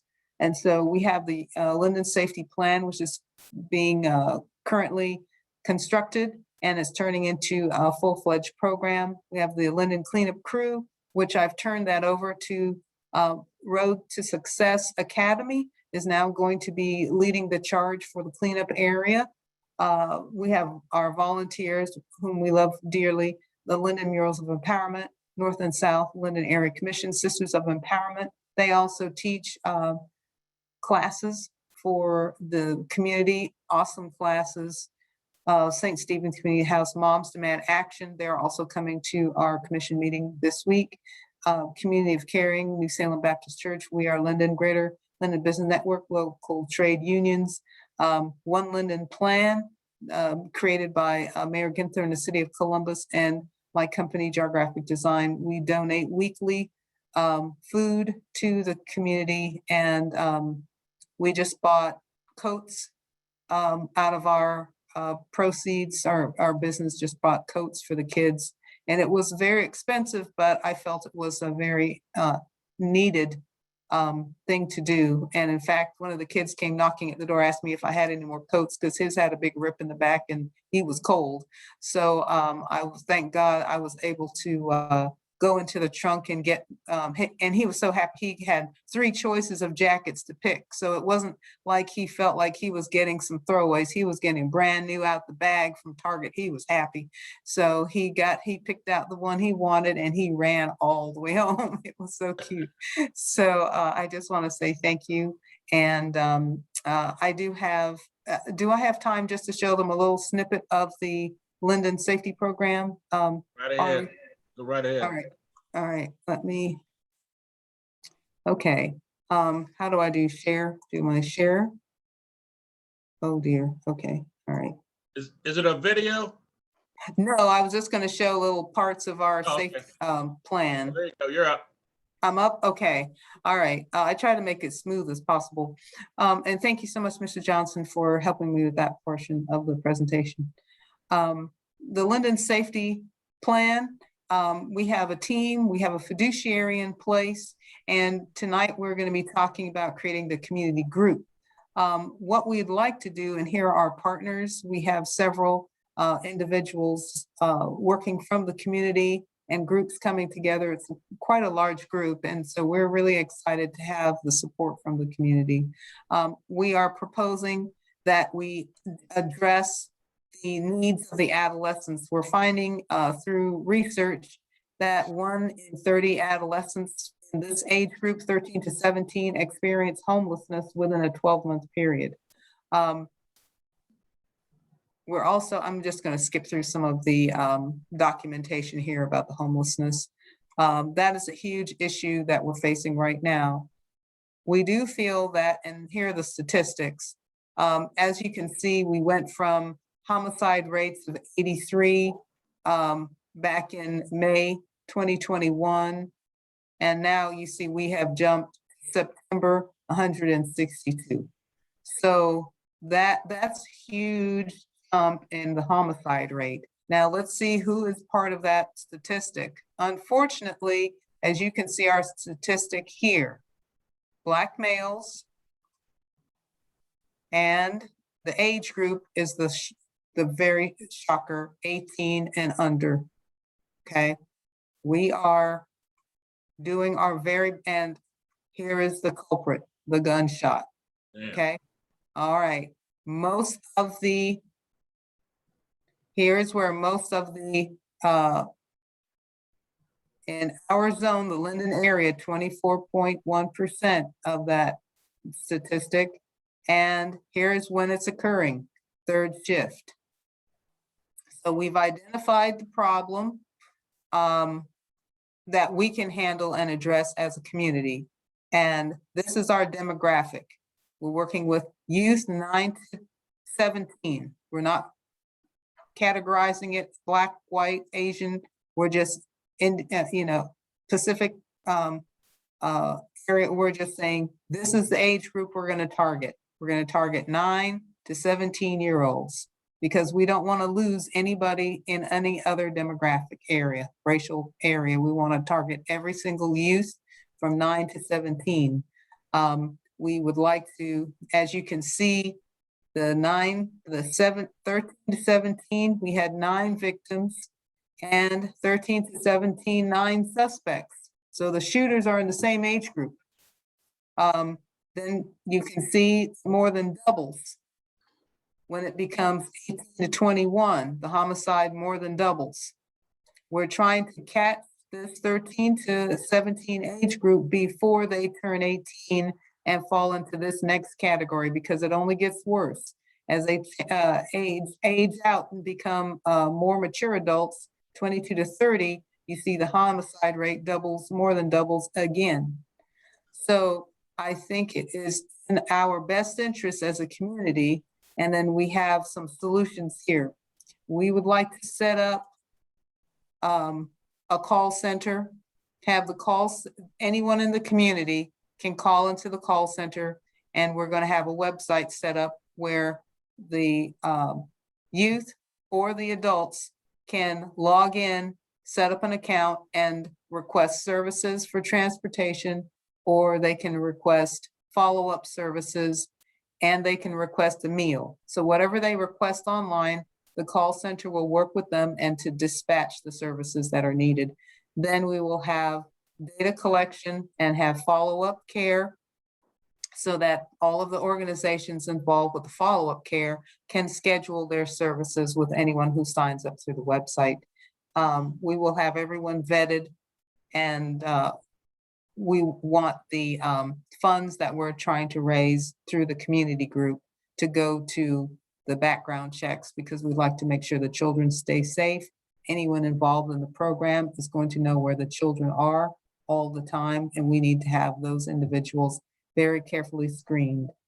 And so we would also like to link our services through existing services, Uber, Urban Express, and other transportation services. The follow-up care will come from services that are already being provided in the community. Columbus Police has a chaplain program. We can have other healthcare initiatives through the Care Coalition. There's Reroute. We have all kinds of existing community services where we can funnel resources to the community. We do need legal assistance so that we can set up the sign-off contracts with the subcontractors and with the parents. So everyone is gonna hopefully have all the layers of protection that we need legally. And then, as you can see, we have all the follow-up care services that we can route all of the needs of the community. So in a nutshell, that's what we would like to provide. We definitely feel the services that can incorporate all of our efforts to provide jobs. That's something that we need. We need the parents and the youth to have job opportunities. And I know that reusing and recycling waste will definitely give the community an opportunity to bring some economic healing into the area and opportunity. And so pretty much that's it. Then each group that's presented a portion of the services that they're going to provide. We have that in our presentation, how much they're asking, what they're going to be providing. And then, as you can see, our overall budget is here. I'll scroll down to the very end. Our overall budget and our ask is listed here. So in total, in order to launch the program and get it up when running 100%, that is what the community group is going to have to raise. We can't start there, but we can start with at least getting the website set up and maybe getting some transportation out to the youth and creating some jobs. So those are the three areas that I feel as a commissioner that we need to provide to the community in order to have some restoration and bring about some safety initiatives with using the recycling as a vehicle to help us do that as well. Thank you for your time. And thank you, Arley. Okay, thank you, Andrea. I want you guys, if you get a chance, and ladies, write this video down. It's called The Power of One. Some of you may have heard or saw and seen this in the past, but it came to my attention years ago. I was working with Nike, and that's when I saw it, but it's actually was produced by some other company. And in a nutshell, as you would say, it features individuals who have the power of one. They talk about Mahatma Gandhi, Mother Teresa, Princess Di, and then they show this young Chinese student standing in front of a tank, and he actually stopped this Chinese army from overthrowing or disrupting their peaceful demonstration. And it's people like Andrea that I would say would be classified as a person who has the power of one, because if you think about if she stepped aside and said, I'm going to go home and watch TV or go play cards with my friends and let this go, Linden would be losing a leader, a community leader. And that's one of the things that I would say, I salute you, Andrea, because you're doing an outstanding job. And I'll tell you, it's a good thing because Keep America Beautiful has this slogan, and it says, your community is only as strong as your weakest link. And if your weakest link is a community, a suburb that is just disrupting order and doing things that are against the law, including vandalism, robbery, any and everything that disrupts the community's normal way of life. So we appreciate all that you do. We'll be back in touch. Tia said she'll probably buy lunch for us. So she's and I'll chip in, I'll get dessert. Okay, now listen, what we have, we're a little bit over, but I think we can just forget about break because, you know, I just went out and I got a glass of water and a salad and it wasn't even break time. So, because you guys couldn't see me. But anyway, we're going to introduce another young man. We had a question. Doing hot. Do we have time for one question? I think. Oh, you got a question? I'm sorry, go ahead. We've had a hand up for a while. Who did? Robin Griffey. Hi, I just want to tell you, Andrea, it's a wonderful idea. It's a great idea. And you are such an asset to this community. And we love you around here in Linden. Love you too, Robin. Thank you. All right, Robin. There's nothing wrong with giving people attaboys and attagirl. And I would say Andrea deserves a lot of attagirls because she's doing a great job. Well, we have to keep moving. And thank you so much, Andrea. We'll be in touch. And this gentleman that we're going to introduce in just a moment, he's going to be talking about his program, what he's doing not only in Knoxville, Tennessee, but things that he's done outside of the city boundaries. Amoja Abdul-Ahad, we go way back, even though we didn't know it, but we actually served together at Ellsworth Air Force Base. I used to guard his house. He was in base housing. He was married.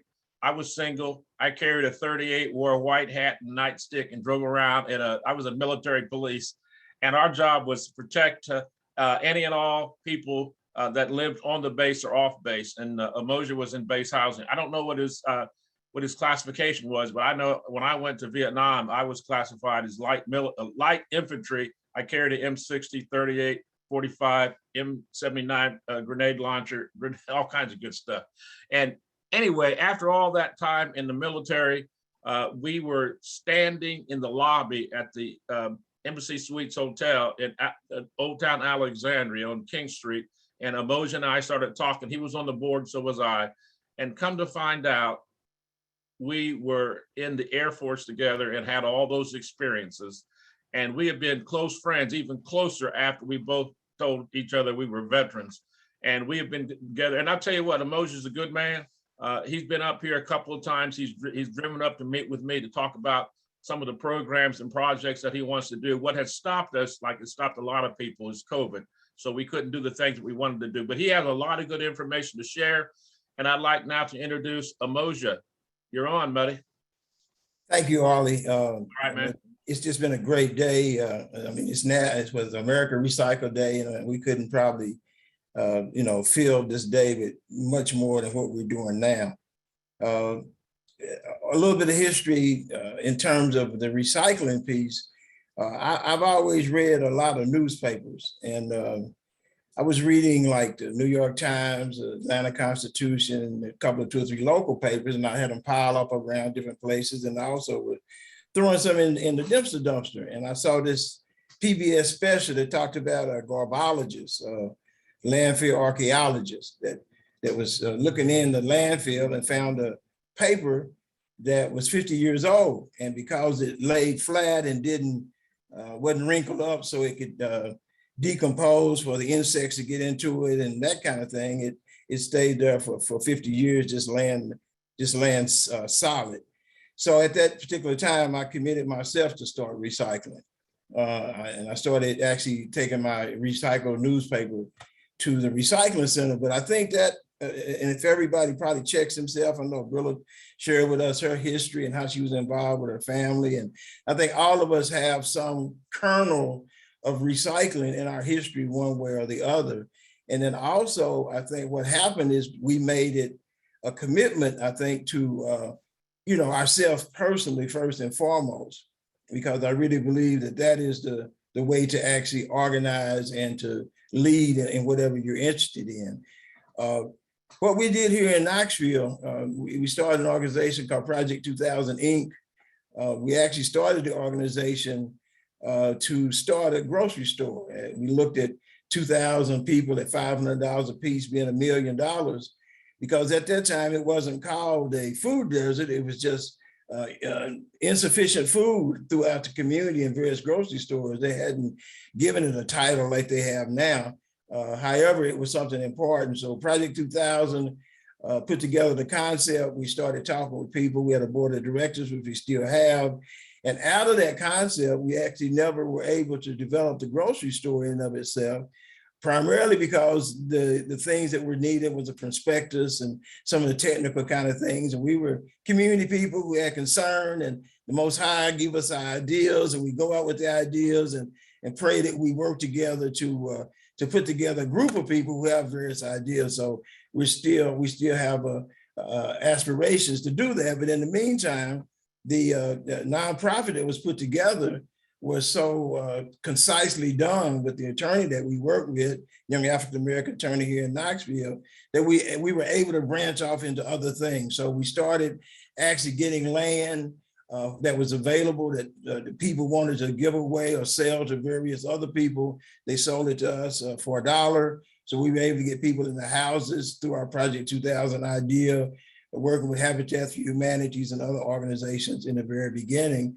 And then I was sitting on my porch one day and I looked over at the dumpster. I lived at that time across the street from public housing in a real nice old stone house that I actually lived in for a while. At that time, they had a thing called a Homestead Act. And if you saw some property that nobody was in, you could move in that property. And then you called the people who own them and told them that you was in the property, you want to make it better. So they would work with you to buy that property. So I saw this old stone house. I said, the house just needs love. I moved into it, started loving the house, and ended up having a very beautiful life in that particular house. But as I was telling the story, I was sitting on the porch, rocking in my rocking chair, looking at the Great Smoky Mountains. And the dumpster, I looked at the dumpster all the time. And at this particular time, and I tell this story the same way, I saw the plastic falling out of the dump in slow motion. And I said, when God wants you to see something, you're not going to miss it. There's nowhere in the world you can miss it. So from that time, I started talking to other people about organizing recycling in public housing. And from my information, if Project 2000 wasn't the first organization, we were one of the first 3. But I claim that we're the first organization that actually started recycling in public housing. And it wasn't as difficult as people may think, because I have been and still do. I sell incense and I sell oil, and I go door to door. So for about 20 years, I was going to door, knocking on the doors from the first of the month to about the 15th of the month, selling incense. So I already knew a lot of the people in the area. I lived in public housing myself. When my mom went to Meharry Medical School, we lived in the public housing area in Knoxville. So I had some vibe of what public housing is truly like. And so, we knew that there would be a public housing administration and amongst the residents. There is a president, a vice president, a secretary, a sergeant at arms, a chaplain, where every month this organization meets. So what we decided to do was ask to be in one of the meetings with the public housing, which was across the street. It was called College Homes. It was named for Knoxville College, which was right across the street as well. So we went to the community meeting. We didn't go in thinking that we knew everything or trying to teach somebody something. We went in asking, were the citizens interested in knowing more about recycling? And there was some interest. So we asked them, would they be willing to be trained, to be ambassadors in the recycling program? And we were able to pay them at that time. Minimum wage was $5.25 an hour. This was in '89. We were able to start out paying them $7 an hour with an understanding they would go to $10 an hour as soon as they finished the training. So with that concept and that ability to do that, we started in College Homes Public Housing. We were able to get ambassadors to go door to door on a regular basis, telling the residents about the value, responsibility, and economics of recycling, and also to talk about solid waste issues.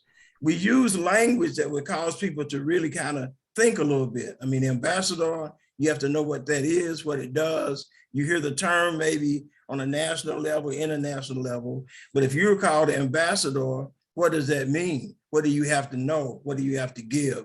And so we use that term in order for people to, open the brain. We always feel like the brain needs a little stimulation, and just with a little bit of stimulation, it starts popping with the, with the various kinds of ways that you can think about things. And so then we also, as I said, talked about solid waste issues. We didn't talk about trash and garbage.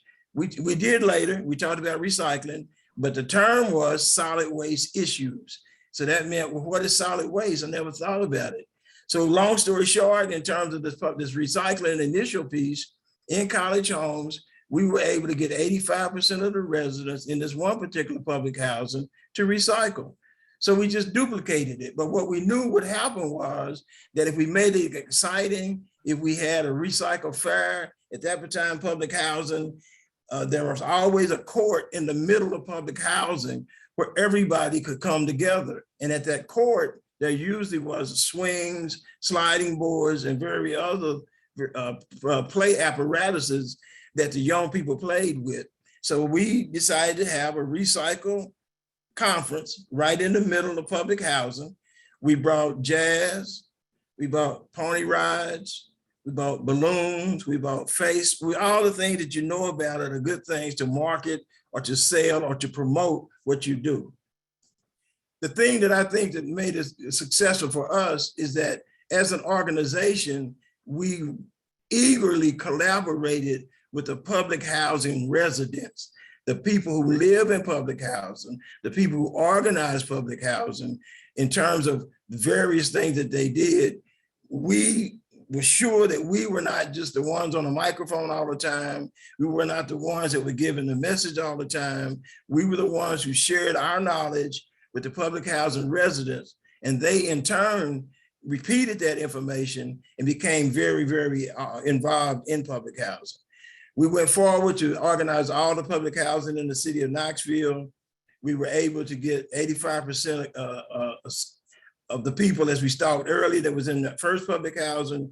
We got able to get 85% in all public housing. The exciting thing that happened when we went to the second public housing, at that time, we had a 3/4 ton truck with a trailer on the back. The trailer had 55-gallon barrels to put the glass in. It had a wire container on top to put the plastic in. And then we also had one of the barrels that we put glass and also newspaper. But what happened when we went to the next public housing, we had an idea that if we really made it exciting in college homes, then people who had relatives in other public housing would call that relative and say, I bet you don't know what we have in our public housing. We have recycling, and then I also knew that people had cable and they were looking at national, international things. So there was information coming in that may not on a regular basis be coming in. So when we got to the next public housing, which was called the Lonsdale community, people were running to our truck to get the recycle bin. We did not have to go to any doors. We came into the community. Somebody said, here they come. We parked the truck and people just ran to the truck. And so we had a very beautiful experience with public housing recycling, which brings to mind the underserved part that we're talking about in terms of African-American community or other communities who are underserved. It is our responsibility and our charge to make that not a thing, that we bring to the community the things that the community needs, because we're the ones who are probably at the leadership position or in the knowledge position. So it's our responsibility to bring those things to the community.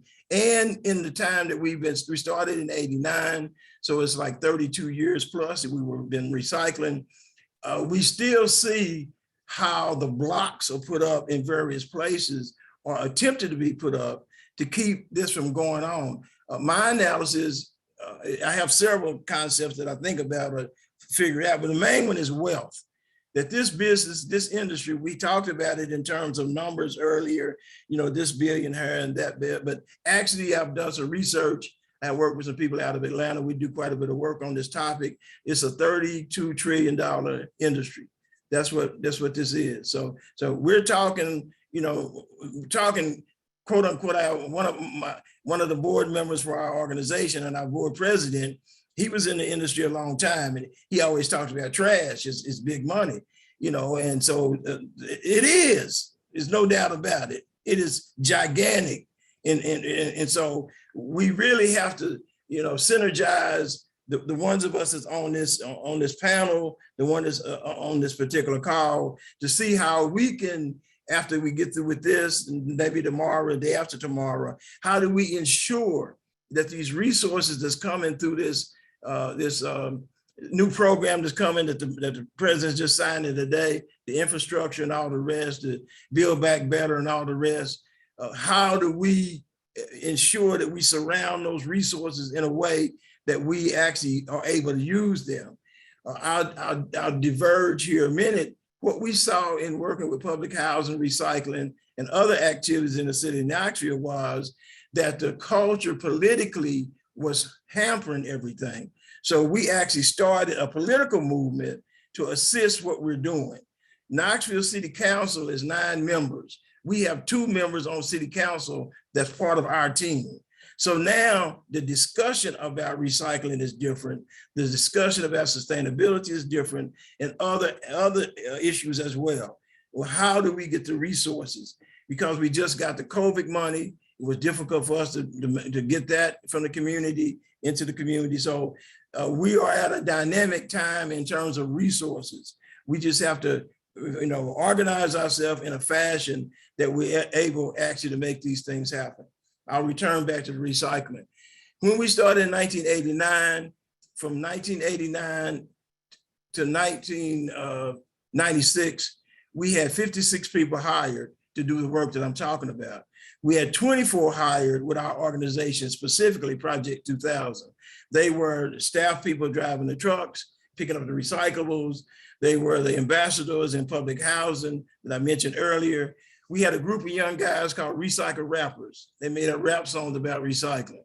So we traveled throughout the United States talking about recycling using rap, a form of communication that some people feel that has espoused, negativeness and decadentiveness. However, these young people were able to take recycling, the rap music, and use it to organize young people around recycling. We were also able to get with the Knoxville College, who had students there who were on work study, to actually come and work with us on recycling, both on campus at Knoxville College and also off the college. At that time in North Carolina, they had just invented a machine, or either redesigned the machine, that would granulate the PET plastic, which is the number one plastic. Instead of you taking something out of it, you took the PET container, put it in the machine, and the machine would granulate it. Then the bag would catch all the granulations. You would sell that bag, however many pounds it was, back to the Plastic Association at that time, which was located in North Carolina.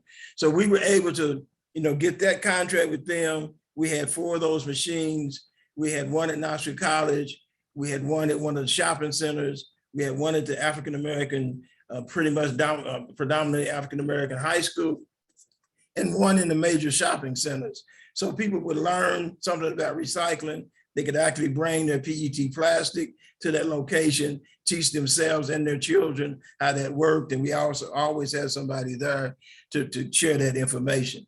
So we were able to generate, and I mentioned the Tennessee Valley Authority, which is known by the acronym TVA. The Tennessee Valley Authority initially had people working with us to get the data. So we have quite a bit of information on green glass, clear glass, brown glass, weights, various items, how much aluminum, how much tin, on and on and on, quite a bit of data.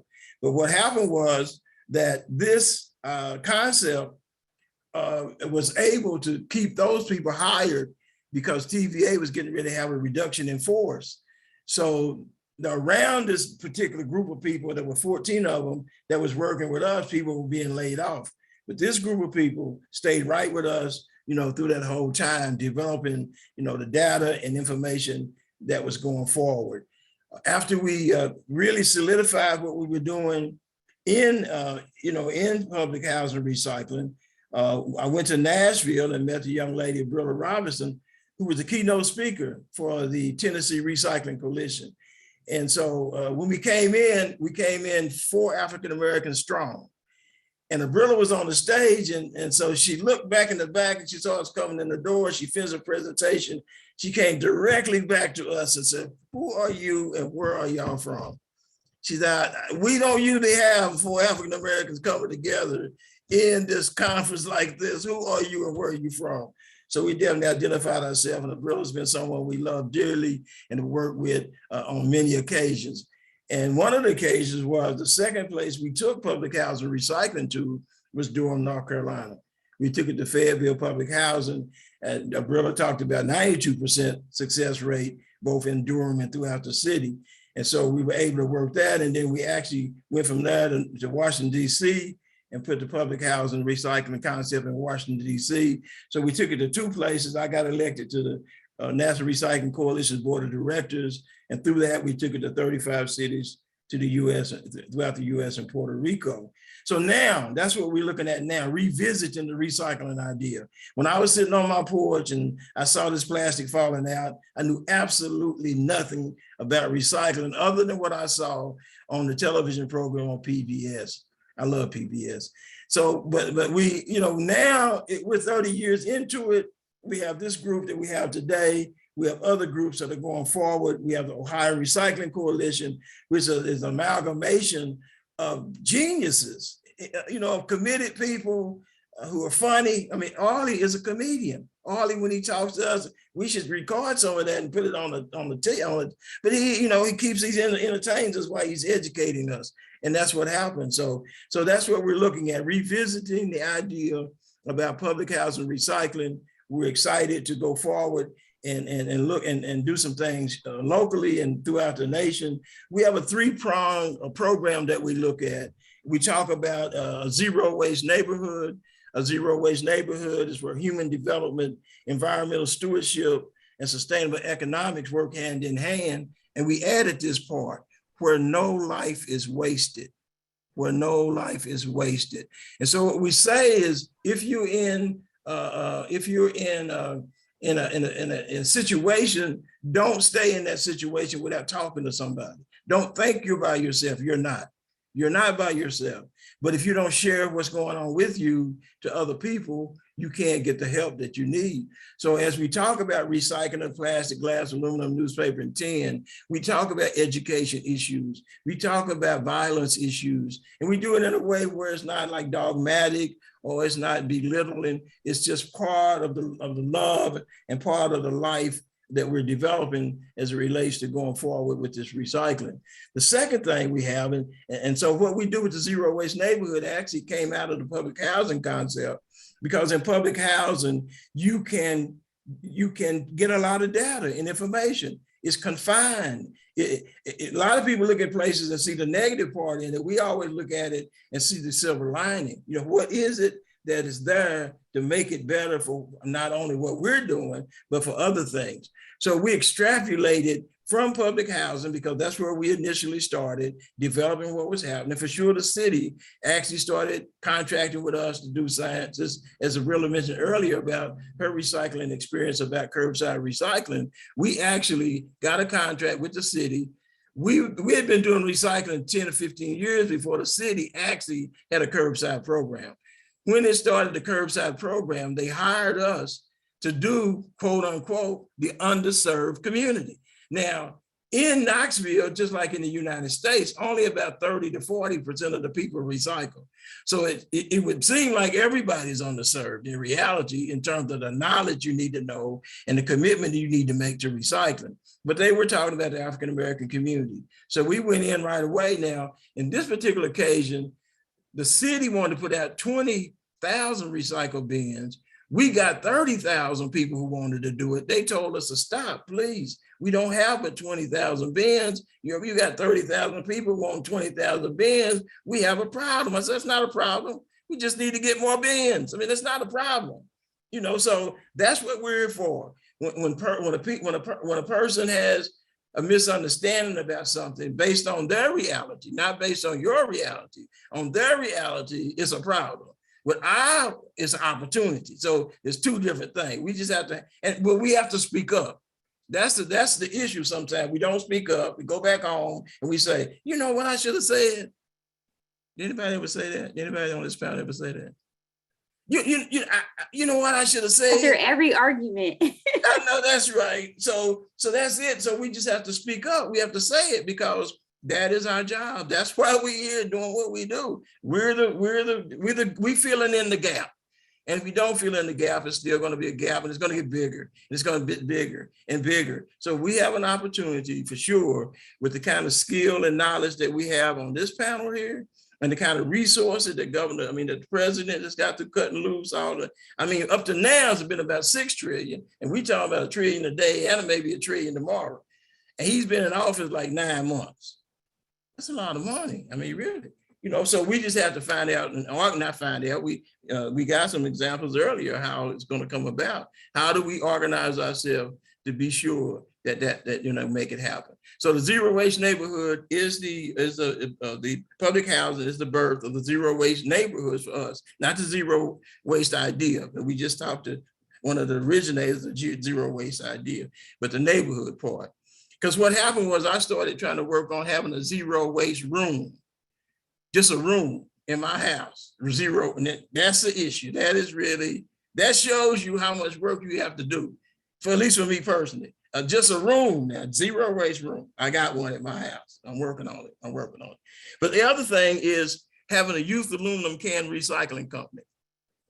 We investigated aluminum cans and how many go into the landfill, and it is ridiculous. I mean, it is ridiculous how much aluminum. And aluminum is the highest value on the recycling scale. It's safe because you can't cut yourself. It doesn't have a lot of weight.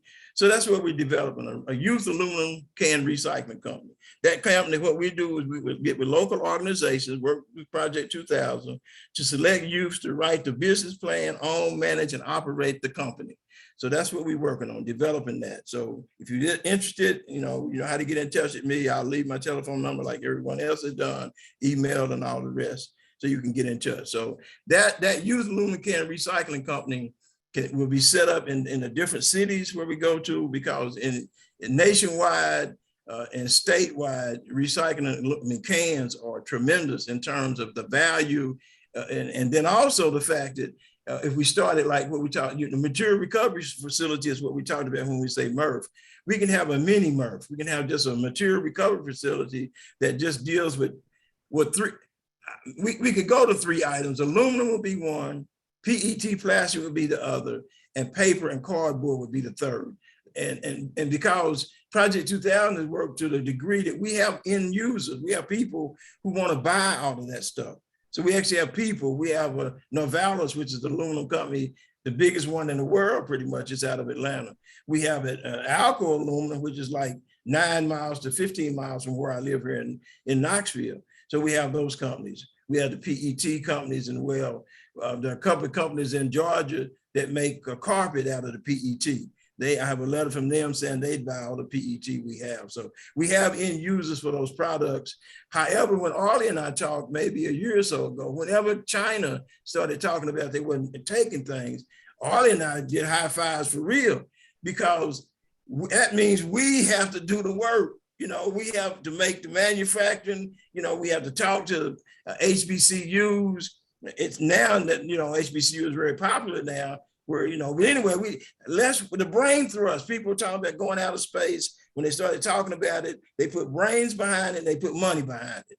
So how are we going to put brains behind and money behind the looking at how we develop in areas where the Rust Belt or whatever they may call it, how is that now placed to make something, some bricks out of plastic to build houses, whatever it may be. There's a lot of innovation going on, and we can be part of that innovation.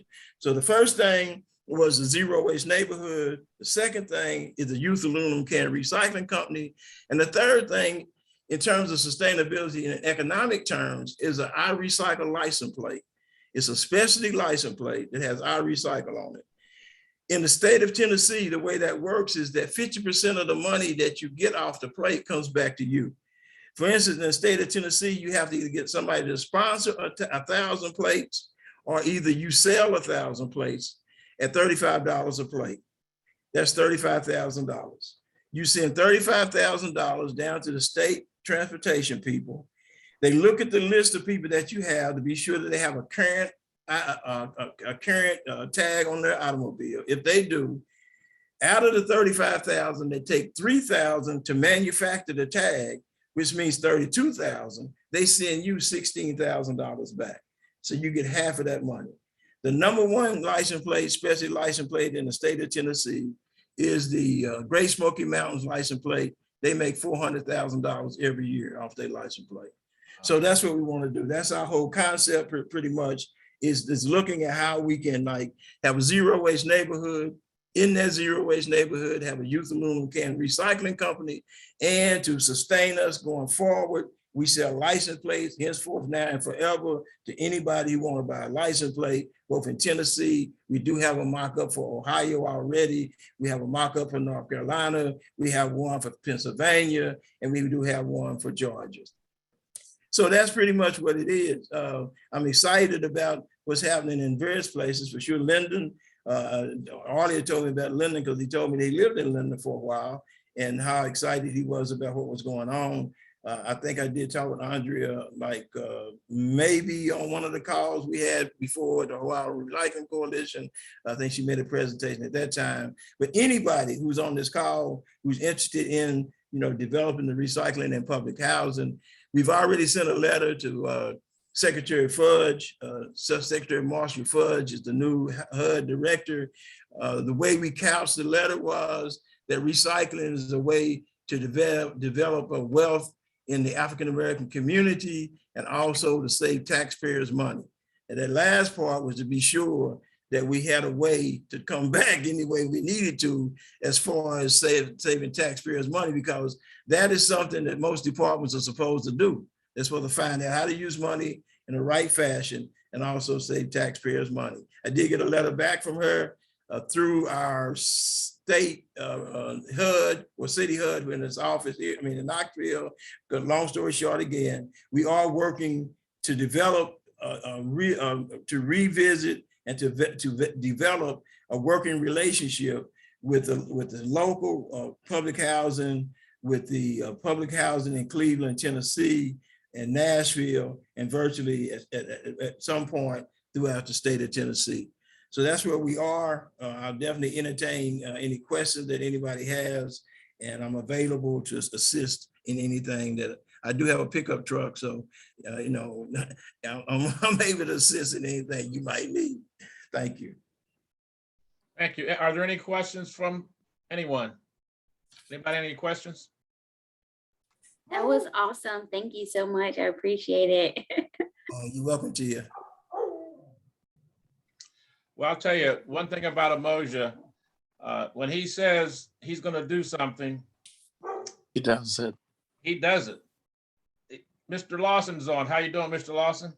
I'm doing just fine, Mr. Owens. All right. Dr. Robert Lawson, I stand corrected. We're just concluding with Emoja, and we're asking for any questions.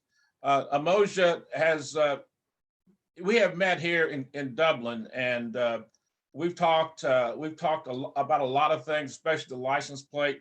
And like anything else, with COVID, we had to sort of stand down for a little bit, but we're going to crank it back up and we're going to get things going. And based on who I see on this call, there's a good supply of talent, and not only talent, but motivation to do some right things. And now with that infrastructure money, hopefully there's going to be some funds that we can do some things.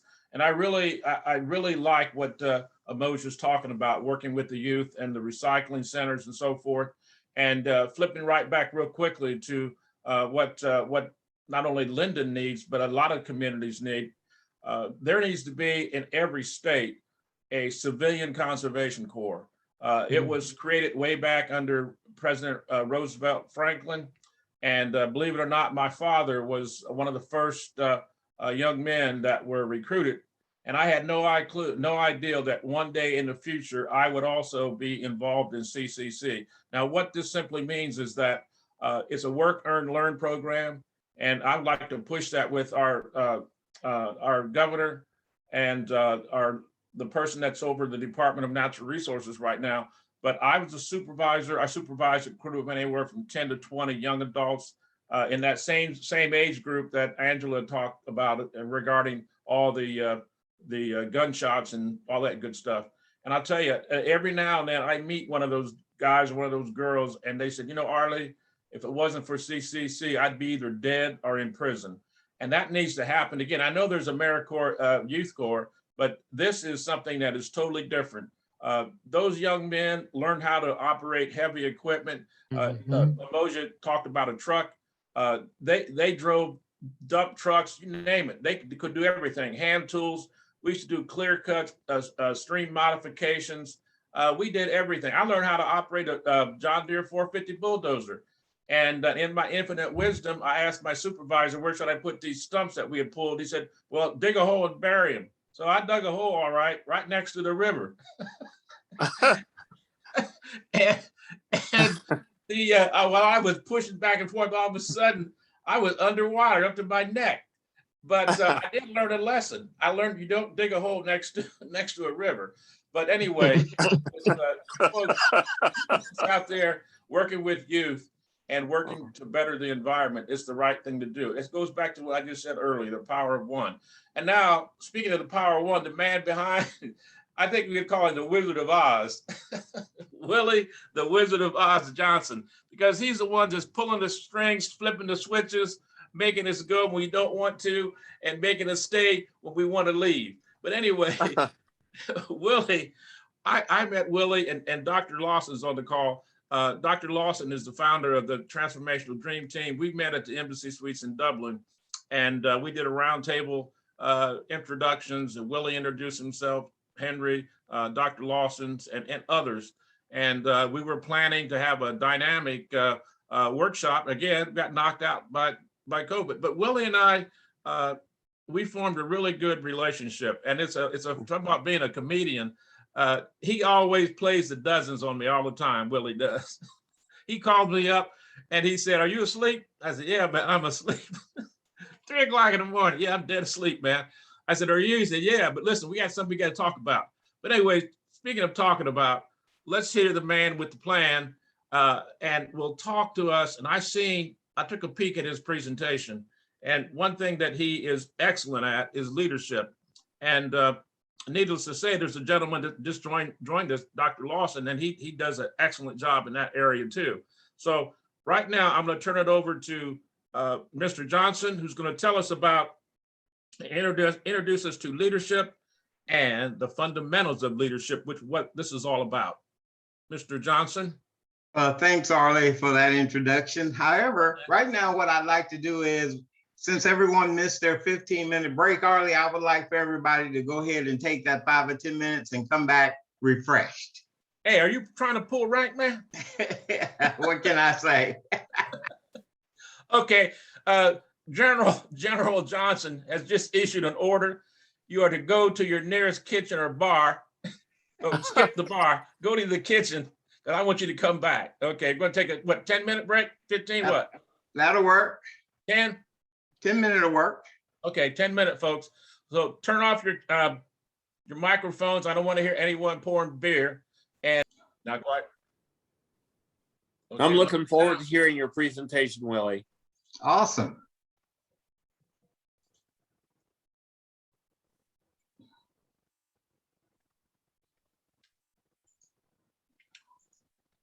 We set, Willie? If everybody's back, I'm good to go. Okay. All of you have seen and heard Willie ever since 8:30 this morning. Willie and I were talking as late as I think as the Wilson Pickett used to sing, in the midnight hour. and then so, you know, and Willie, I tell you what, we get a lot, but he keeps me strong, keeps me motivated, and keeps me on point. And he understands that language because he used to be in the military too. Never want to be on the point, man. You never do. You want to be clear in the rear, right, Willie? But anyway, clear in the rear was me. But here's what we got to think about. We're having this leadership academy to groom and re-educate those that are in leadership positions or ones that want to become a leader. And Willie has just the thing for that.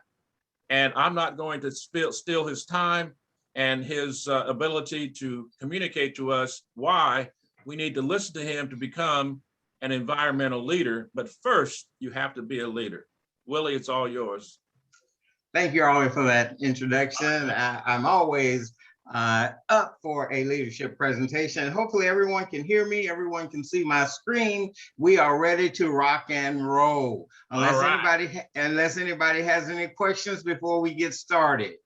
I'll give you 1 second to ask a question if you have one before we get started.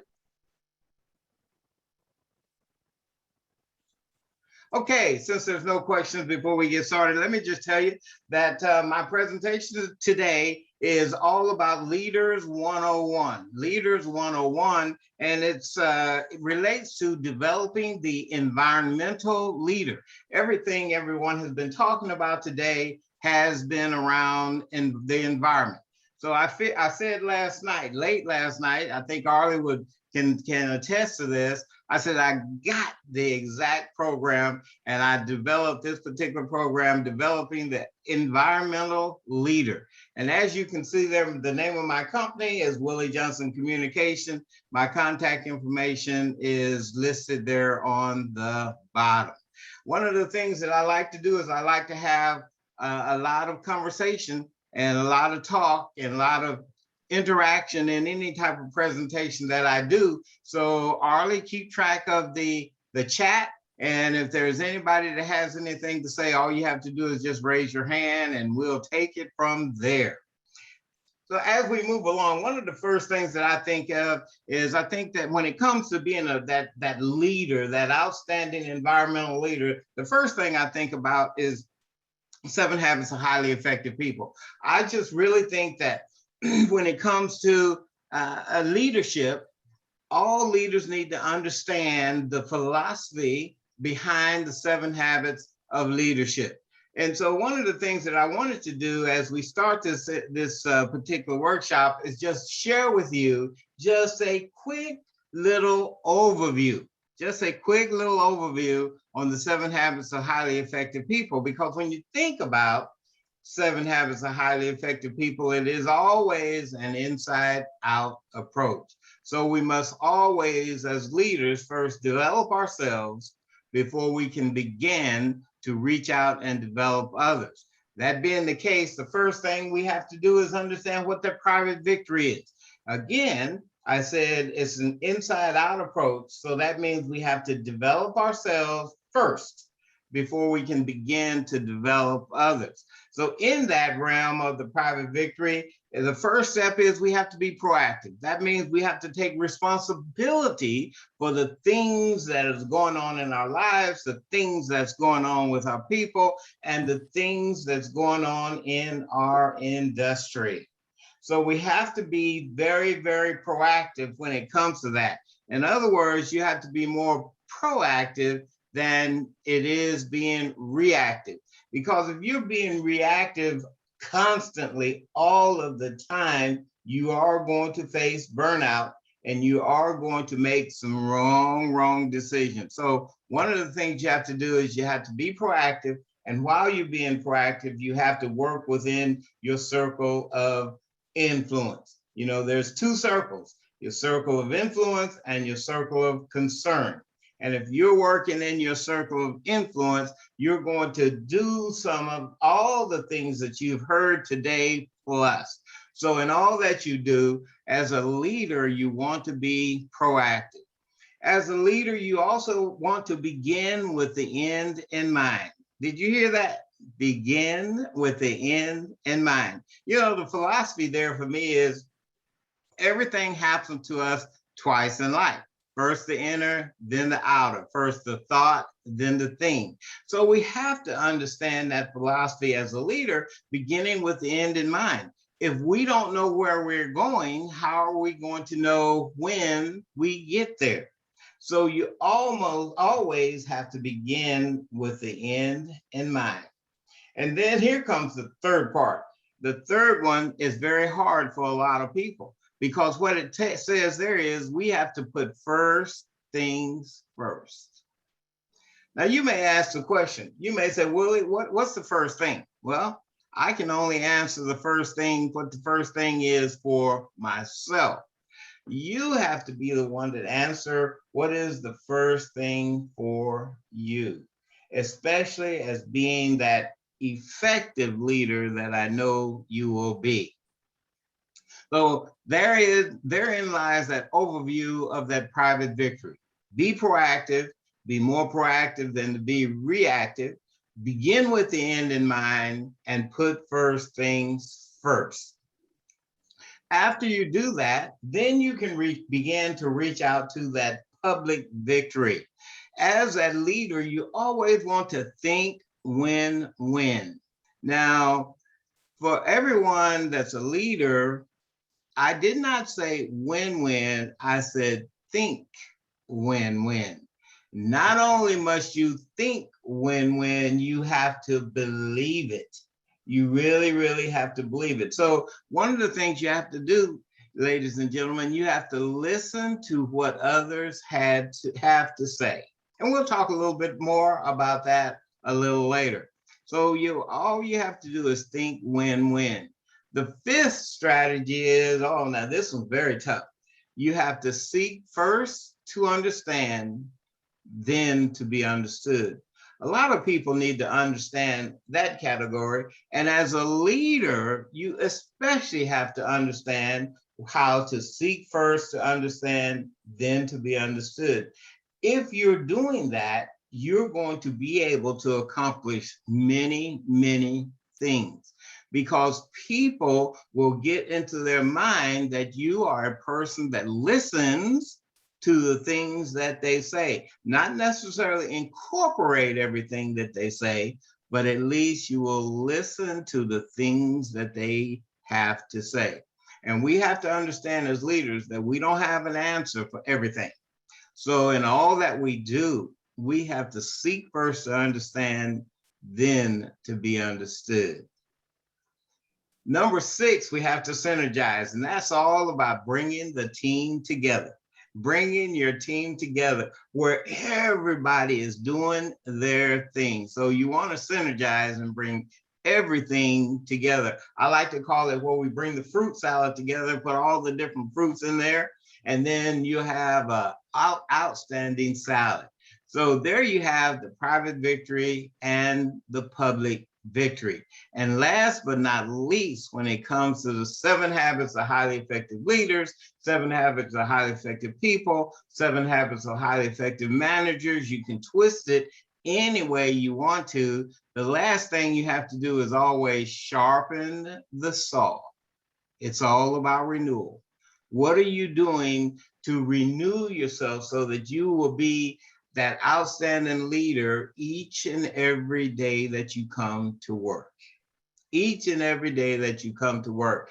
So one of the things I want to just let you know up front before I get started with my program is to just to let you know that as an outstanding environmental leader, I challenge you to embrace the 7 habits of highly effective people, where you're being more proactive and less reactive. And in fact, let me just give you an example of what I mean by being proactive versus reactive. You know, I know many of you have been driving down a busy highway and somebody cut you off. The question is, what did you do? What did you do?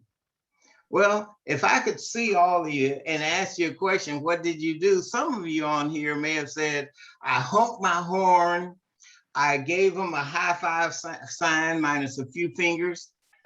I called them everything except for their name. Well, ladies and gentlemen, that's being reactive.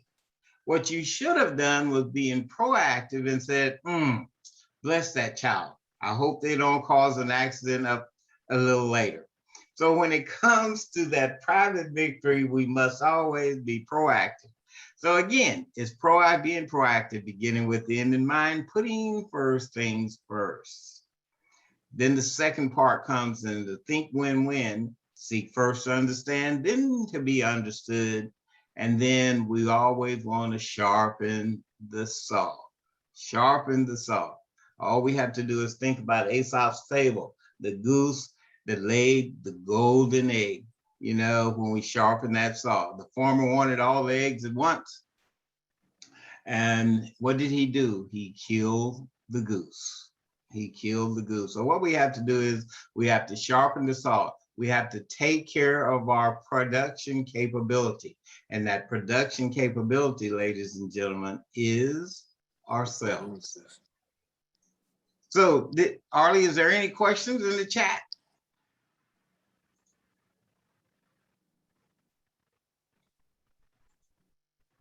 Review synergize for us, please. All right, so let me move right on. So let me get right into my presentation here. Hey, Willie? Yes. Excuse me, I got to step away for just 5 minutes. I'll be right back. Okay.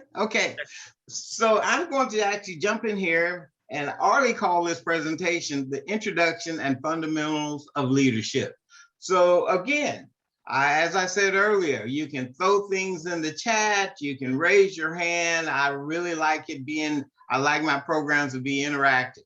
So when we think about the 7 pillars of leadership, think about the 7 pillars of leadership. Would somebody please unmute themselves and give me 1 pillar of leadership? Anyone, it doesn't matter. What would you consider to be a pillar of leadership? Anybody? Accountability.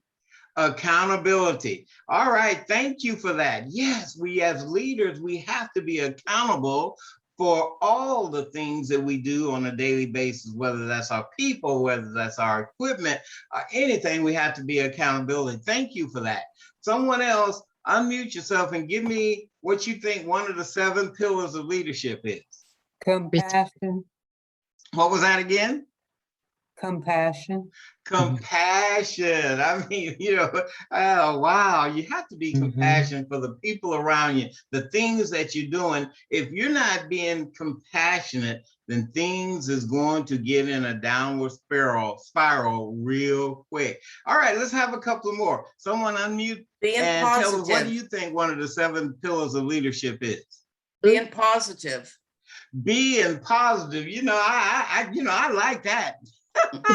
Being positive. I mean, being positive is a whole lot better than not being positive. A positive attitude, ladies and gentlemen, will let you use your ability.